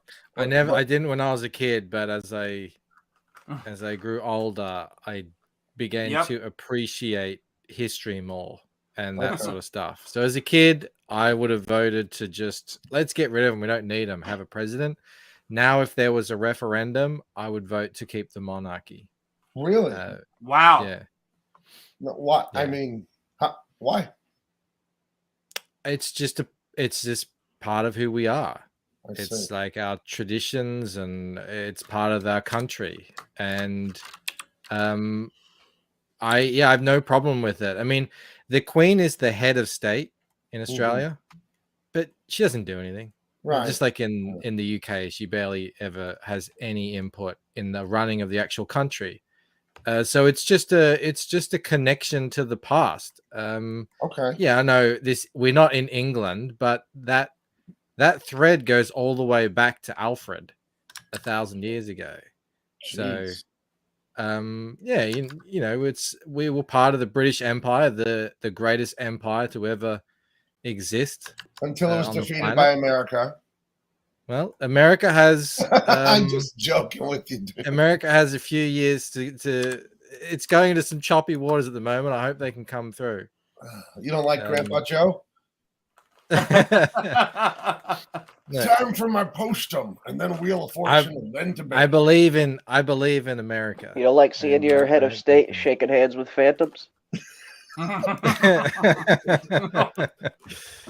my God. Jeremy, you just killed me with that, and I think I've heard that before. But that's freaking terrifying. Even past presidents. Did you see like Bush was going on about how that the war in Iraq instead of Right. I pulled that for tomorrow. Yeah, that's hilarious. For one man to launch a brutal illegal invasion into Iraq. Yeah, it's great. It's like a I mean, I don't want to say too much if we're going to do it on Camel Knights, but it's like the Will Ferrell skit that he does. You know, he plays Bush. Oh, he would so have done that. Yep. My favorite was the debate they had that time. I still think, like, regardless of where you fall politically, when they go, name one word that describes you, and he did the integritude. That's my favorite. I have integritude. I'm telling you guys. Mm-hmm.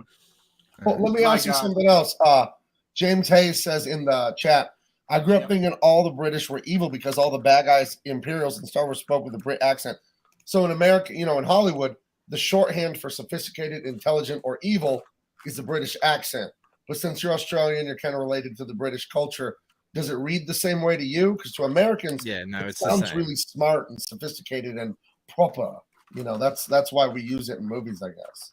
Does it sound that way to you? Same. No, it's the same. It's the same thing. What about people from New Zealand? Because a lot of Americans hear New Zealand and Australian and think it's the exact same thing. Does that sound different to your ears, or?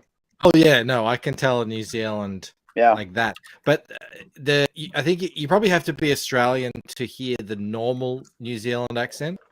But just like how there's different levels of the New Zealand accent. So if someone from New Zealand was just normal, they might just sound exactly like I'm talking here, but it's a little bit more of a twang. So it's very indistinguishable. But then you've got a real, I don't even know where they're like a guy from Wellington.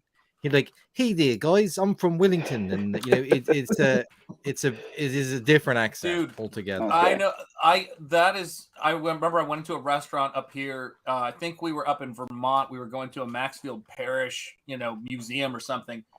And this person came over to our table at the restaurant. And she was clearly going to college and kind of like, an international student. And I said, "Are you from New Zealand?" And she goes, "You're the first person to not ask me if I'm from Australia." Nice. And I was like, because it's New Zealand. Just hear it in her accent. I'm from New Zealand. Yeah. Do you remember the beached whale? Do you remember that old video from like, oh no, bro, I'm beached is like that is not an Australian would say, "Oh no, I'm beached as," but they say, "Oh, beached is," like that. An Australian would sound like that one you and Rob play from time to time, where it's that you just can barely understand what the guy's saying. He's freaking out on that beach when the waves coming up. Yeah.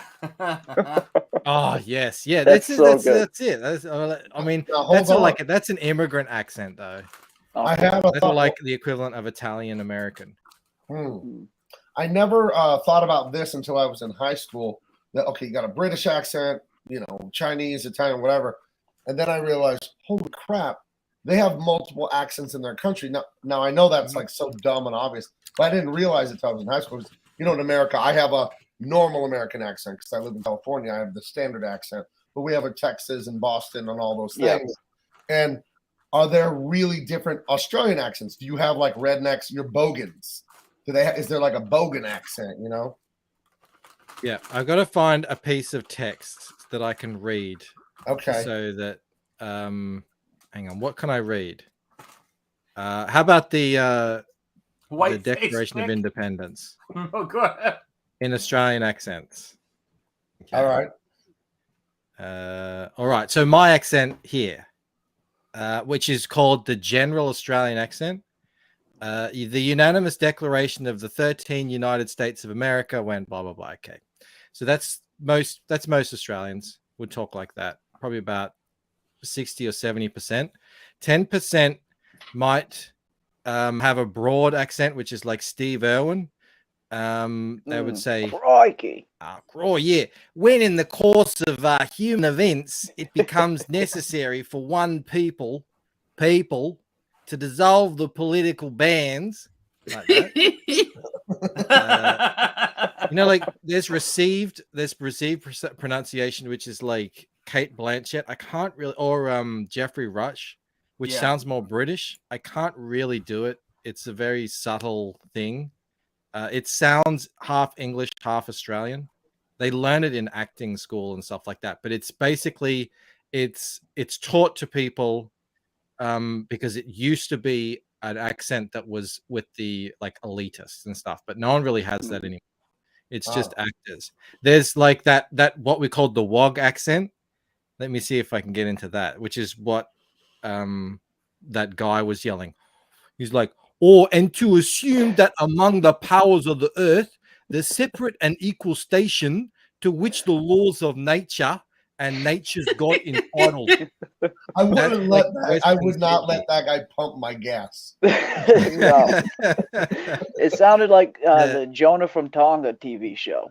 Yeah. There's the Northern Territory accent, which I thought was Aboriginal accent, but apparently it's not. It's just Northern Territory. So when I hear white guys speaking like this, it freaks me out because I thought that was just a sort of Aboriginal accent. That's sort of like, these under respect and opinion of mankind require that I should declare the cause of which impel the separation, like that. I think that's an Indian accent, dude. That sounded like no, that's Northern Territory. A little Hindu, yeah. It sounded like Indian, and then Italian. Well, it's the accent that Aboriginals took after learning to speak English. How to speak English? Yeah. Now, what's the Rob accent? So you come to Australia. I'll never forget this. I went to Melbourne. I had a video camera, and they thought I was a tourist. So there's Aborigines there, and they come to welcome to Australia, brother, like that. Like that's oh my god. Yeah. That sounds like aliens. Yeah. Welcome to Earth. There's very subtle difference. There's very subtle differences. Arthurline says, "Nope, not my NT." No, I know it's not everyone in NT does speak like that. Shit, that was funny. Seriously, listen, get Camel Moon to 10,000. I'm gonna start raising the stakes now. 10,000 subs. Right. I'll settle for 5. I feel like if I had 5, I'd be like, I'm a person. I exist. You know, I have enough of a say. The difference in our aspirations. Yeah. You know, I'm like, if 100 people are subscribed, that means somebody's got to be watching. You know. Yeah, 5,000. I could rest easy at night knowing I had 5,000 people listening to me dribble on about nonsense. Nice. First of all, action figure scale is not nonsense. Never let anyone tell you. It's a big deal. People don't realize. It's a big deal. Exactly. Yeah. But no, I'm still trying to figure out Rob's accent. That's the one that gets me because I love when he goes, Michael. Like I can't do the exact pitch that he does. Rob has the same accent as me, but it's very slightly more towards broad. And I don't know if that's based on where we grew up or whatever. I came from Queensland up far north, and I came down here to Melbourne. Everyone said I talk funny, and so I don't know if my accent now is a blending of north and south or it's pure south. But yeah, Rob's a bit more out closer to the country. That's where you'd find more broad accents, like. People get very nasally and talk like that, you know. It's, but I don't think Rob does talk like that. It's just he's a bit closer to that accent. Although you get it anywhere. I have a friend who's grew up in the suburbs right near us. He has the broadest, utmost Ocker accent. He'll go, "Hey, go mate, I've been working really hard." Yeah, like that's how he talks.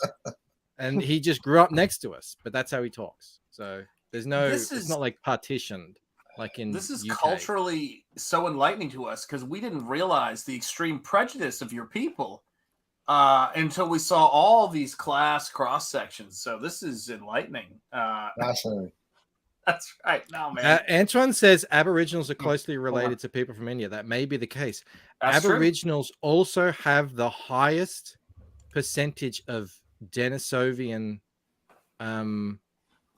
DNA in them. So they were that was the humans that are now extinct. Like they're not Neanderthals, they weren't Homo sapien, but they're or maybe they are. I don't know what the exact thing is, but yeah, they're the highest. So they're the most distinct, racially most distinct group of people on Earth, and they were on this isolated landmass for 60,000 years. pretty much alone before Yeah. the Europeans came. Yeah. Well, I mean, the Neanderthals, didn't really die out so much as they got bred out, Yeah. I mean, it's like, and that's the thing that I thought was really fascinating when they cracked the Neanderthal genome, because it's 2:30 in the morning. It's time to get down to business here. No, they cracked the Neanderthal genome, and they were explaining like what percentage of that DNA is in who, and it's kind of now Shant is going to get struck for schemes and scams due to Bancroft's multitude of accents. That's what it is, man. Oh, I can do the Indian as well. It's all right. Sean does like no. Listen, guys. There's two accents that are so tough for me to hear, and I don't even do. I only do a good Indian accent like 30% of the time. When I focus, you have to be that weird combination of focus and loose. I actually choke trying to do an Australian accent when I'm around Australians. It makes me nervous, man. But it's where do you know a lot of the things where you are in your mouth, We get so impressed, like legitimately impressed whenever anyone does our accent accurately. There's sometimes American actors will come do a film here and they'll play an Australian. And if they get it right, we get all excited. We're like, did you hear Daniel Radcliffe speaking an Australian accent? It's amazing. Or some, actress. And it's because so often it's kind of like a caricature that bits of it sound right, but it really just sounds like what the Simpsons do when they try and do it. Well, they didn't try it. They did it as a joke. They did that Australian. Oh, crikey! It was completely off. Let's have another shrimp on the barbie. Yeah. Maybe the dingo ate your baby. Well, it sounds a lot like that. Yeah. The hardest because you accents take the for things that are to different do, and you exaggerate them. Yeah, but the hardest accent for people to do is a Southern accent. I've seen more people accident into a decent Indian accent than I've seen people do a Southern accent effectively. Like there was this movie that we went to the theater to see starring Reese Witherspoon, and it was called Sweet Home Alabama. Now, Reese Witherspoon is a Tennessee girl from northern Tennessee. And she had a Tennessee accent, and they were filming in Tennessee because she wanted to film in her hometown or in her home state. And it was so obviously not Alabama, which again is something you'd only know if you were from the South. But I would imagine a movie. Is that like Mandy Summers? Is she from Alabama? Mandy Summers is from Atlanta. She's from northern Georgia, and I'm from southeastern Tennessee. Hi, y'all. How y'all doing? The way that Mandy Summers talks is like Tennessee. It's a little bit in northern Georgia. That's how the accent works. It's a very particular type of Michael's like, how the hell is this working?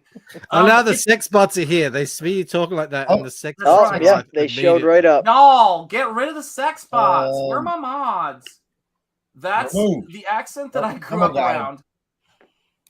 The accent that I grew up around was the Tennessee accent, and it's up here. This is kind of how you talk, and then there's then you've got there's the Carolina accents. If you come from money, they're a little bit more breathy, Like to do it, Cox. Yeah, you can feel it in the way that sounds you say. Like a foghorn leghorn. I see. Well, absolutely. That boy is sweet, like but good about old as sharp as a boys. stack of wet mice. Believe it or not, there are three. I know there are three different accents in Texas, but Texas is huge. I mean, I know those accents because Dallas Isn't Texas like one of the biggest economies on earth. It's up. Well, it's probably growing now. Probably Everyone's close. moving there. California has the biggest economy in America. They say California is the 5th largest economy on earth. So, yeah, it's crazy. I can do the like East LA Vato accent, Holmes. I think you have experience with people talking like that. Super easy accent, though. Yeah. Russian's a tough one. I mean, every once in a while I can get it depending on what I'm saying. Like, like it was a good line from The Strain that's easy to pronounce in Russian. I know these tunnels like the back of my hand, but a lot of it is harder to get. That's good. Yeah, I used to work with a South African, and he had a pretty strong South African accent. But his parents, because I worked from his house, and they lived there. Oh man, they were intense. They were full on like Afrikaans. They were and it was like it was so bizarre. And I got really good at it, but if you don't hear it enough, you lose it. And it's like a party trick that I wish I still had. Yeah. I mean, South African accent. Yeah, I'm telling you, the Russian accent. The best line I've ever heard a comedian do with a Russian accent is he goes, the problem with the Russian people is they're carrying this kind of sadness in them because they only had one romantic idea and they tried it and it failed horribly because they only once really tried to go for something. He goes, so whenever I talk to my Russian friends, I'm always like, how are you doing today, man? And he looks at me and goes, how would you like me to feel? Well, how would you feel if you were reading Dostoevsky all day? Yeah, exactly. That'll wear you down, man. That'll wear you down. I got through the audiobook of the Gulag Archipelago. Yes. Oh God. That is a nightmare. I got through about half of it. It's like 55-hour audiobook. And it's just like the worst. It's all the NKVD and the communist takeover and killing everyone and putting Gulag. I got through 20-something hours. I had to turn it off. Like, this thing keeps getting worse and worse. Killing babies, killing people. Everything is, kangaroo court. No offense to Australia, kangaroo court. But yeah, it was just terrible. Very Kafka-esque. Very terrible. Yeah, that story starts out with one of the darkest things I've ever heard, which is it pokes fun of the like it's a dark, like, gallows evil sort of thing where he goes, the biggest mistake that people will make when, your civil liberties are essentially gone is when they get arrested by the police, they respond with, I didn't do anything wrong. As if that has anything to do with what's happening to you. Right. They know that. They don't care. They're taking you. But the funny thing is I had the best environment for when I started listening to that audiobook. Like, sometimes a scene will elevate and totally seamlessly merge with a book you're reading. So when I was getting a root canal, I was listening to the Gulag Archipelago, and it was perfect. It fit. It was perfectly. soothing. It made you feel better about your life. Yeah, I was like, thank God I'm in America getting a root canal because this shit's terrible. It's like, good Lord. Oh my gosh, man. It's a fantastic work, but it's just, oh man. I listened to Hardcore History. You can get it anywhere, Apple Podcast or Google or whatever. It's a free show. Dan Carlin is this amazing radio man out of Los Angeles, and he's an amateur history buff. And for about the last 10 or 15 years online, he puts together these history shows where he'll only do like 3 to 5 a year, but they're like 5 or 6 hours long. And he'll read 20 books about the Eastern Front, Russians versus Nazis or whatever, or about the Punic Wars, in Mesopotamia or whatever. And he'll do these amazing, or Genghis Khan, he'll do it for like a year, one topic. And I listened to the slave revolt in Haiti with the slaves fighting the French in the late 1700s or in the 1800s, and the Middle Passage of African slaves being brought to the Americas in the, 15, 16, 1700s. And it doesn't sound real, like the way they were treated. Like the Gulag Archipelago is like a nightmare. It just like, how could you do this to people? It sounds completely insane to me. Evil, for sure, like the absolute face of evil. But I was listening to it. You can't believe what you're hearing. It's just totally insane. I don't know. But it's definitely Hardcore History. Everyone check that out. Amazing podcast. A quick question, and then I'm going to give you guys, I want to give a book recommendation. I'm going to do a book club book suggestion here for us here at the Waffle Lodge. So the first question is from Dan Lawless, which is important. Michael, can you do a standard Midwestern American accent? Where's that from? No, is the answer right there. No, okay, go. Just a normal American accent, kind of like Phil or something like that, like Chicago, Midwest. Well, speak like me, Camel. Hang on this a is sec. how I always speak. Let me pull my something to read again. I feel like I could do a Phil. What is that? What is that accent they have up there, like in Minnesota and like Wisconsin? Oh, Minnesota. Yeah, well, yeah, That there's that accent. one. But then there's the other one where they say like Wisconsin instead of Wisconsin. Oh yeah, Wisconsin. What is that one? I don't even know. That's like a Chicago, right? Yeah. Or like a Chicago thing, and I don't know. My wife goes in and out of that. She doesn't know it. All right, I've got my Declaration of Independence back. Here we go. All right, there it is. We hold these truths to be self-evident that all men are created equal, that they are endowed by their creator with a certain unalienable rights. That's solid. That's a hard. That among these are life, liberty, and I know it's sounding a bit like JFK. I'm trying to do Oz. That's why. What about the one you did with Clint? And the pursuit of happiness. Remember the video you filmed with Clint? I don't know. That happens a lot though. Like when you hear an accent and you interpret it, you go high or low. Like when I speak German, I went low, and when I try French, I go high. The accent you did with Clint on that video you guys filmed when you were, that bit you guys did, that was a perfect American accent. That was good. Yeah. I need to find that video so people can watch that. You're just hanging on by your fingernails there, fighting that accent. It was good though. It was great. Good. Yeah, and I will say this is that so here's I'm going to give you a book title. And every guy should read this book. I'm going to tell you the spoiler at the end. I'm going to tell you how it goes, because it's knowing it goes here. It's going to make you want to read this book and be horrified even more. And the book is Arthur, and an audiobook is so easy to find on YouTube. It's not even funny. It's Arthur Conan Doyle's The Lost World. And this is the entire premise. They go on an adventure to South America. They find a part of land that was forced up where dinosaurs still exist.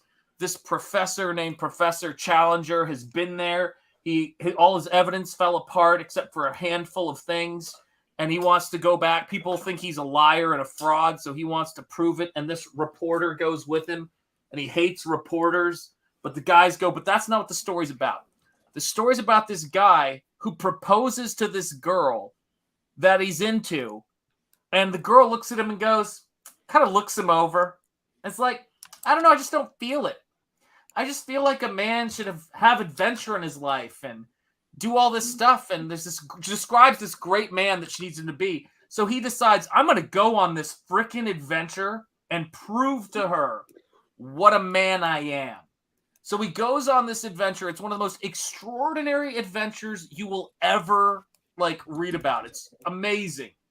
And when he gets back, he goes to her house and he gets down on his knees. He goes, I'm ready to propose to you. And she's like, oh my God, I'm sorry if you didn't get my letter, but I got married. She turns around and meets this guy she's married, who is this short, goofy, mediocre clerk who works in some basic ass job. And he's like, what do? Like, what mountains have you climbed? The guy's like, to be honest, I'm kind of afraid of heights. Like, it's the worst. And then he goes, for the love of God. And he leaves and goes back to the guys he's just been on that adventure with. And he's like, let's go on another adventure. Fuck this shit. Like, I'm out of here. Sounds like he dodged a bullet. He dodged a bullet, but even more so, it is just a freaking hilarious. An American Comics Company. We were in good company when you were here. Take care. Have a great evening, by the way. And I have to tell you guys, that book, I was amazed at how far ahead of its time it was. It is, or how true it rings for today with this crisis of, guys and being a guy. It's a total guy's adventure story. And it's like this dude who's a reporter meets this professor who, and I want to see somebody make this movie because I've got the perfect casting for Professor Challenger and how he's described. So Russell Crowe? No. Who is he? Well, not personally. No. I mean, let me rephrase that. Do you know Russell Crowe now? He's a big one now. He's the spherical, round guy whose chest touches his chin and his giant beard. That's what Professor Challenger looks like. He's like that Russell Crowe body with the phone throwing I will punch you out of my house if I find out you're a journalist, which is what happens. It is hilarious. It is just a bare knuckle fight. But what is really scary to me about this story is they have this, Journey to the Center of the Earth. Yeah, there you go. Read by Tim Curry. That's also a good one. But the thing I love about this book, this is what makes it so brilliant, is we have this stupid attitude that the books that were written back in this time, they didn't know the great things we know. They go to the science symposium and they start talking about science. And this stuff is unbelievably sophisticated. And you start realizing, wow, we've known a lot of this stuff for a long time. But it's like Michael Crichton level stuff they get into in that, but better.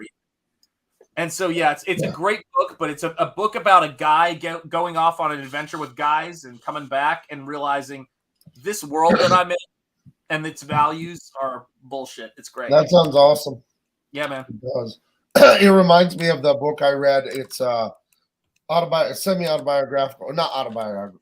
It's Teddy Roosevelt mapping out the river of doubt in the Amazon with his son, Kermit, and some other guys. One of the most thrilling books I've ever read, based on their real history of their lives and stuff. But absolutely, they were facing death every day down there in the rapids going down. But it was the Rio de Dubia, is the river of doubt in Spanish. And they were mapping it out for the telegraph company with some Brazilian military soldiers and other guides, and an insanely good book, River of Doubt. Love that one. So it reminded me of that. So. Yeah, there's so many great books out there, and I tell you this, listening to audiobooks is probably one of the best parts of this gig for me. I go to sleep listening to Lovecraft, and then during the day I try to take in another audiobook and refresh on some of the books that I want to do, that pay homage to in Nosfero, and that's the thing for me. Like looking at this stuff, there's so many resources, and I feel like people have lost touch with how good of storytellers we were. We were looking at, it may sound like an odd jump, but I honestly think that what we were looking at in Sword of Azrael and stories like that, and how complicated those stories were with the Secret Order and the armor and all that stuff, we had a better class of writers because they read better stuff. They had better stuff in their head that they were pulling from. And I just hope that we'll get to see that kind of thing, by people coming back and reading more stuff, and hopefully, giving people some connections here, Yeah, I think that, like they always say, build your own Twitter. Well, I guess we build our own stories that are awesome. You know what I mean? Yep. So, So here's some Lost World quotes, just real quick in here. And this character is a total badass who says it. He's not the main character, but there are times, young fella, when every one of us must make a stand for human right and justice, or you never feel clean again. That's one. Some believe what separates men from animals is our ability to reason. Others say it's language or romantic love or opposable thumbs. Living here in this lost world, I've come to believe it is more than our biology. What truly makes us human is our unending search, our abiding desire for immortality. Now, if you read books that have that level of quality to them, you're going to, brain, character, soul, only as one sees more of life does one understand how distinct is each. I mean, for heaven's sake, man. These are things that people put into their head, and they you don't ever lose that kind of wisdom. And this is in the fiction. This is in the fiction, and I love that stuff. I live for art, and art that's better than what I can do from other times. That's the stuff that excites me. It's like when I'm flipping through Sword of Azrael and I see granted he's still in the wheelchair, but the way that Camel's positioning changes when he sees that artwork, and it's like, I'm sprinting to hell at this point, Camel. I'm sprinting to hell. But when I see you, the way you react to that book, one is you're recalling it, but the other part is you're noticing things about it that you haven't seen before, or that you're remembering. You've seen them before, but you're remembering it, and you're describing the panels. You're like, why doesn't Batman look like that anymore? He doesn't. It's so annoying. There's nothing out there. It's all crap. If I was DC Comics, and Gabe, I don't know if you know what DC Comics is. I'll explain it to you after the stream. You know, it's Dean Cain Comics. That's right. It is. You're damn right. Yeah. But the greatest thing that DC Comics will ever lose is the anger and the frustration of fans like Camel. When they become ambivalent, it's you'll never get that back. It's over. Right. You know, and that's, you know, with me and Star Wars, that's been the thing. You know, it's like I don't care anymore. And I was a huge Star Wars fan. I do not give a shit. You know, right. Hey Victor, what's up? Good to see you, my friend. You're so right. Like being mad about it, you're mad because you love it. And now that you're just like the new Batman movie came out. I didn't even go see it. People say it's great, and it very well may be, but I just don't care. I'll tell you from the inside. And I wasn't just a freelancer for DC. My office was 30 feet from Jim Lee's. I worked right in DC Comics. Jim Lee wasn't there all the time. You know, he's a big shot. Yeah. But I was right there with the editors, with a bunch of other colorists, and there were pencilers and inkers at Wildstorm. There were 30 employees there every day. Yeah. And if you flipped a coin over and over and it came up heads 10,000 times in a row, is it possible? Sure. But it's so unlikely it's a number we can't describe.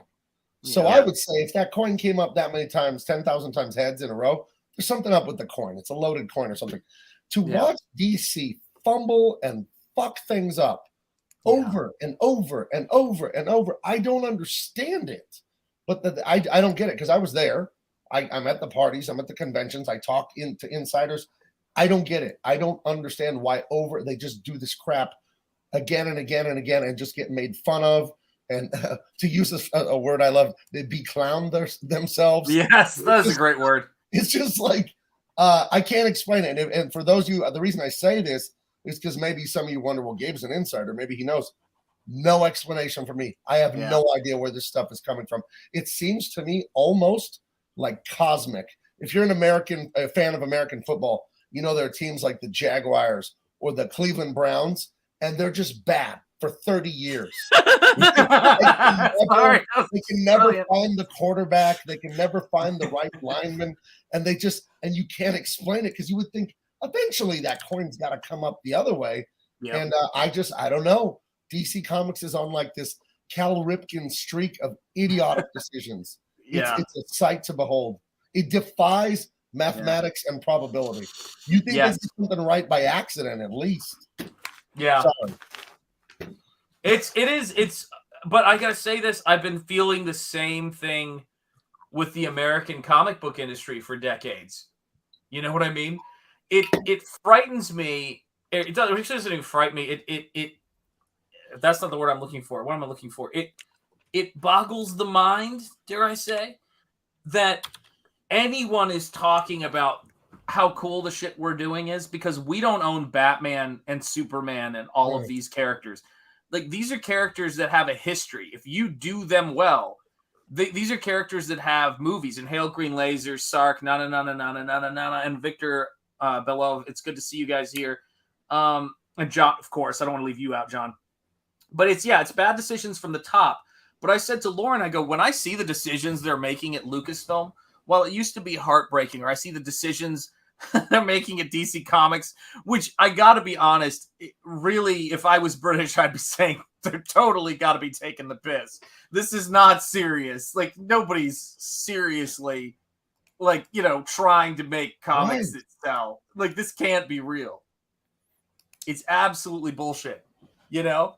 I mean, remember one time in Wildstorm when there was an area in Wildstorm called the Pit, and everything was black, the floor, the desks, the walls, and it's where we colorists worked, 5 of us. Yeah.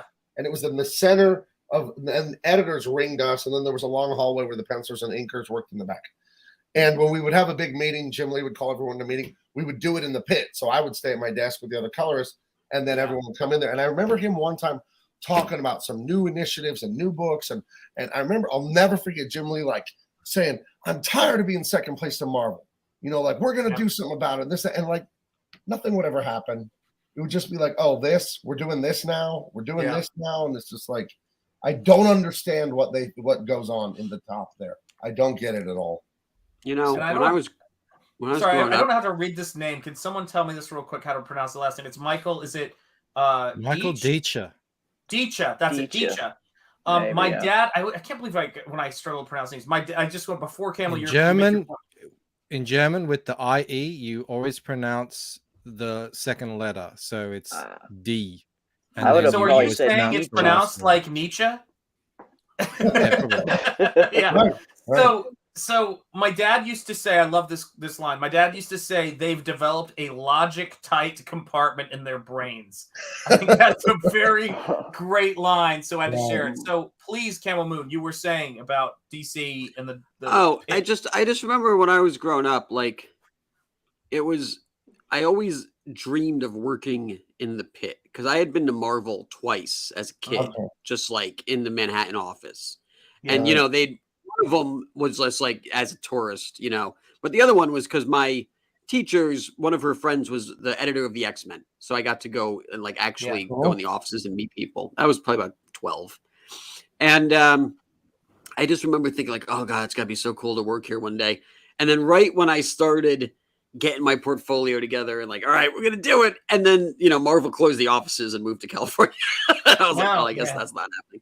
But I wonder if there are people watching now, kids, who see these sort of like draw streams that we're doing and like hope like one day they get to do that. Like, oh, I get, like, I remember like hanging out on Frigga's stream like maybe a year ago.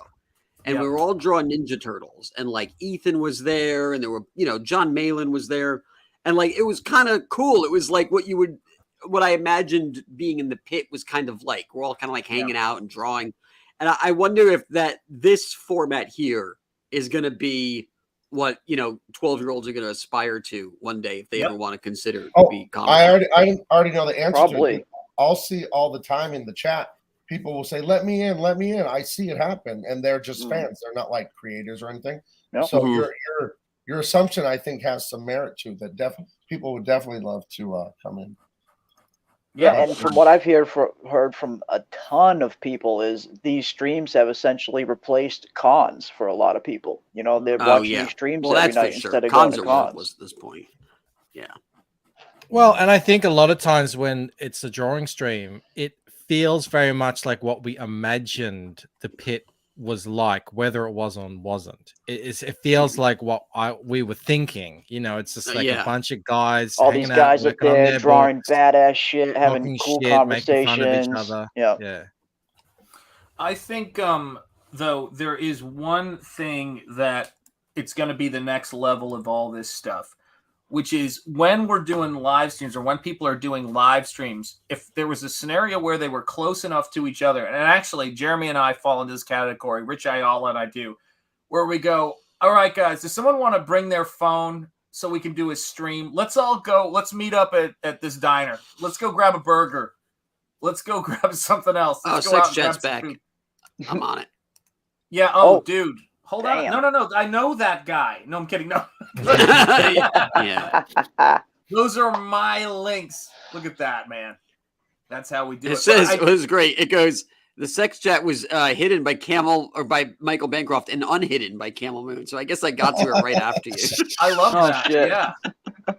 That's Sorry. right, man. No. It happens to the best. Everyone gets to see. Now.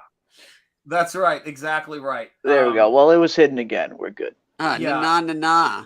Yeah, thank you, na. Yeah, this link was recently followed by Shanthan Jetty. No, wait a second. Oh, no, nice. exactly. Uh-oh.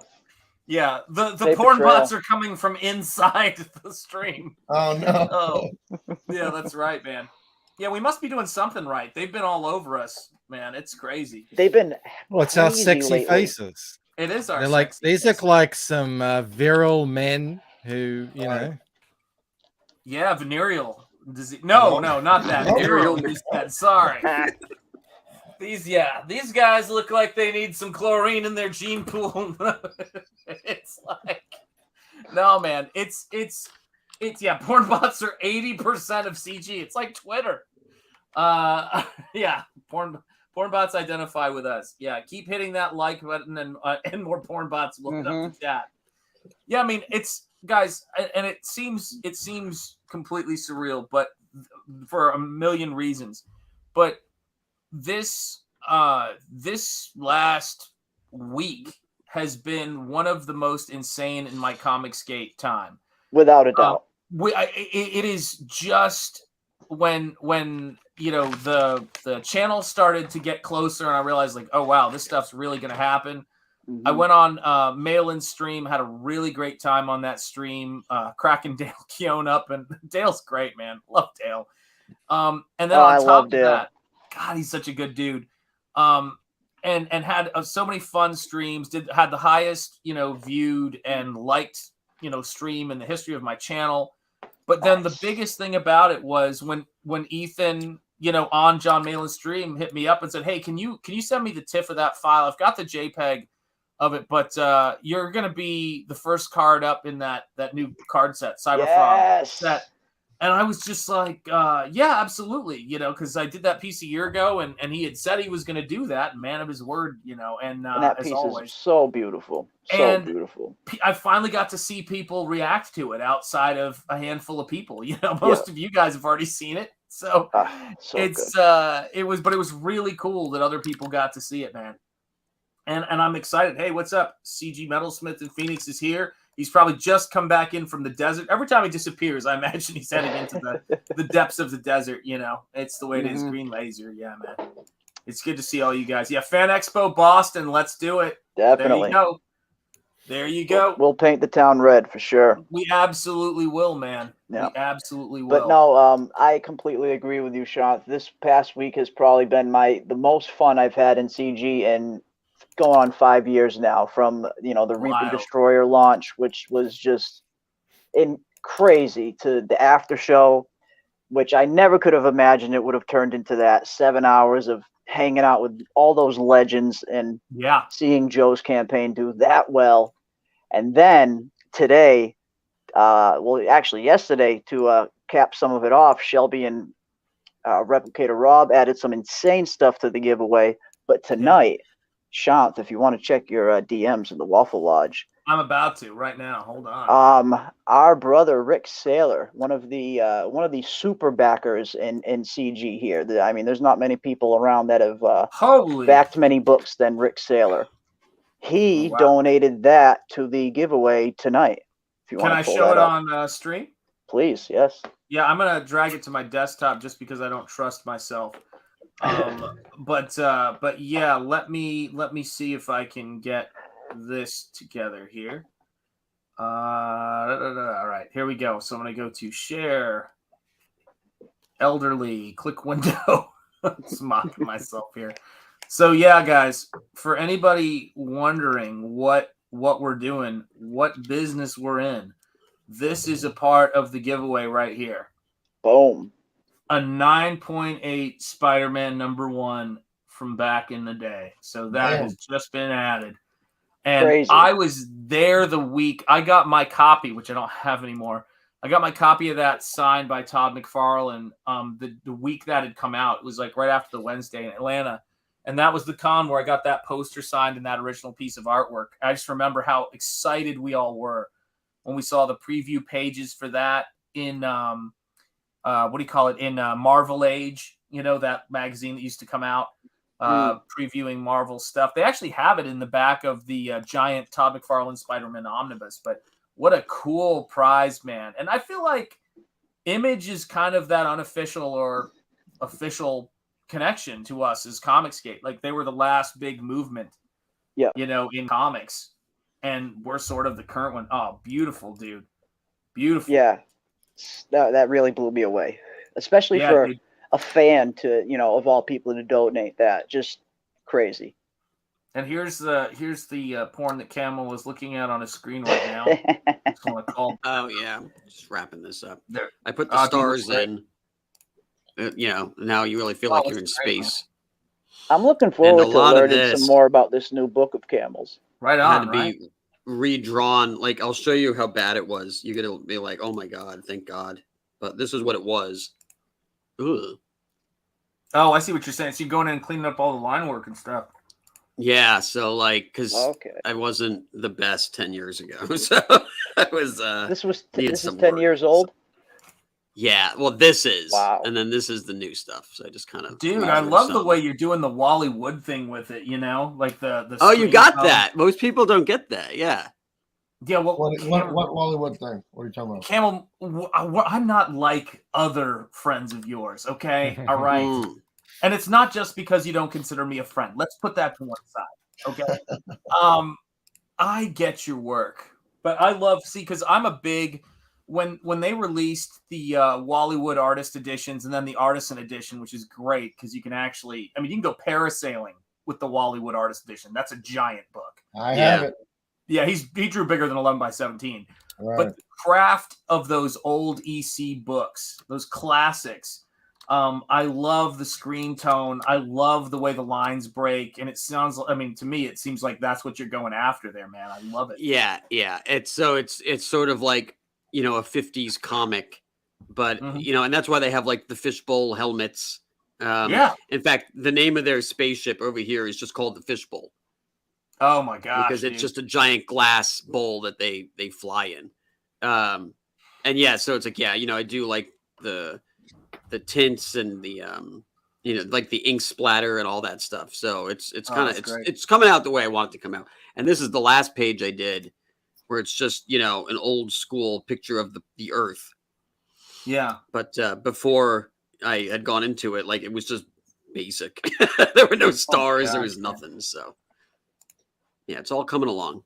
That reminds me. Can I show a page here? Unless you were going to show more right now. No, go ahead. We want Camel. Last time he showed a page, it caused all this trouble. No, I'm kidding. All right, here we go. It's fine. I just shared my screen from 2009 Comic-Con. That's Patrick Gleason, great artist for DC and Marvel. And I was coloring him on Green Lantern Corps forever. And he gave me this page to keep because I colored this issue. And it's literally 2 white empty circles and a star field, just black with some splattered toothbrush. That's so funny. It's like the exact same page. It's just... right. That's why I was just looking at this, and I have it. I have it like in a drawer over here next to me or something. Oh, that's so cool. But he gave me that because it was Mogo, the living Green Lantern planet. It was like Mogo and then like a moon. So I just painted texture in Photoshop. I bet I could find the colored version on my hard drive here.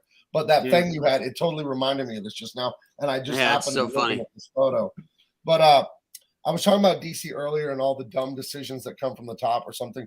But I was looking at old photos and it is like very nostalgic for me. It's very sad because when you know people personally and you're in the office with these people, 40, 50 hours a week, they're not like SJWs and weirdos. There's just a few of them, but they're very influential because they're sociopaths. So they'll just scream and say and do things and bully and everyone else is like normal and just like keeps their head down like this, And I was just looking at some old photos for like the last 10 minutes and just like, man, what a shame that what that place used to be. Camel, that place used to be what you dreamed it was.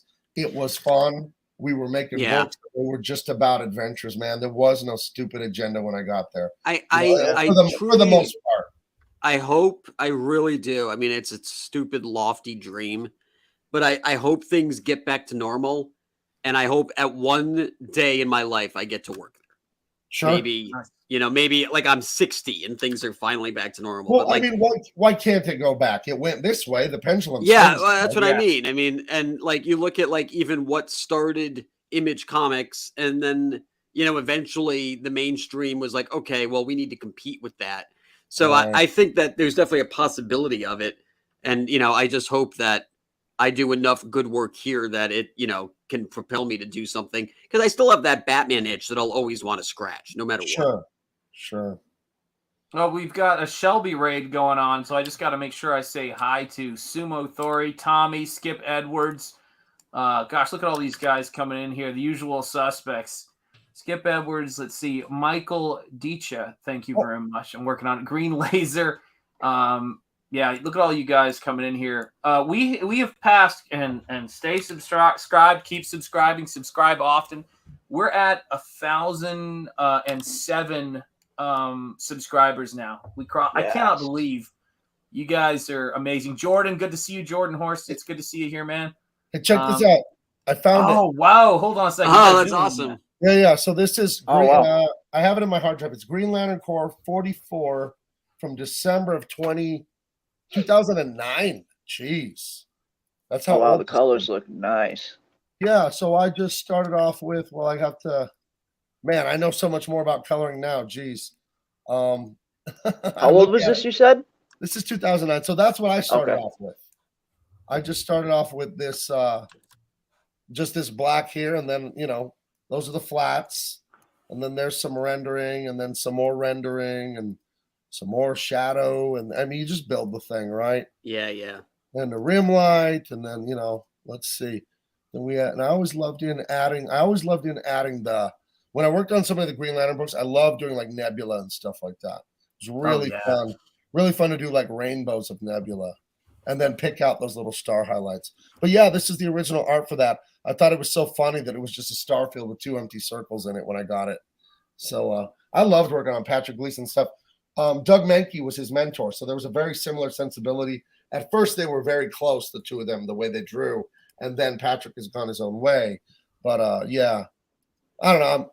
I'm like you, Kim. I hope that they change, man. I hope those things change back. It's just I know there are still good stories out there. I know that there are. I have a million ideas. You know, I'm just like, there's so many cool directions and that I have yet to see anyone do. And I'm like, yeah, let's do that. And you know, I just need to get connects at this point. But this is some Luke Skywalker stuff here, Camel. This is intense. You're going, there's good in him. I can sense it. The Emperor hasn't driven it from him fully. Right. I can turn him back. It needs. I think about like Elon and Twitter. Like, well, you just need a right. Yeah. You just need the right guy at the helm of the ship, and right now they don't have that. And the guys who were there, they fired. So it's like they just need to get course corrected. And, you know, you have all these people like Netflix just purged all of their woke employees. Oh, I think shit. That was some stuff. If this becomes more mainstream, becomes the norm, I hope, like, because right now, I mean, I don't care the fact that DC Comics put stuff out. It's completely dead. I haven't bought anything from them in a year. I refuse to buy any. Like, it's all absolute garbage. And so, like, you know, are they going to ever just be completely, you know, not a company anymore? No, because even Toys R Us still has like tiny stores in Indonesia or some random place. Right. But at some point, people are just, it's going to need to flip and turn around. And I hope that it happens within the next 5 to 10 years. Yeah, I was saying this on one of my streams. I forget which one it was, where I forget what the particular event was. It could have been all the fallout from the Disney stuff. But I said the worm has turned, you know, like things are the power dynamic has shifted because the populace basically has you know, kind of woke from their slumber, dare I say, and said, what is this crazy shit? Like, you know, people say this all the time, that we're very dialed into all of this stuff because we were on the ground level of the places it attacked, academia being the example. Like when you were talking about DC Comics, I'm like, if you want to know what it was like in my classroom, picture seriously, really. Picture everything you saw in those old, you know, movies where they were trying to show what Oxford was like back in the day, where you could come in, there were books in the classroom that I had bought. I spent, you know, God, over $1,000 or more, maybe more than that, on books to have in the classroom that were my books. So students who didn't have a lot of money or didn't have, you know, access to books just because they didn't even know they could come in there and look at books while they did their work. And I said, you guys can't ever take them out of this classroom because this is going to be like a work studio. And I painted that classroom, every wall of it, so that people could go in there. And it was like a magical place to be. And I was, you know, again, driving 180 miles, you know, to go up and back, you know, back and forth there. But this is the thing. It is not hard to make a great space, but you do have to recognize, and I said this, boy, I predicted this 2 years out. I said, I remember when we were worried the school was going to go under. And at that point, we were in really stable shape. And I said, and everybody was worried about that. I go, I've never worried about us going under because the people here have the right attitude and the right work ethic. But what is going to happen, my biggest fear, is that we're not protected from having hipster posers come in here and destroy this place. Yep. People who have 1,000,001 ideas for how things should be changed and don't understand how hard it is to get us to this level. They take the level that is a grind every single day of excellence and discipline, and they say, I'm going to come in here and just, I know you've got this whole thing balanced, but I just want to sit over here on this side, and the whole thing falls down. And that's exactly what happened everywhere. I mean, think about this, guys. George Lucas, with his entire lifetime, built Star Wars to be this phenomenon. It took them, since 2012 to now, a decade to destroy it all. I mean that sincerely. It is, as a living franchise, it's dead. Oh. They desecrated every character. They ruined the whole way it's viewed. That is brilliant. I mean, it's sick, but it's brilliant. Think about how long it took from the 30s to maybe, let's say, Batman 1989, all right, as a point at which that movie was the big blockbuster. I mean, I remember Batmania. It was like Batmania 2, the sequel, right? The 1960 60s Batmania, and then there was the 1989 Batmania. And you almost thought this is going to go on forever, And now, and people were reading Batman comic books. It never seemed like there'd ever be a time where some average asshole could get onto those books and run them into the ground. And yet here we are. Well, I also think too, also, go ahead. No, you go on, because you probably continue on the conversation. No, I that's fine.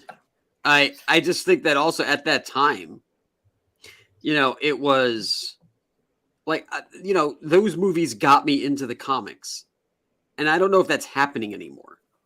Yeah. Which is kind of weird. I don't know why. Definitely not. No. Yeah, but it's you'd see something happen in the comic. You're like, oh wow, this is so cool. Or I'm sorry, in the movie, and you're like, I got to run out and I got to see what's actually happening, because the comics was the real story. The movies were adaptations or adaptations, right? But if you want to really know what's happening, in the world of the superheroes, you got to go to the comic. That's the source material. Right. So that was if you really wanted to be a fan. Now, you put on a T-shirt and you talk about Infinity War, and suddenly you're you're a comic nerd, and I'm like, that's not really how it works, guys. All right. Yeah. Well, and I think what you said, Sean, earlier about once DC Comics gets indifference from people like Camel, they're done. You know what I mean? As long as we have animus and we're angry, it means we still care, and we're still please, can this turn around? My whole my thing was Star Wars. That I don't know when I saw it. I saw it at probably 2, 3, 4 years old, and it was the first thing I started drawing. And I love drawing, and I'm a professional artist because of that. Yeah. And in 2013 or 14, Carlos de Anda, amazing artist. He's the main designer of Batman Arkham City, but he worked with me in Wildstorm forever for years. He's worked for DC Comics, Wildstorm for years. And he calls me up and says, hey, Dark Horse hired me to draw the new Star Wars series. Brian Wood is writing it. And Star Wars had been dormant since the prequels. It hadn't done anything big or famous, really. And that book we did in 2014, the first issue sold millions of copies. It went to 7 printings. And 3 months later, Disney bought Star Wars. And I was so upset. Wow. Yeah. I knew that we were going to lose the license at Dark Horse. Yeah. And it really sucked too, because they got rid of all of the Dark Horse lore, and that was great. Right. And but sorry, because go ahead, Gabe. Well, just to show how much we love the stuff. I'm sharing my screen really quick here, man. I'm glad I've lost weight. This was right after COVID. This is a year ago. I was at Disneyland. I love Disneyland because I love the artistry, with my cousin Allison for her birthday. And you see the white and blue X-Wing fighter. This is in Disneyland at the new Star Wars World, which is just amazing, except it's based on the new movies. But the new Star Wars World is amazing. And there's a blue and white X-Wing, and there's a black and orange. I'm the one that made those colors up for the comic book. So for a kid who started drawing Star Wars when he was 3 or 4, cool. to have life-size X-Wings there, I love this stuff, and it's such a privilege. So when I get mad and like shit talk DC, dude, that's coming from a place in me that I love comic books and this stuff so much, and I'm so disappointed with the people in charge. And like I've told you a million times, Sean, it's like I should have it on my hat as a saying: you're either coaching it or allowing it. Like who is making these decisions? But yeah, to go there and see this stuff and to think of like 3-year-old me drawing it, and now ones that I made up exist. I made up that Princess Leia has a white and blue X-wing, and it exists. And and then we had the Stealth Squadron that Brian Wood made up. So okay, I made them black and red and black and orange, and like it exists, and it feels like such an honor and a privilege to be part of this chain. And I can't stand watching some of my colleagues like have no respect for what we've been given. To me, that's a gift. It's an honor to be able to make that. And it's why I had to walk away from DC and when they're ruining Superman and no more American Way. And it's like, I don't want to destroy this stuff that gave me so much, that gave me a career, that gave me hope and aspiration. And I don't know, I'm proud of it, like as a culture, as our subculture that we have in comics. And it disgusts me to watch them just burn it down, So yeah, I don't man. know. I just want to mention that real quick.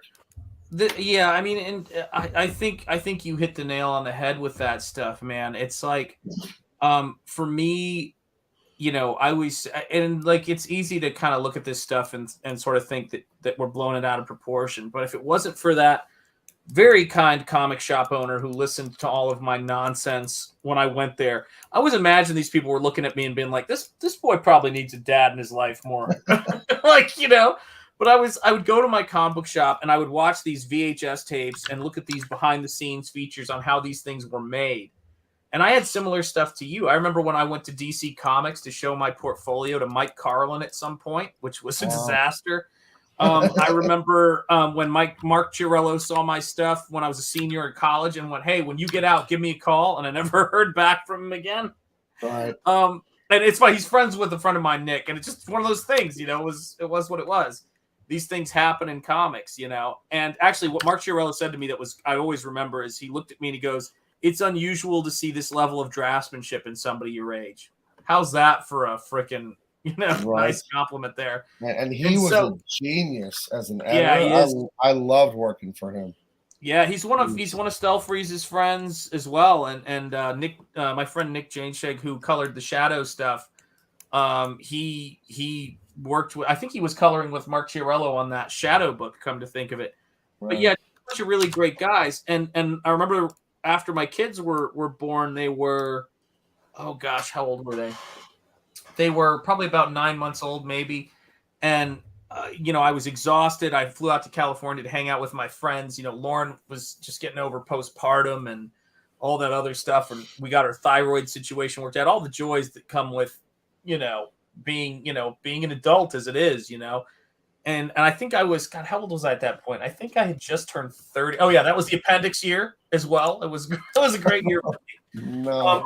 Right before the appendix year, come to think of it, because that was their first birthday. So they were under 1. And I flew out to San Francisco to hang out with the groomsman, who is occasionally in the chat, and my other brother, Arvin. And I was talking to the groomsman, and he said, "What do you want to do when you're out here? We're going to feed you. We're going to put you to sleep. We're going to get you some good ramen and all that cool stuff. What do you want to do when you're out here? Do you want to go to ILM to visit? Or would you like to go to Skywalker Ranch?" Because they knew people at all those places. And I said, "I got to tell you, man, Joseph Campbell did The Power of Myth at Skywalker Ranch. Really? I know it from all the behind-the-scenes stuff. I want to do Skywalker Ranch." And we went there, and Lucas Animation, the guy who took us around was one of the first hires for Lucasfilm Animation. They hadn't built Big Rock Ranch yet at that point. And he took us to the Skywalker Ranch store, and we were just buying T-shirts. Like my babies were walking around in Skywalker Ranch T-shirts and things like that.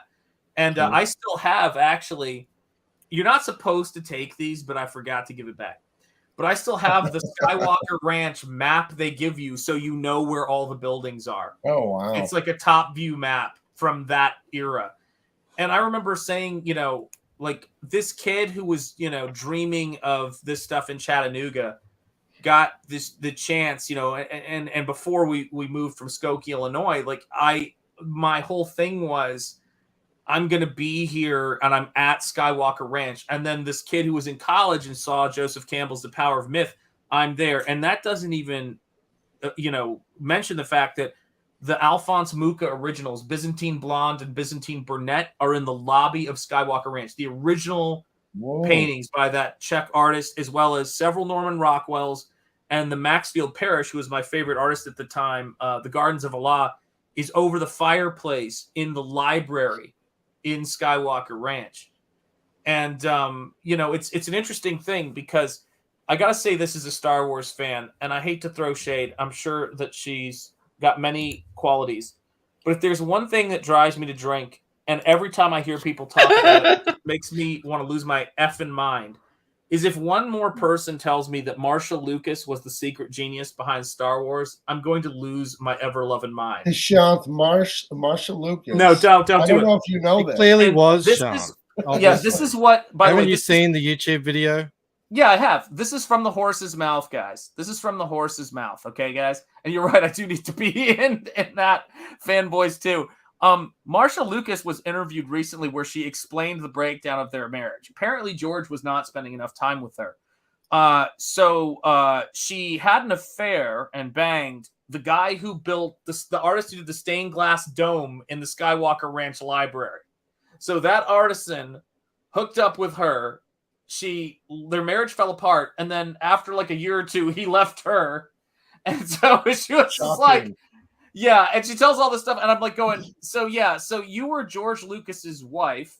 You had some ideas and some opinions, but when people retell it, they're like, and George was like, and it's like, yeah, Star Wars changed a lot as he did it, but he also directed to me, the George Lucas trilogy. Sorry, I'm on this tangent now. It's late. The George Lucas trilogy to me is THX 1138, American Graffiti, and the first Star Wars movie. I consider those three movies to be works of artistic genius. And I'm always amazed. Every other person was responsible for Star Wars, and then you took George Lucas out, and the whole thing freaking collapsed in on itself. You had all of the famous writers who were responsible for Star Wars they brought in. Still collapsed. You had all of the actors. You had practical effects. They loved to say that one. Whole thing collapsed. And, I don't know how you feel about this, Camel, but I know that different people have different, takes on things. Did you say, Sean didn't say you were George Lucas's wife. He said you were married to Star Wars. There you go. But this is the thing, Camel. I remember growing up and feeling the impact editorially on Batman and the Bat, office of Denny O'Neil and all of the stuff he fostered. What's your take on Denny O'Neil, and do you have a take on him? When I got in, Denny O'Neil's run was on its way out. Okay, gotcha. But everything that he had set up was treated with respect and continued. It wasn't abandoned so that Batman could be maybe bi-curious. That wasn't like part of the MO of DC Comics at the time. What's crazy? What's that? Yeah. No, finish. I'm sorry, I was interrupting. I thought you were done there. And as soon as I got into Batman, Azrael became Batman, and it was really cool because his name is Jean-Paul Valley, and Paul Valley is my uncle, who's actually my godfather. And I always felt like this instant connection. I was like, oh my God, a Valley, which is my last name, could be a Batman. That's crazy, And, it was the dumbest costume ever, but I love it. I have the entire run, all newsstand with barcodes. It's like, I will always think that was the coolest run ever. I mean, Batman was essentially a transformer for about 8 months straight, but it was, it was like, it was perfect for the 90s. Like everything was bloated, right? Like, with the packs and like the big guns, and they found a way to make it work for Batman. And in a way, the only way they could make it work for Batman is if they said, well, it has to go to the bad Batman, but he's going to take over for a little while. They didn't add all that junk to Bruce Wayne because that wouldn't have made sense, right? So they found a way to work within the confines of the realism of that character. And even with Superman, right? They killed off Superman so they could bring in all of the retarded Supermen. And then eventually Superman came back, and it was like, oh, okay, I get it. You found a way to do it, and it wasn't like, oh, Superman's crazy now. It's like, no, it makes sense because he's dead, and and then you have this guy over here, like, who's a fucking cyborg blowing up cities. So, yeah, I mean, as far as the Denny O'Neil run, yeah, I think it was fine. I've only read it or parts of it as far as like going back and doing stuff like research almost. But yeah, he wasn't really prominent when I started. Right. Yeah, I mean, I remember him being interviewed about superheroes on a documentary about superheroes with Alex Ross and some of those guys. And one of the things, yeah, by the way, this is the thing. That's bullshit, James Hayes. And I say this with love. Now, nothing approaches Warhammer 40K for depth of lore. The only thing approaching Warhammer 40K, my friend, is SJWs with a vengeance. So hold on to your lore, man, because that's what's approaching Warhammer's 40K's depth of lore. Yeah. And here they come. It is terrifying, man. It is terrifying. You know? Did Crackhead leave? I don't know. Where's Crackhead? Yeah, Crackhead. I think I have to go too. It's very late here. It's 3:30. Oh, there he is. Well, we're gonna switch spaces, so I'll see you guys later. All right, brother. Take care, and I'm gonna wrap up too because I'm 3:30 here too. Take care, Camel. Okay. Take it easy, Camel. Have a good one, man. Yeah, guys. Hey, listen, guys. Let me just say this. We're gonna wrap up this stream. You guys stick around for a sec. I wanna say hey and thank you guys for being here. By the way. Right. And thank you, Camel Moon, for being here too as well, brother. It's great to get to know you and you guys in the chat. Tommy, listen, man. I whenever I see you in the chat, it puts a big smile on my face, man, because I love the good mornings as we say good nights in your part of the world. That's one of the things I love about Comicsgate, and that's one of the things I love about all you guys. John is always here, sharing all of those great moments, like your youngest daughters, and I think it was your fourth grandson. I hope I'm right on that. It might be fifth, and I probably got that wrong. But this is the thing about it, you guys share these moments, these life moments, and these things that were Antoine Dennison, by the way, always killing me every stream, and Michael Dicha, as I've got to make sure I do a better job pronouncing that. All of you guys, Big Boy Robo, you guys have been such big promoters of everything we're doing. Jordan Horst, Shane Davis, but lesbian. I think it's the first time I'm seeing you in this chat, man. Ma'am, let me say, I love that. Oh, shit. Oh, you're killing me. Skip Edwards, always here. Jordan Horst again. Lord Crackhead 33, who I believe is here. He's in many places. Felix Haas throwing down the links. I can't believe you weren't a mod before. But all of you guys have been amazing and made the prospect and the process of making Nosfero and doing these streams big. And it's been a crazy couple of days, and I was just kind of getting back on my feet when I did the stream with Gabe, and I was like, now I'm going to go back after such an amazing week. I can't even imagine what could follow up the Cyberfrog card and the streams. And Jeremy, yeah, that has to be one of the most epic streams you had. Like that night, by the way. Oh yeah. The best thing about Comicsgate, you guys know this well. All of you guys in the chat. The best thing about Comicsgate is, and thank you, First Watch Studios, for being here. All of you guys have been great. I appreciate you so much. But is that we genuinely get excited for other people's well-earned success from hard work. And watching Joe's success and watching Michael's reaction to it on that stream was as Comicsgate as it gets. It was Michael just kind of like going, this is happening. Hey, SDA, it's great to see you here. Always appreciate your lurking. I always have, if this comic stuff doesn't pan out, I can always have a career selling cattle. Let me tell you, dude. Right? No, you. If you don't ever want to draw your comics again, if you're like, I'm done drawing comics, you could have a career publishing and selling other people's comics, man. Yeah, just become a promoter, doing it publisher. Now. There you go. But it was to see Joe, someone so deserving of that success, who is really done the mail-in method. I love his videos about art, like looking at Todd McFarlane, looking at Dale Keown's work, looking at Rob Liefeld's work with John Malin, all those guys. Been a fan of the channel for a long time. And I did one of my first couple streams with him, and I was like, this is a guy that I'm so glad to have met in Comicsgate.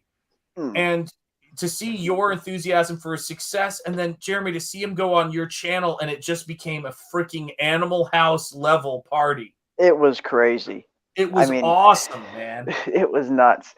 And much like Bancroft, I mean, it's not even your campaign, but just seeing something like that, you get caught up and you almost feel like you almost feel like it's yours at one point, because it's just it's a tough feeling to describe, but it's when, like when you're up there and event, it's like watching a sporting event. I was on the couch from with my the wife. chat, from everybody throwing their backer numbers in the chat, and everyone just really excited about for Joe and the project and everything. Yeah, it was definitely not hands down the best launch stream I've ever seen, period. Yeah. Bancroft's channel or any channel. But the after show really blew us away, just to be able to spend it with all those legends like Keown and Rocafort and Malin and Shane. It was crazy. Yeah, and they all a little taste of that tonight. I had dinner with my wife. We're on the couch. We watched a Western show, and I said, "Oh, Shanth is on," and I told her, "You know what? He's only like 30 subs away. Let's get on and like tell people to sub." And I walked into it, and people were already doing it. John De La Rose was doing it, and it was in the zeitgeist out there. And I told my daughter was in the kitchen. I said, "Sub to Shanth," and I texted my son. I said, "Sub to Shanth. He only needs 5."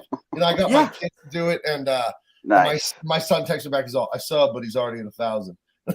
Dude, let me tell you something. It was really exciting to watch you break it. And I said, seeing that stuff happen live, it's so cool. So awesome. Isn't it weird that like you guys are just making me realize this? Some of my favorite, shout out to Minnie, absolutely. Right. And shout out to Jeremy Burtz as well in the chat. I see you there, brother. One of all my favorite Comicsgate moments, and not to say that I don't appreciate Nosfero, hitting, funding on Pete Cimetti's show, the Monday open mics. Not to say I don't appreciate all of the milestones, the 20K, the 24K, all of that stuff, which I do appreciate. That's the best stuff. The thing that are the happiest memories for me, the ones that I really love, were doing that stream at the last time I was going to be at my late father-in-law's house when we were closing out on Truth, Justice, American Way. And I shoved, this was the first 30 days too at that point, and I just shoved a piece of pound cake, and then you shoved whatever you were eating. I had a brownie, I think. We were just dying, man. And just watching Gary Martin crack up, and the heartfelt words from Gary too as well. And just to be there. And then of course Dan Plagle with the Goblin Girls closeout stream we did, and watching those numbers go up. Like I didn't know if we were gonna hit those numbers that we were talking about, you never know. And then the chat just makes it happen. I would have just today, just the madness of going, let's get Sean to 1,000. And I'm kind of like going, it's so crazy to be on this end of things, guys. I'm so grateful. I thank God every day for it. I really do. And it's, I feel like I've known you guys way longer than I have. I just want to state that for the record. That's the CG time suck. It's crazy, man. It's dog years here. A year in CG is like 4 out there. Yeah. Think about this. I've been in CG for like 6 months. I know. It probably feels like 5 years already. Yeah. Right. It feels like I've been here forever. Well, I've been working on Comicsgate books for like 4 years, but I had to use a fucking pen name because I work with a bunch of sane people in the mainstream. Yeah. I will tell you this, James Hayes. I want to say this. Well, I hope tonight was a favorite CG moment where there wasn't drama related. I know it's tongue in cheek. My favorite CG moments are going to Walmart to buy pie with Ethan, on that stream. That's what I'm talking about. Yeah, CG is a modern digital incarnation of the old artist colonies. Freedom of the arts must always be supported. Yeah, absolutely. And we've got it here. Guys, I'm wrapping up this stream. Stick a fork in me. I'm done. You guys have absolutely blown me away today with your support. I'm going to touch base with you guys in a sec once we wrap up. I got to play us out with the song that gets us here. Look at that laptop. What do you got there? Who's it? Holy cow, man! The iPad, but I can't get it to focus. The camera It's won't. too bright. It's too bright. You got to turn your brightness down. What do you got there, Mike? What do you got there? Yeah, what do you got? What are we looking sexy at? Gloves too, like me. You can't do that kind Now of it's shit in new. Brockton. Yeah, what are you doing? You do something like that on the way out the door? Come on. Exactly. Oh, snap. There it is. All right. Ooh, little hint Okay. of Wait, can I ask a question? Is she going to be wearing the Linda? You know. It looks a little bit Linda-ish. Yeah, the Linda, It you does. know, is the Australian state bird, even though it's a swimsuit. Yeah. That's what I'm talking about, you know? Bancroft's drawing boobs for the first time. Yeah, it's a weird thing. I had to look when him up. Jeremy told me that he was in the crack pack, I thought he was talking about the Linda swimsuit, if you know what I'm talking about. Oh boy. I thought he was That talking crack about the was plumber's packed. crack. That's right. All right, guys. Thank you guys so much, D-Wag, all of you wonderful people. Here's for the crack pack. I'll talk to you guys on the other side. Peace, love. Thank you guys so much, and stay gold. Here's a little something for you busters. Yeah. You're not even learning anything on the street. Yeah. You think I'm stupid, son? Yeah. See what I'm trying to say to you, boy? Yeah. Do you? What's up with that? Look at me, damn it! Y'all cowards don't even smoke crack. What's up with You that? smoke crack, don't you? Y'all cowards don't even smoke crack. Look at me, boy! Hey to You you, smoke crack, don't you? don't even smoke crack.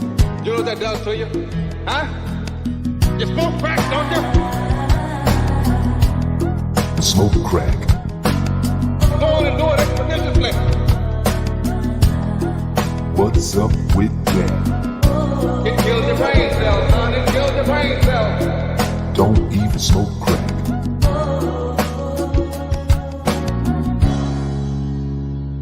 No guts, huh? I apologize. I forgot you were there. You may go now.